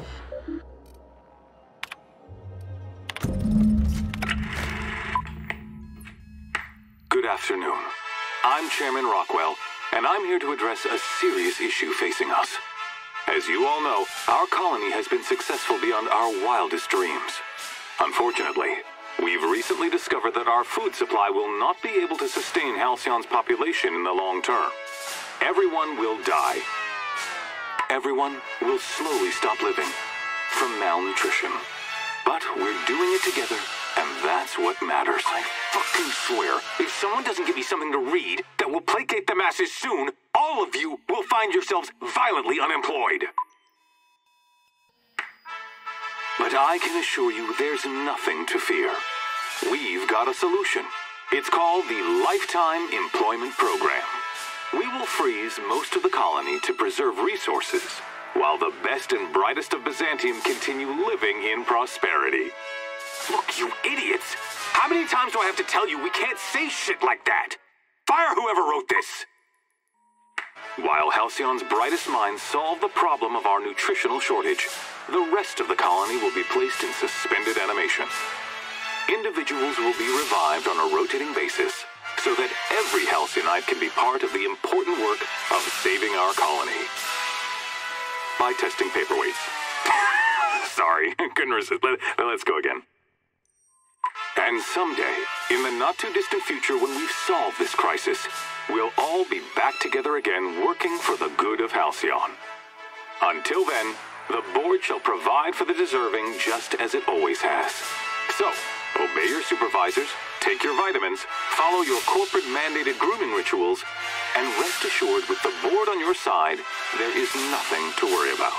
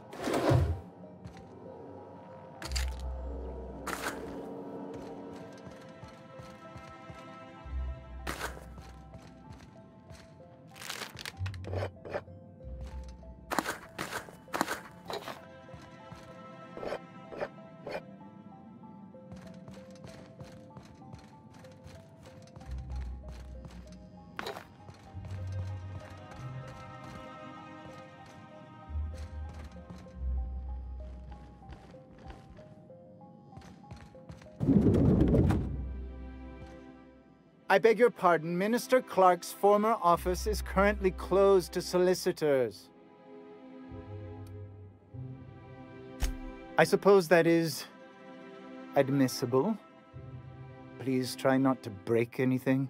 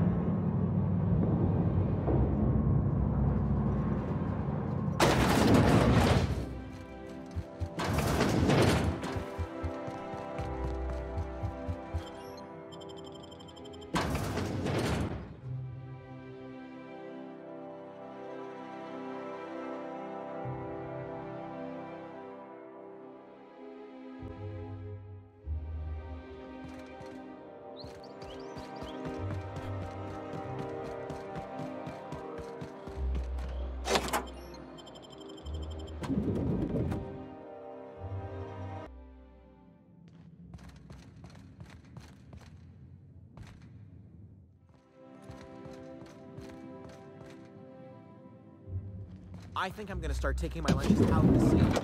That will...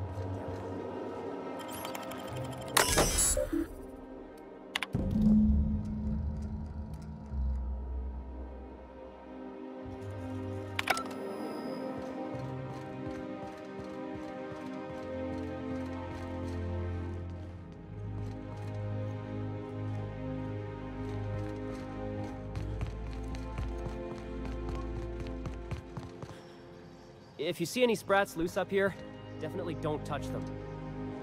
Sorry, I'm kinda in the middle of something.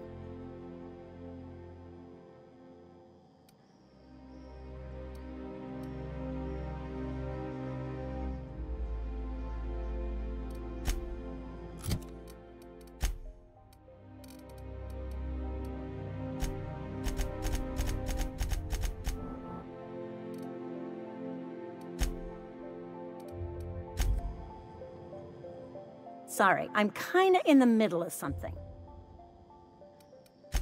I knew it! He's eating your lunch too, isn't he? That greedy little cysty pig. This is great. I finally have someone else to complain to. Do these people got nothing else to occupy their time? You'll get your turn. Right now, we're talking about Theodore.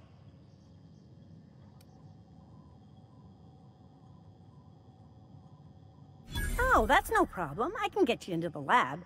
In fact, let's go there now. Theodore's out right now, but we should be ready when he gets back. That way, everyone can see you chew him out. This is going to be so good.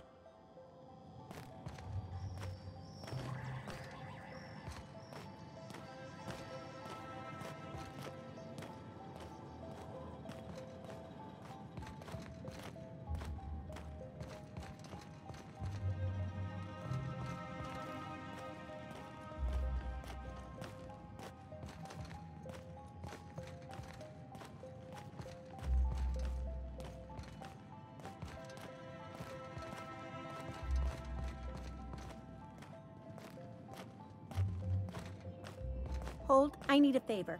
Think you could let my friend through just this once? After all, you still owe me. Fine. But I don't want to hear anything about the catch-up packet incident ever again. And he's on his own if he runs into the guards downstairs. You're the best, Holt. Holt, I need a favor. Think you could let my friend through just this once? After all, you still owe me. Fine. But I don't want to hear anything.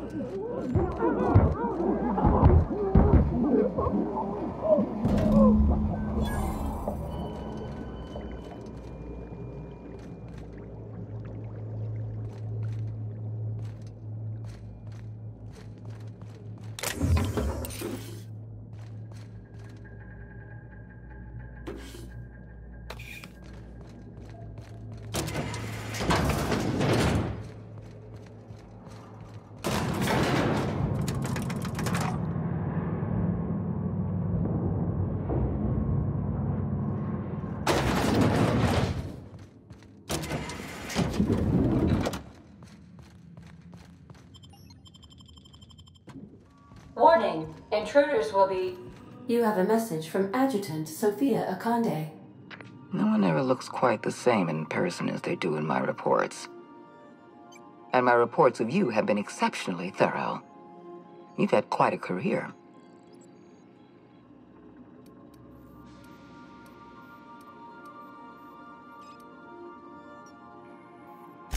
I think you're being modest. I've been keeping up with you ever since Emerald Vale. Now that was an interesting piece of work. A rundown backwater, barely worth the ink on a map. Until you showed up. You walked through Edgewater and in your wake transformed it from a loyal company town to a haven for dissidents. I'm actually a little impressed. All this happened because some mysterious stranger fell out of the sky.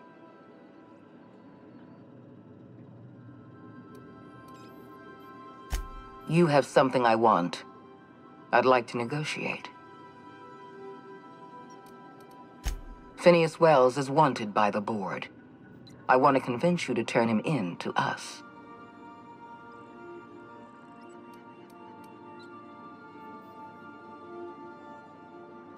He has a litany of charges against him.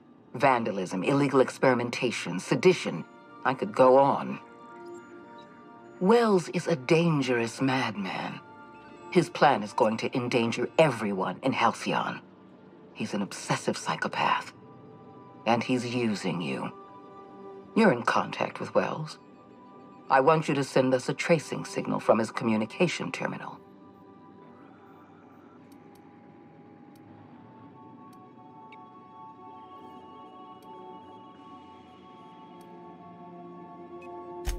You are making a serious mistake. Adjutant Akande's call has been terminated. Will there be anything else, Captain?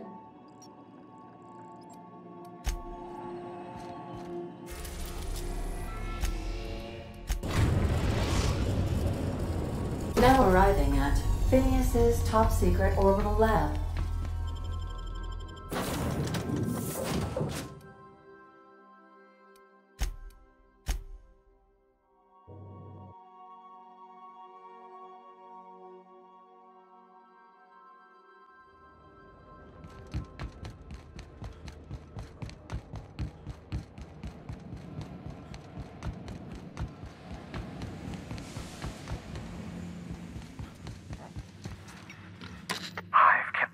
Busy in your absence, optimized my formula.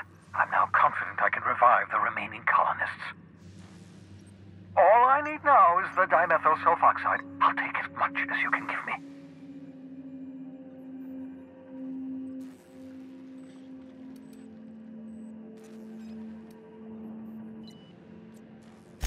Human test subjects. Oh, that's grotesque. That's unthinkable. That's exactly what I'd expect out of the board.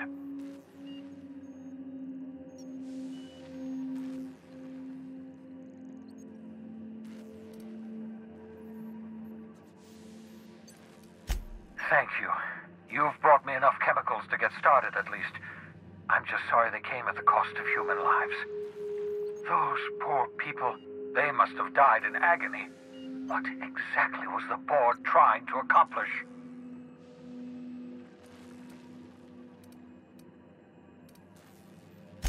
What nonsense! People aren't just slabs of meat the board can freeze and thaw at their convenience. I'll tell you this much. The board scientists are hopelessly lost. After years of fruitless experimentation, they've made exactly zero progress.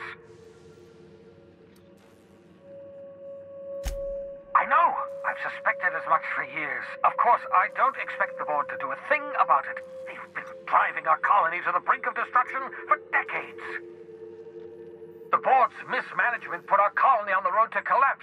If we don't put a stop to them, thousands of colonists are going to die.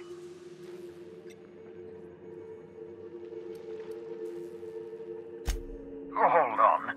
Let me see if I understand this correctly. You're saying that Halcyon's on the brink of total collapse? And the chairman's plan to save all of us is to save himself? I always knew Halcyon was heading toward a systems collapse, but I never imagined we were already there. The board made this crisis, and now they want to solve it by freezing the rest of us? That's not a plan. That's a goddamn escape clause. Do you realize what this means for the Hope? For your fellow colonists? The board's going to kill them all. Toss them out into space, just to make room in their hibernation chambers.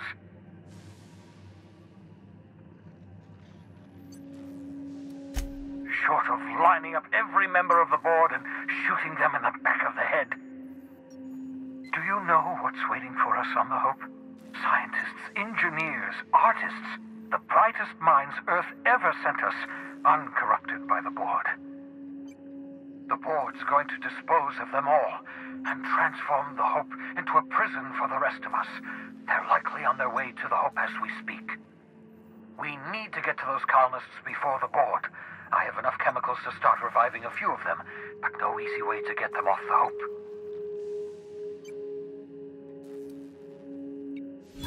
Merciful gibbering law, you're a genius! We bring the Hope to us. Skip the entire ship across the distance of colony space, right next to my lab.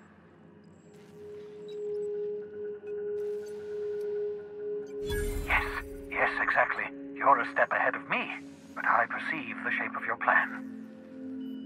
If we link up the Hope to the Unreliable, then use your navigational computer to calculate a reasonably safe vector, we can skip the entire colony ship into the rings of Terra 2. I don't know much about skip drives, not the physics anyhow. I do know the Hope's real massive. How's our bitty little ship supposed to skip it? Excellent question, my sharp-witted mechanic. You will use your own ship to power up the Hope's skip drive. Your navigational computer can handle the rest. You'll need to switch on the Hope's auxiliary power using the Unreliable. Then head to the bridge. Your navigational computer, Ada, should be able to activate the Hope's skip drive. Once you've skipped the Hope next to my lab, I'll have easy access to the frozen colonists. I can start reviving them immediately.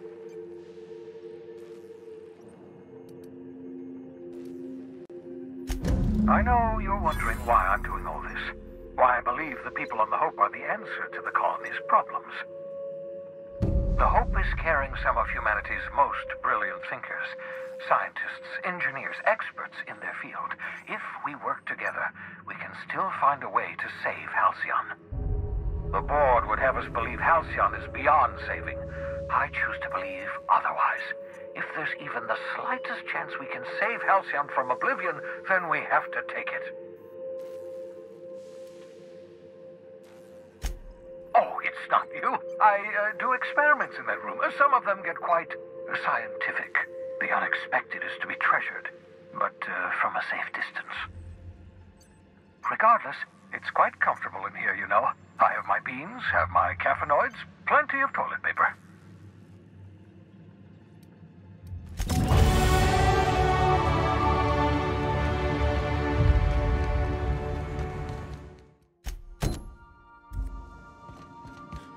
If you don't mind my saying, Captain.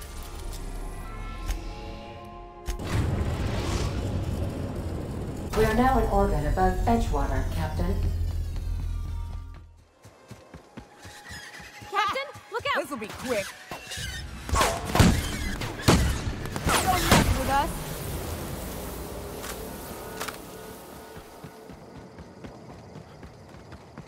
I'd wager this is the outpost. Rebecca! Anders! Come on out! Solid kill! We can handle this.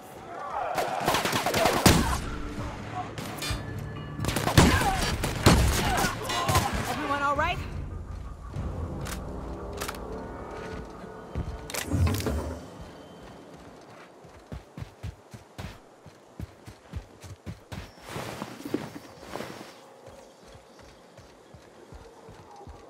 Hey, take a gander. The door's busted. Huh. Rebecca taught me this once. You can jerry-rig these old locks so as they don't open anymore. But we've only ever done that if we're in a real bind. Here, I'll fix it. Oh no. Oh no. What did you do? Oh no.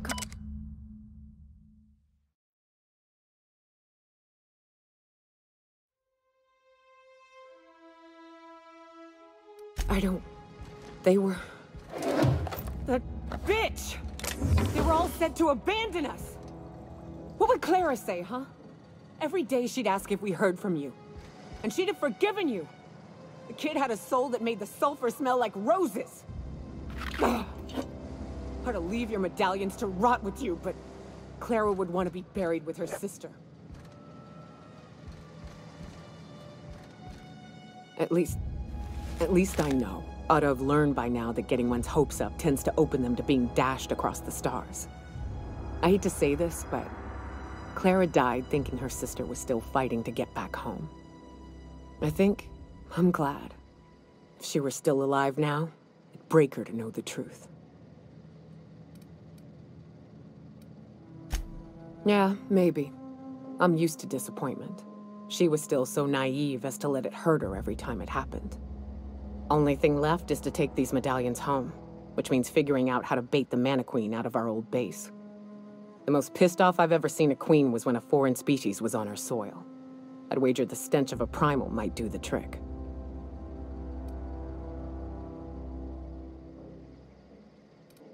No, we need a plan. You may be a capable sort, but so are my friends. I ain't making that mistake twice. I've never had the pleasure of hunting primals, but I hear they're all over Scylla. Let's tear a few apart, shall we? I'm sure they've got pheromones. Everything does.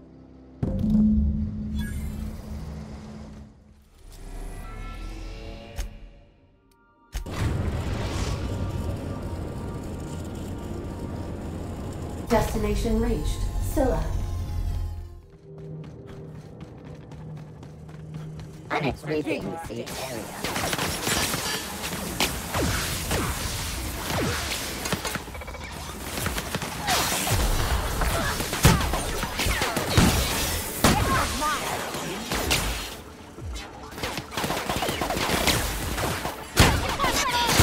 Libations on me, folks.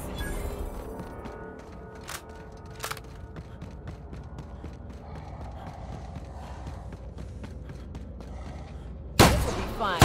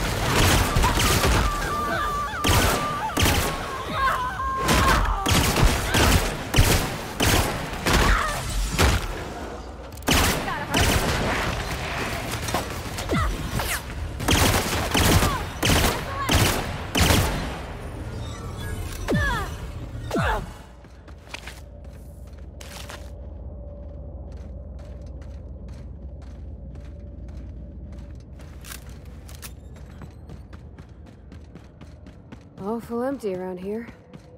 Where'd everybody go? No one to talk to for miles and miles. Ooh, gives me the shivers.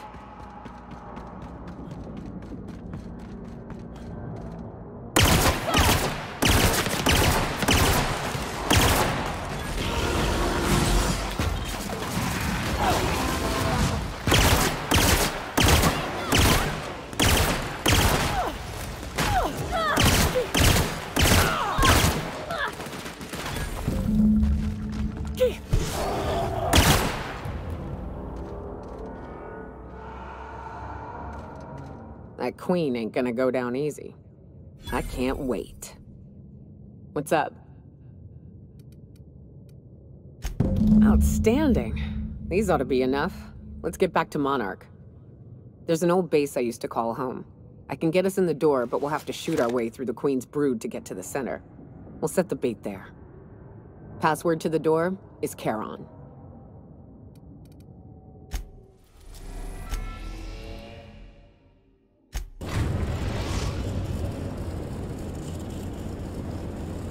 We're in orbit over Cascadia, Captain.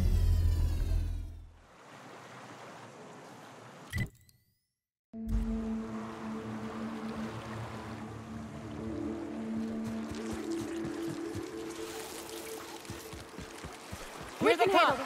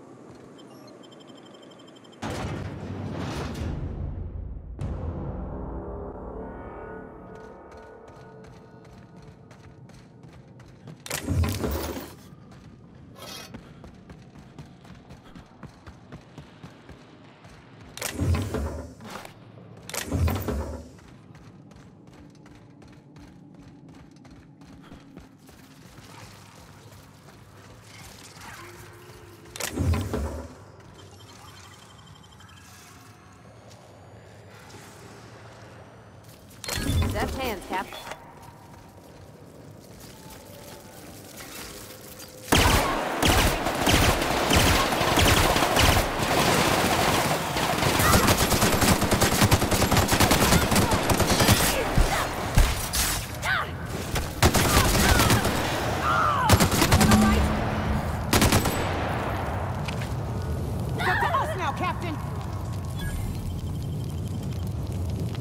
Well, this is the spot.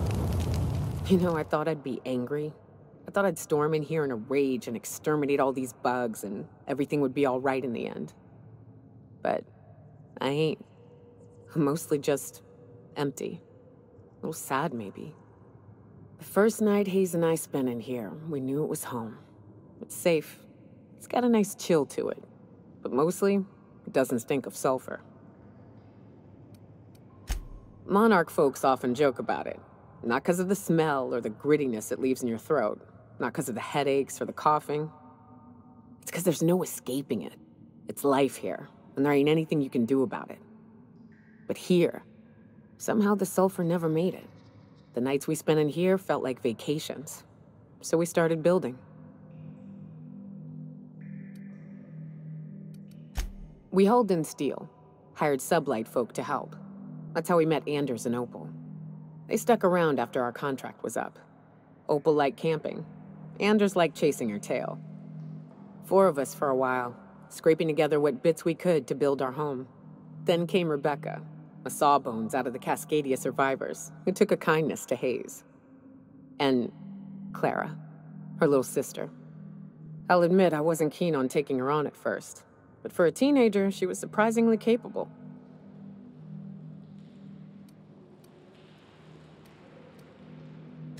More like attached at the hip to her older sister. Got a kind of strength between them, I suppose. She had a head for numbers, helped us trade hides for food and materials, negotiated contracts. Turned out to be mighty useful. Clara, Hayes, Anders, Rebecca, Opal, and me. 6 folks, 1 name, 1 family. Charon. Despite Monarch trying to kill us day in and day out, we managed to belong. Incoming!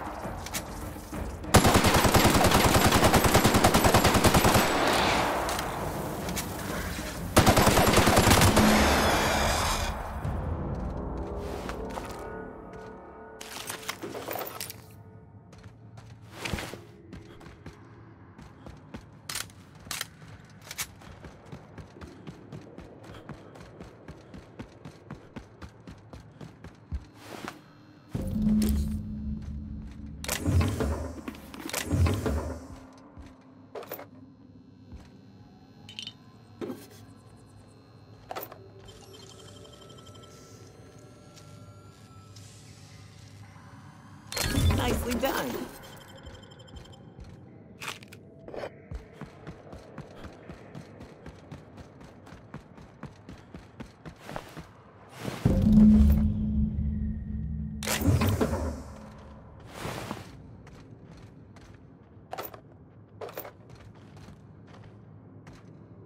I wish these were more auspicious circumstances, but at least we're all here. This bringing them together, burying them. This is the kind of thing Hayes would have done. That makes it stupid. By all accounts, we should have left well enough alone, but that also makes it right. Captain, thank you. You mind if we rest a spell before we head out? I'd like to bury Opal and Clara proper before I lay everyone's medallions to rest.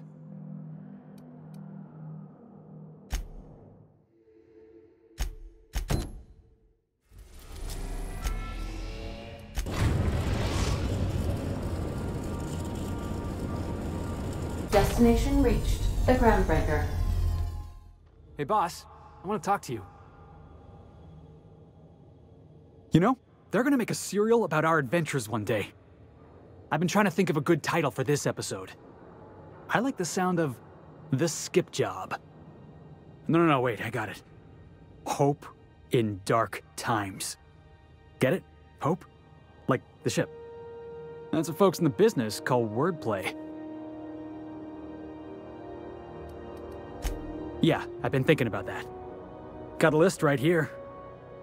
Thrilling tales of the unreliable. Or maybe spine-chilling stories from the edge of the system. Was also considering astounding adventures in the ether. I'm partial to that last one.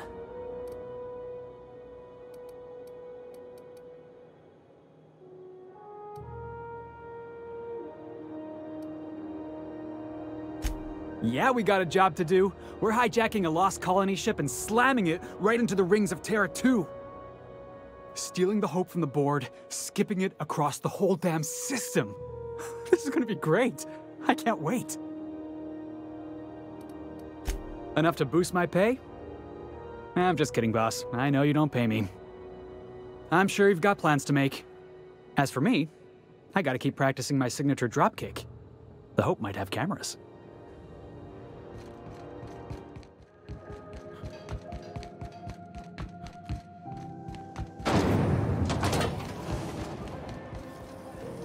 Rizzo's purple berry fudge. A salt sour. So, how's this work? Okay, so what are we drinking? You're the expert? Oh, and don't worry on the price. I got this. Let's just do it proper.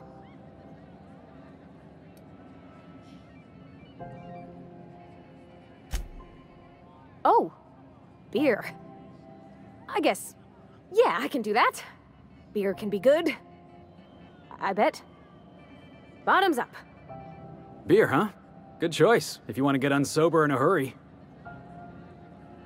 Ah, this tastes like the underside of a boot. People drink that for fun? Oh, Captain.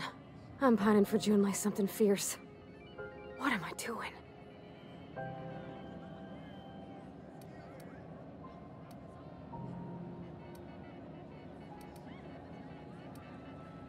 Specifically. Definitely specifically. Oh, why'd I drink that? I mean, just with Junlei. I don't know what to do about us.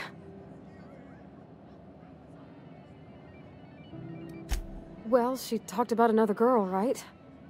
Isabel. Mentioned her by name and everything, like she wanted me to know. Maybe I've been making a right fool of myself this whole time. Maybe she's not interested after all. It was real long and rambly. She was telling me a story about her dad, how a lady named Isabel did all sorts of things to try to win his favor. This Isabel lady never quite managed to get her dad's approval, but they carried on anyways. Made something good out of a bad situation. Then it all went down the tubes. Do you think Junlei still has feelings for her? I just got a lot of feelings, Captain, and they're all climbing up my throat. I need another drink. Right now. Before I lose my nerve.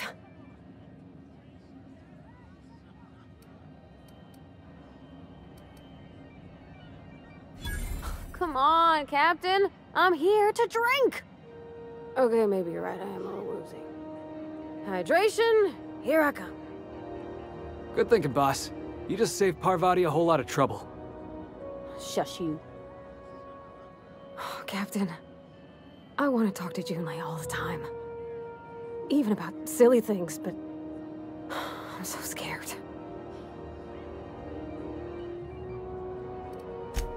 Figuring feelings ain't so easy as saying words, Captain. Someone so brave as you, well, you can't understand. Does she think I'm as pretty as I think she's handsome? What if she doesn't like me? What if she does? What if she's still got feelings for that lady, Isabel? What if we get together and she gets bored of me?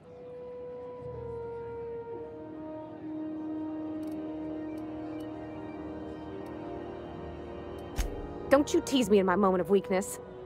You know I'm not interested in physical affection. That's... well, it's tripped folks up in the past. Folks I thought cared about me for me. What if she's not okay with that? What if she is, but then later, she's not?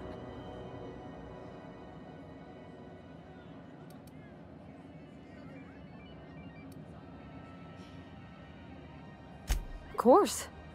Wouldn't you be?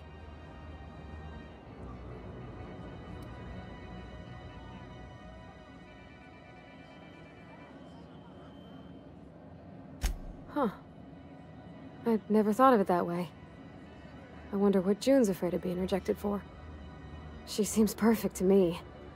Maybe those are just my rosish colored goggles talking. To be strong like her. Gosh, I don't know that I got that in me. Sometimes I feel real mean inside, Captain. I think ungenerous thoughts.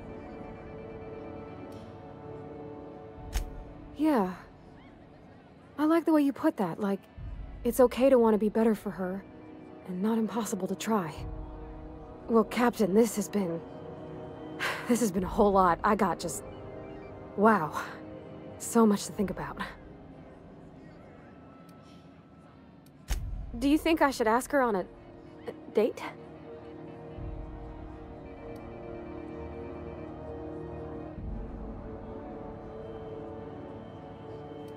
Okay.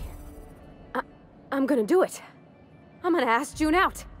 Just as soon as we get back to the ship. I mean, probably. Eventually. Thanks for hearing me out and giving me counsel. And, well, for being a friend.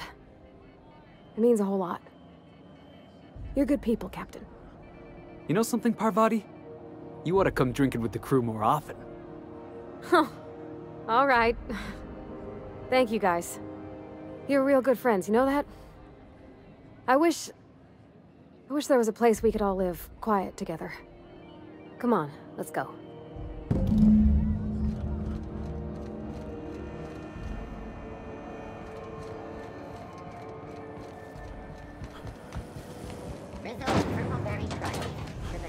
Did you know Junlei growing up? Miss Tennyson? Nah, she never looked my way. I knew of her, though. Who didn't? She was just about the busiest woman on the Groundbreaker.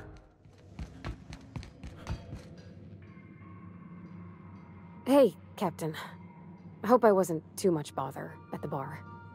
I did have fun, and I tried some things I never would have otherwise. And I don't feel it today. I guess that water must have worked. I'm glad I had you looking out for me.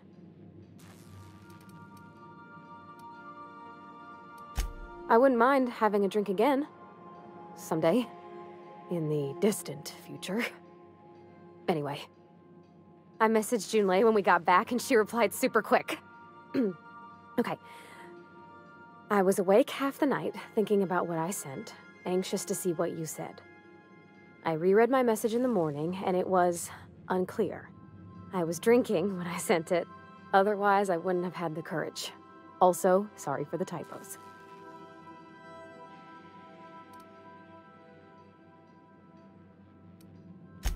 I've ruined things in the past because I didn't say things I should have, like, I've met someone who's become special to me. I want to be honest with her, so if she feels the same about me, there won't be any surprises. Oh, isn't she sweet? Like one of those 2-bit romances where one soul's all stiff and formal and, I should be glad to perhaps take hold of your hand, miss. I ought to go write her back. I mean, I already did. Twice. But anyhow, thanks for taking me out, Captain.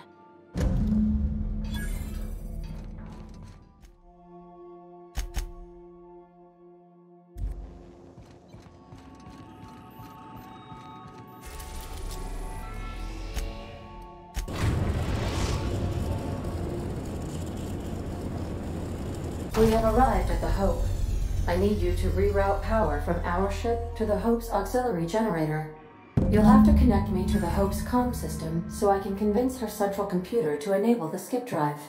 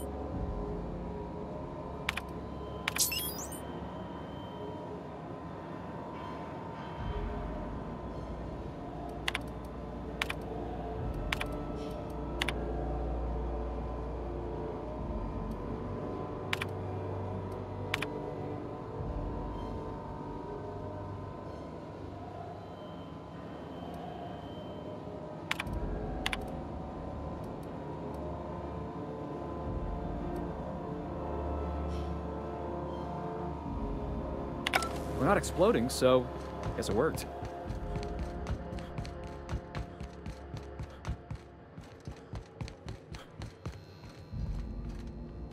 You know, when they posted us here, I told them there wasn't any point. Nobody would be so stupid as to fly to the ass end of the colony for this derelict. Shows how much I know. You've got about 5 seconds to tell me what you're doing here before I make you take a walk outside.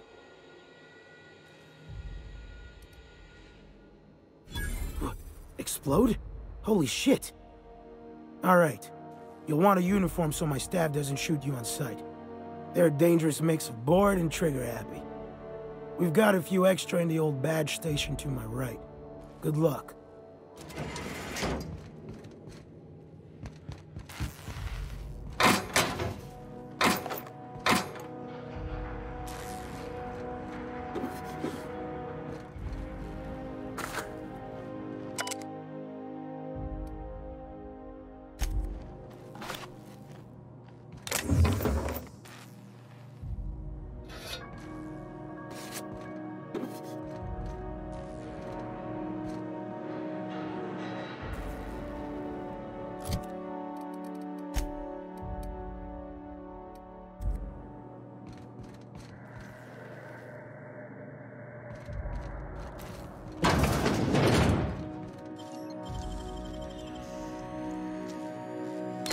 It's all in the wrist.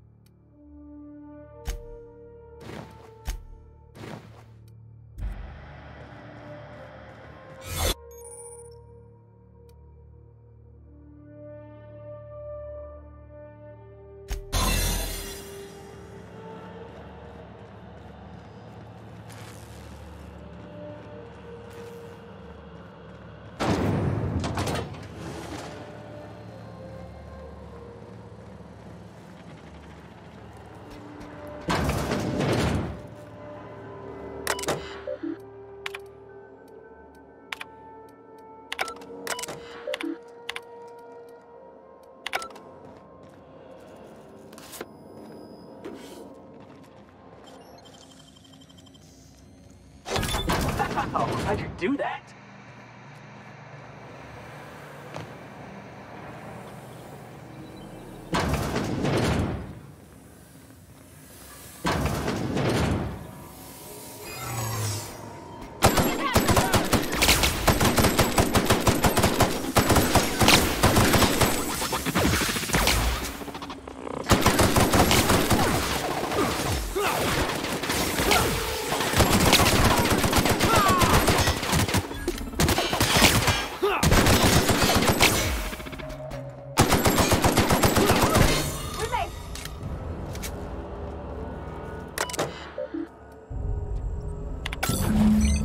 Can you hear me, Captain?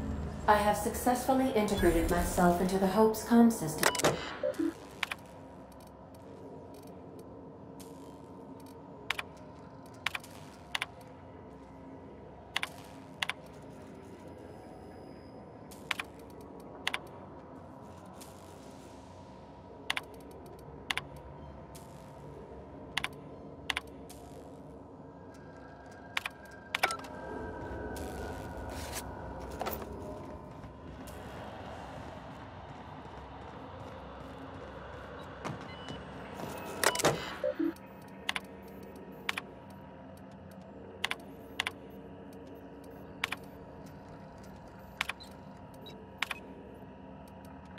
Am I the only one who wants to scratch my name on one of those pods? Yeah, I figured.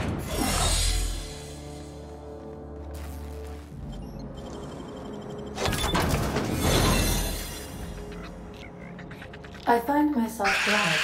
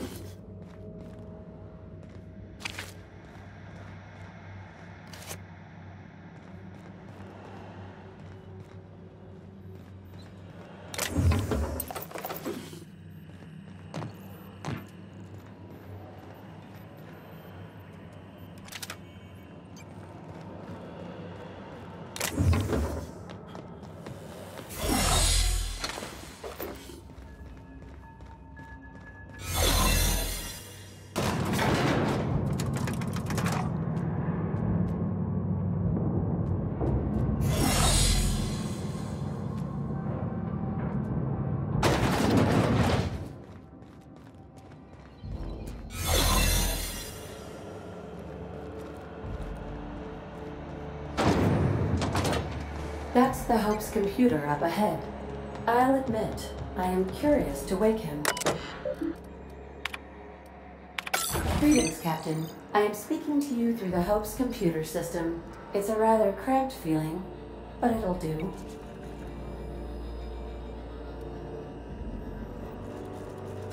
Are you sure? That is extremely dangerous. Skipping the Hope will void the warranty on the skip drive. And also potentially kill an entire planet. How is my humor now, Captain? Improved?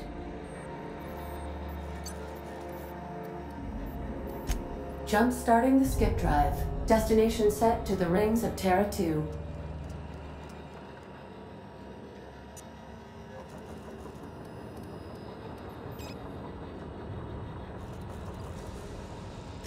I wouldn't advise that, Captain. Worst way is to go out, I suppose. It's nice knowing you, boss. Admitting a deficit? My, you never cease to amaze me, Captain. Skipping the Hope in 3, 2, 1. ADA, does your captain seriously intend to do a micro-jump in system with engines that haven't been powered in 70 years on a derelict ship? That is what my captain intends, yes. But that is a gross misuse of the skip drive. The Zero Point Drives Corp and I will not be held responsible for any damage incurred during transport, and this will cause extreme damage. Yes, I am aware of that. You should not be doing this. The humans will die. Thank you, Hope. It looks like all systems are go. Captain, I would advise you to hold on to something. Now.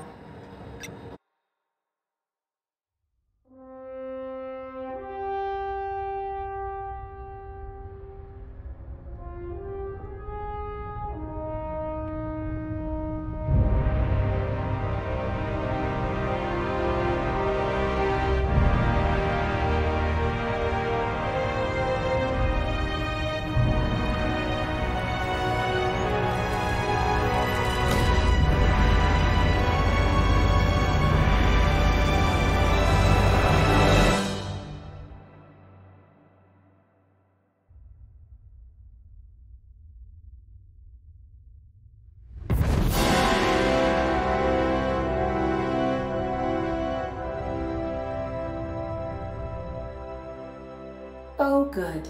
We are still alive and have successfully skipped into Terra 2's orbit. I reported as much to Phineas Wells, but he has not responded. Perhaps you should check in on him. Hey, we made it. Let's do it again.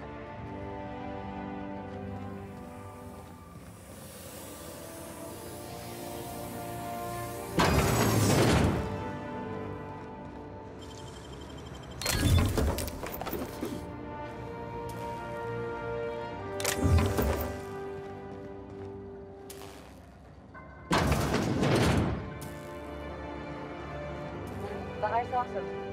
Lawbreaker! I saw that!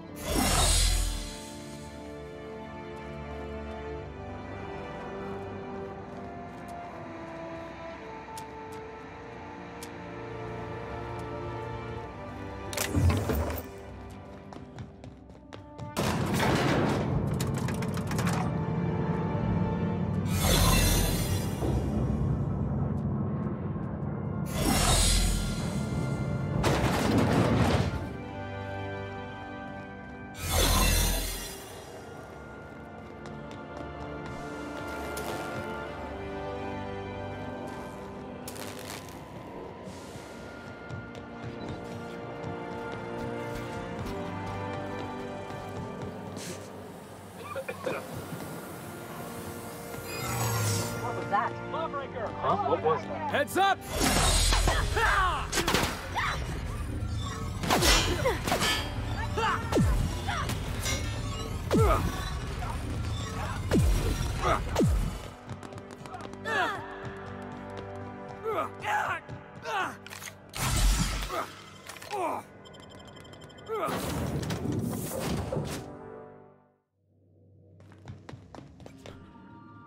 Captain, I shall now play the transmission I received from Dr. Wells.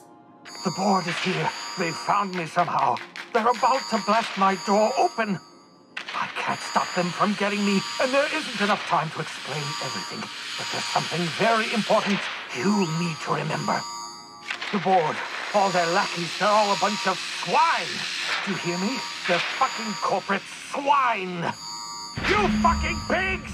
I'll take you all out with me! I'll never... It would seem the recording captured some rather dire events. I presume you'll want to dock at the orbital lab to check on your associate as soon as possible. How can I be of assistance?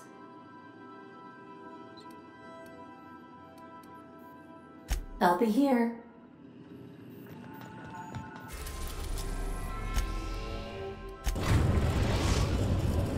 We have successfully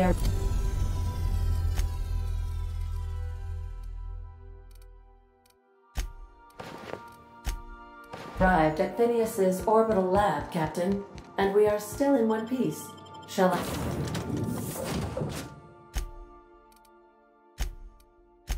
I congratulate?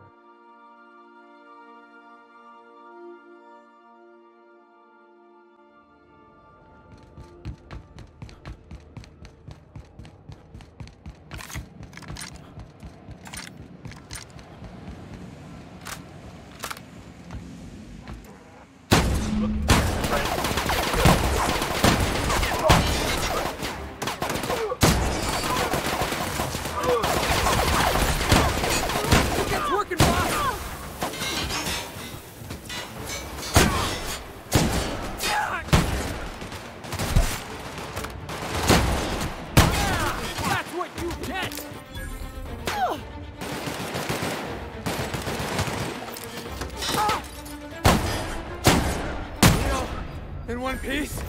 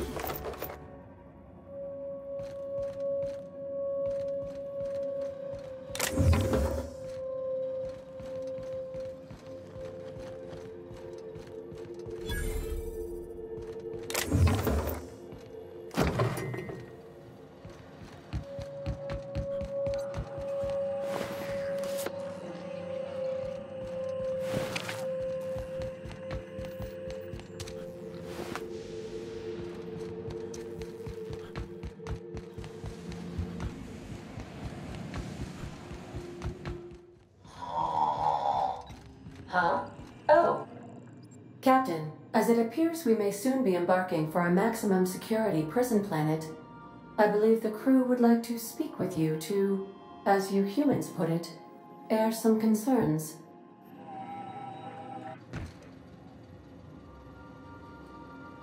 Doc Wells never hurt nobody. Just a kindly old fella living by his lonesome up in the rings, tinkering at his table. The board just couldn't leave him be. And here we are, entertaining the notion of busting him out.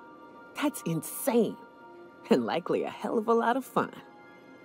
To extract the scientist, you will need to infiltrate the labyrinth, but that course of action is likely to be quite dangerous, Captain.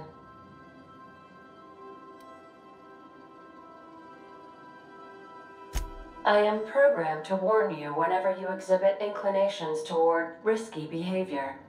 Breaking into Tartarus will not be easy. Let's just do it. Kick down some doors, grab Doc Wells, and cut a path out. We don't need a plan. We got guns. If you really mean to do this, you should see to your final affairs and close out any unfinished business. Once you sneak into Tartarus, you may be there a while. Or permanently. Got my trusty tossball stick, got my ass-kicking boots. I'm ready, boss. Outstanding. You can count on us, Captain. We're crew. For real crew. That means we got each other's backs. Right? Waiting on your command, Captain.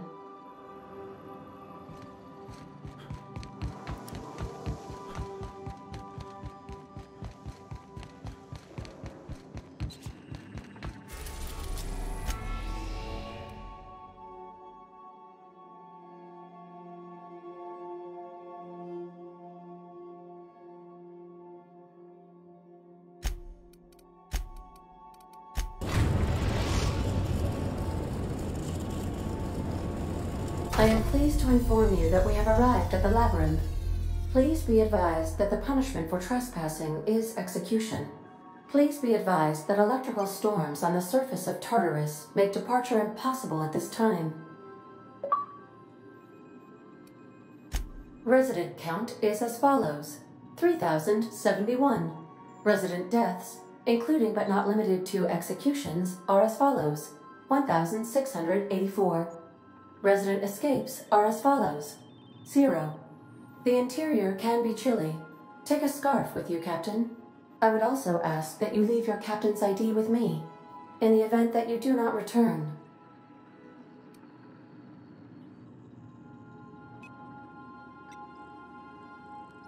Understood. If you die or are incarcerated for life, I can generate a new ID for the next captain. I would prefer if you returned, though.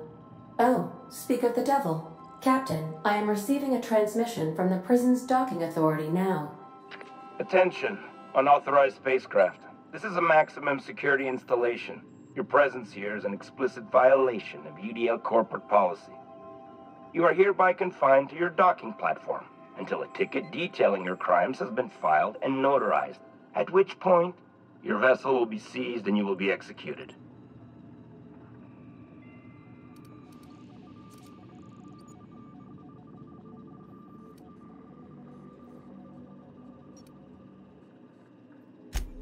UDL does appreciate the courtesy you've done us by delivering yourself here.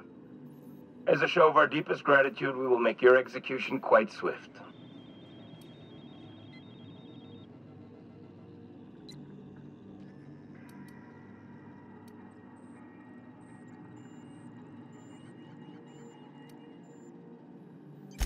Protocol is important, sir. The sentencing of one crime does not preclude the sentencing of another, technically speaking. Tartarus Docking Authority, signing off. Transmission terminated. How can I be of assistance? I request you do not wake me if I am sleeping upon your return.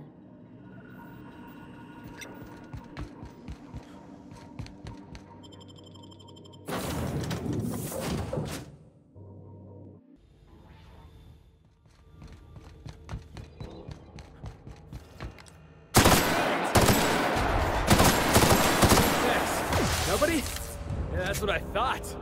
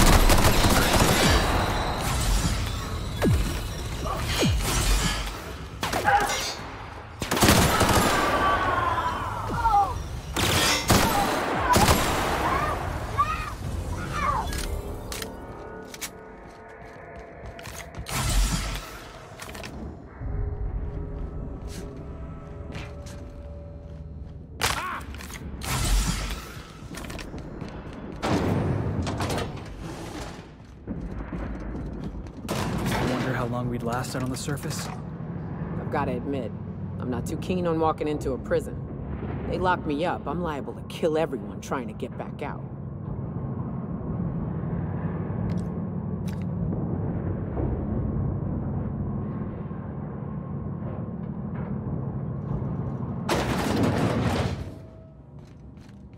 Lead the way, boss. I got your back.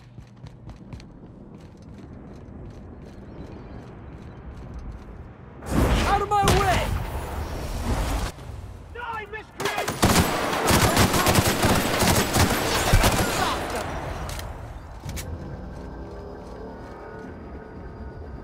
I'm on it!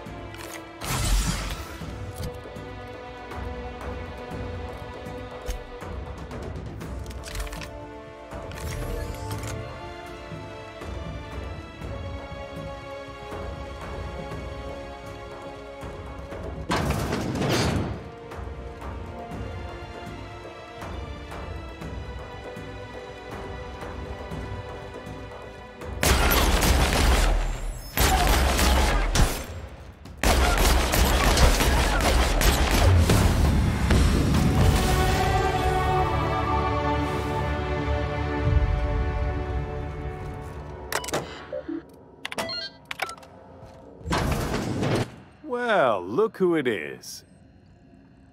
I'll be damned.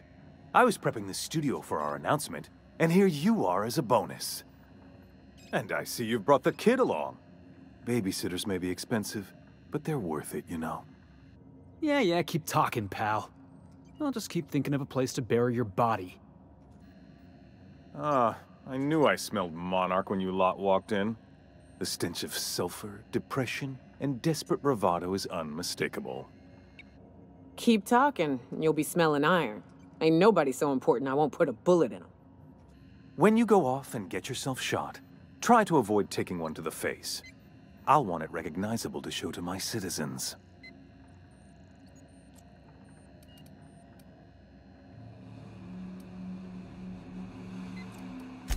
I'm not in your way, you dullard. You talk to me. You want to go die in a blaze of glory? Be my guest. Besides, I don't know what you think you're doing here, but Sophia's doing good work up there with Phineas. Your efforts will be in vain. Yes, he is an extraordinarily obstinate fellow, isn't he? Fine, he isn't working for us per se. Semantics, he'll come around. But that's between us. As far as my adoring citizens will know, we've turned a dangerous crackpot into a working-class man. It's a miracle.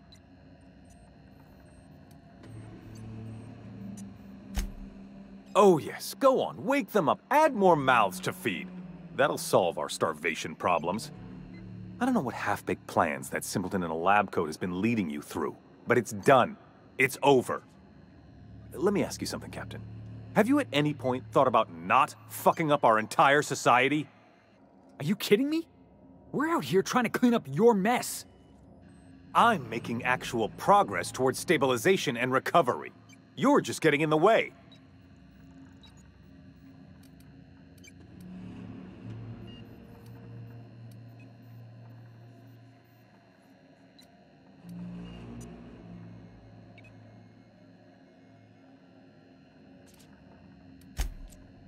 Oh, right. This coming from the psychopathic outlaw. Yes, I'll try to be more open-minded about your path of wanton dissent. We don't need your help.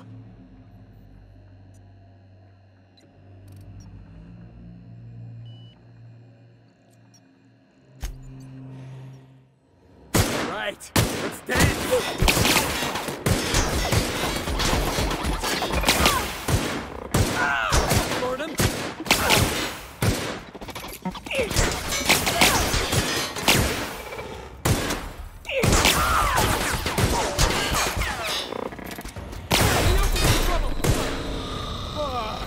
Everyone all right?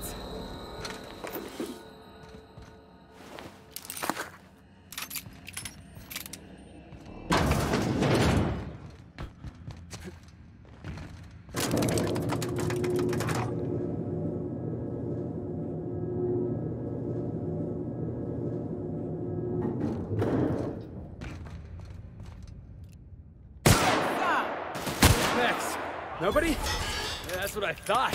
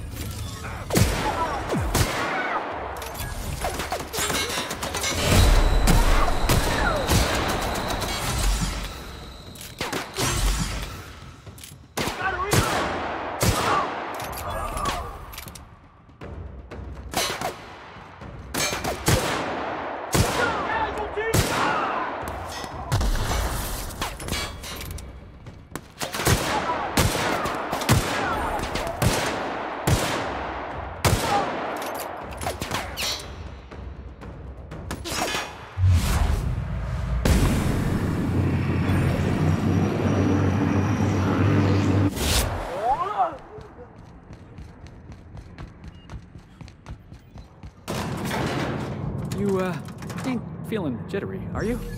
'Cause I'm not. Take a breath now, folks. Once we're up there, I suspect we ain't gonna have time to stop shooting. Captain, You have an uncanny talent for complicating my life. You've disrupted the balance of power. You've upset the natural order of things. You've introduced uncertainty, and there is nothing I despise more than uncertainty. I'm afraid I can't do that. For all your talents, you are the enemy of Halcyon, and therefore you are my enemy. You make a nuanced and compelling argument. Here's my rebuttal. No. Dr. Wells is being held in my custody. His cooperation will prove invaluable, even if I have to beat it out of him. All that's left to do is put down this riot, arrest you, and then get on with the bloody business of saving this colony.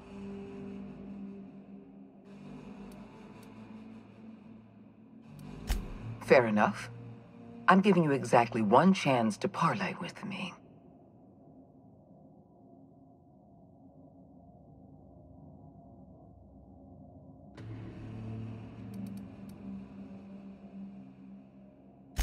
Yes, I'm quite aware of your brazen act of corporate vandalism.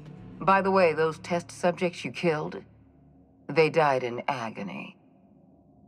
My scientists assure me they can recover the data you've destroyed.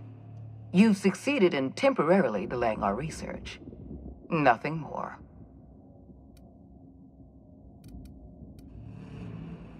That isn't true. It can't be. You're trying to manipulate me. That experiment was absolutely essential to the program. My scientists assured me they were close to a breakthrough. They gave me their word.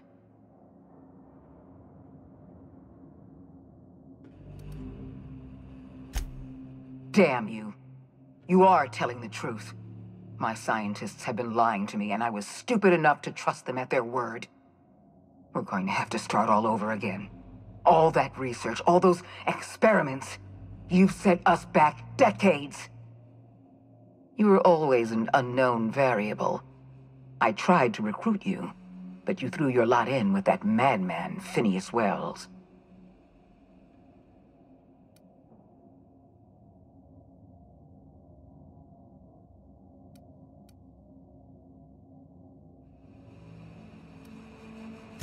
This prison is equipped with an automechanical warden. I've had it programmed to eliminate you on sight and rinse your remains down a drain.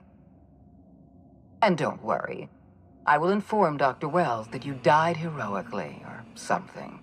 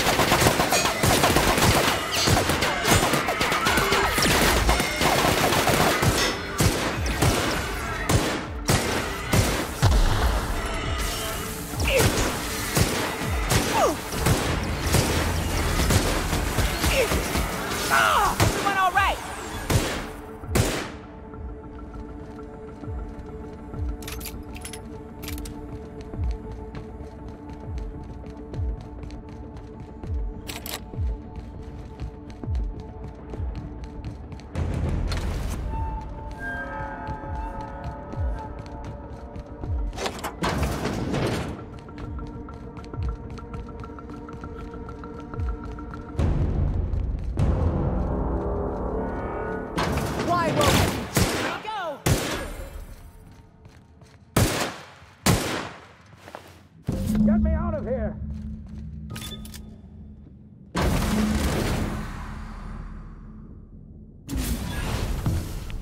You don't know how glad I am to see you.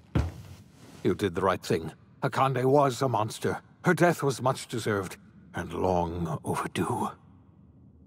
And you lunatic, you broke into the board's own fortress just to rescue one doddering old man. You are absolutely out of your mind, and I can't begin to thank you enough.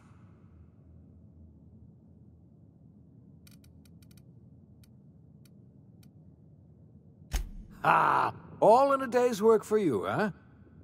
You've broken the board's stranglehold on this colony, and you saved my life. But there's still so much we have yet to accomplish. You and I are going to have to work harder than ever to save Halcyon. I'm afraid the situation is far worse than any of us ever anticipated. Earth has gone dark. We haven't received a single message in 3 years. There's been no communication, no signals, nothing. 2 years ago, the Earth's Directorate's frigate disappeared on their way back to Earth. We don't know what they discovered when they arrived, or if they arrived at all. Hold on, Doc. Are you telling me the Earth went dark 3 years ago, and the board's just been covering this up? They've been incredibly effective at concealing the truth. Right now, the only people in the colony who know are standing in this room. So we've got to make do on our own. Seems to me that'll make us stronger in the end anyhow. You're quite right. We've got no choice but to make do on our own. We're in serious trouble, my friend. Do you know what this means for Halcyon? We can't rely on Earth for support anymore. We've been cut loose. We're entirely on our own.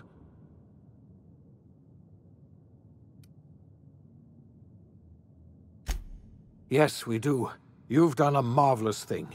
You've succeeded where anyone else would have failed, including me. We must begin the revival process immediately, starting with the Hope's brightest minds, and then we're going to fix this damn colony, one problem at a time. We're going to need a leader, and I can't imagine a better person for the job than you. What do you say, old friend? Will you help us?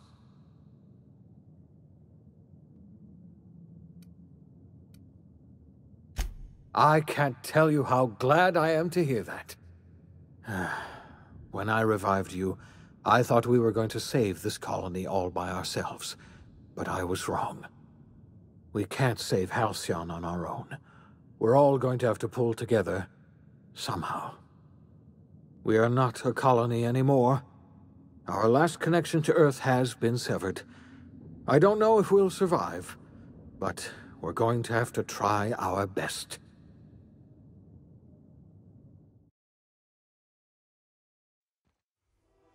The OSI teaches that everything in the universe happens according to the grand plan. But the stranger that arrived in Halcyon was an unplanned variable. From the moment he landed in Emerald Vale, his actions altered the course of history. The events on Tartarus brought about the end of the board's authority. But the board's mistakes would haunt the colony for decades to come.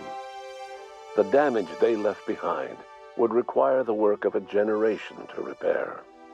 Dr. Phineas Wells began reviving a handful of the Hope's colonists, engineers, scientists, technicians, and intellectuals.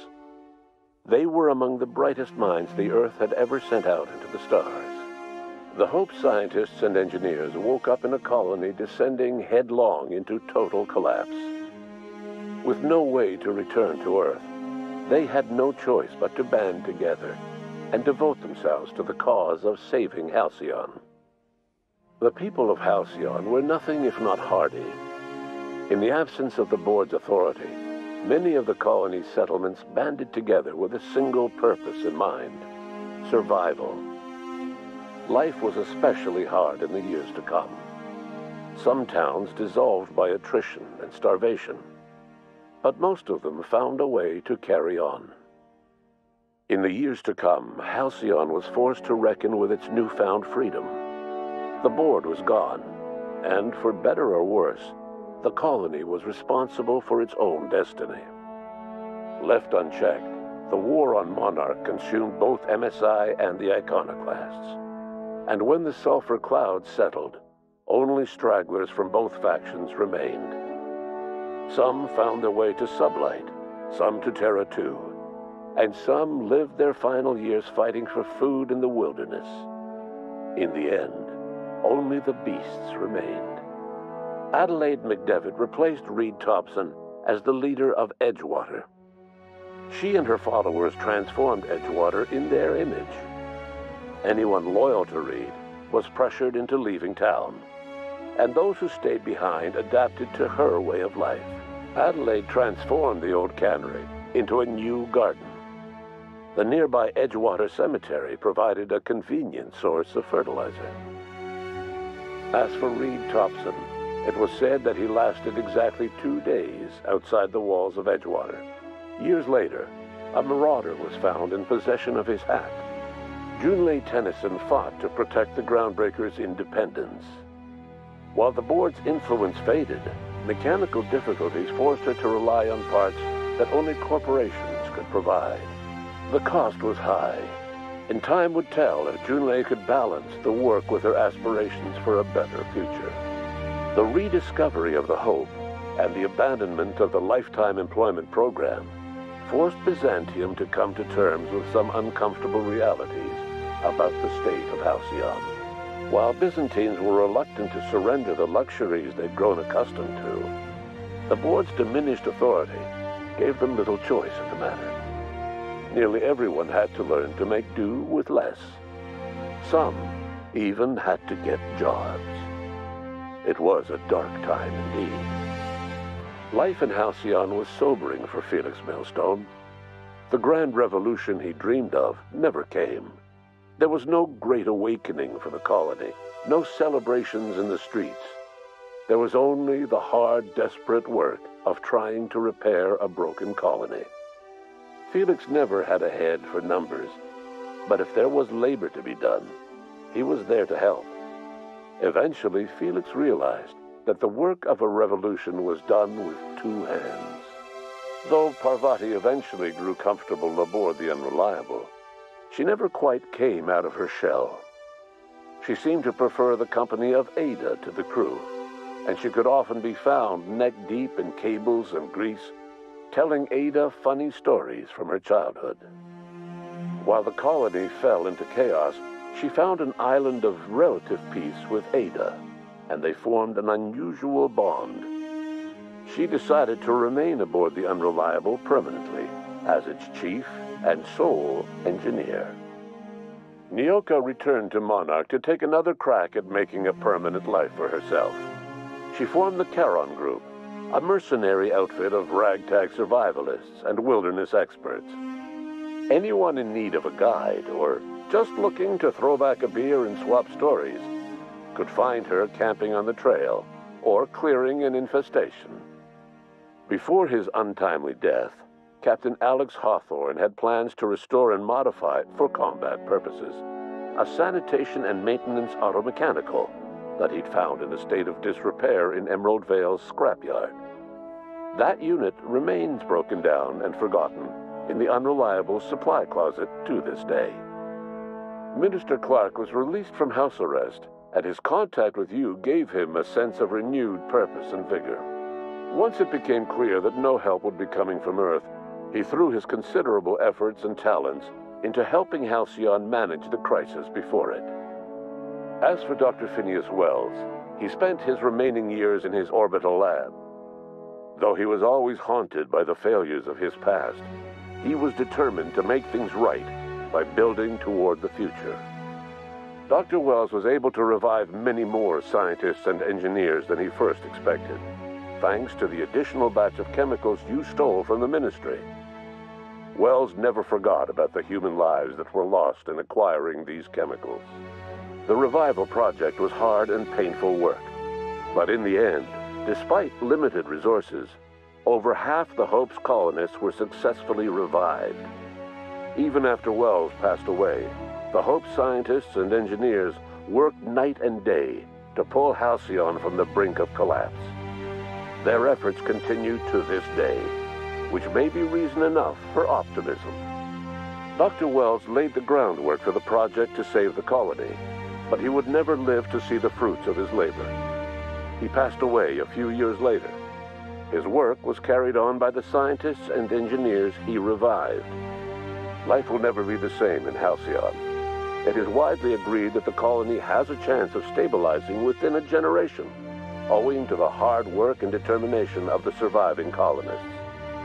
Recovery is a distant goal, and the path is long and uncertain. But the people of Halcyon carry on, determined as ever. And what about you, the unplanned variable in the history of Halcyon?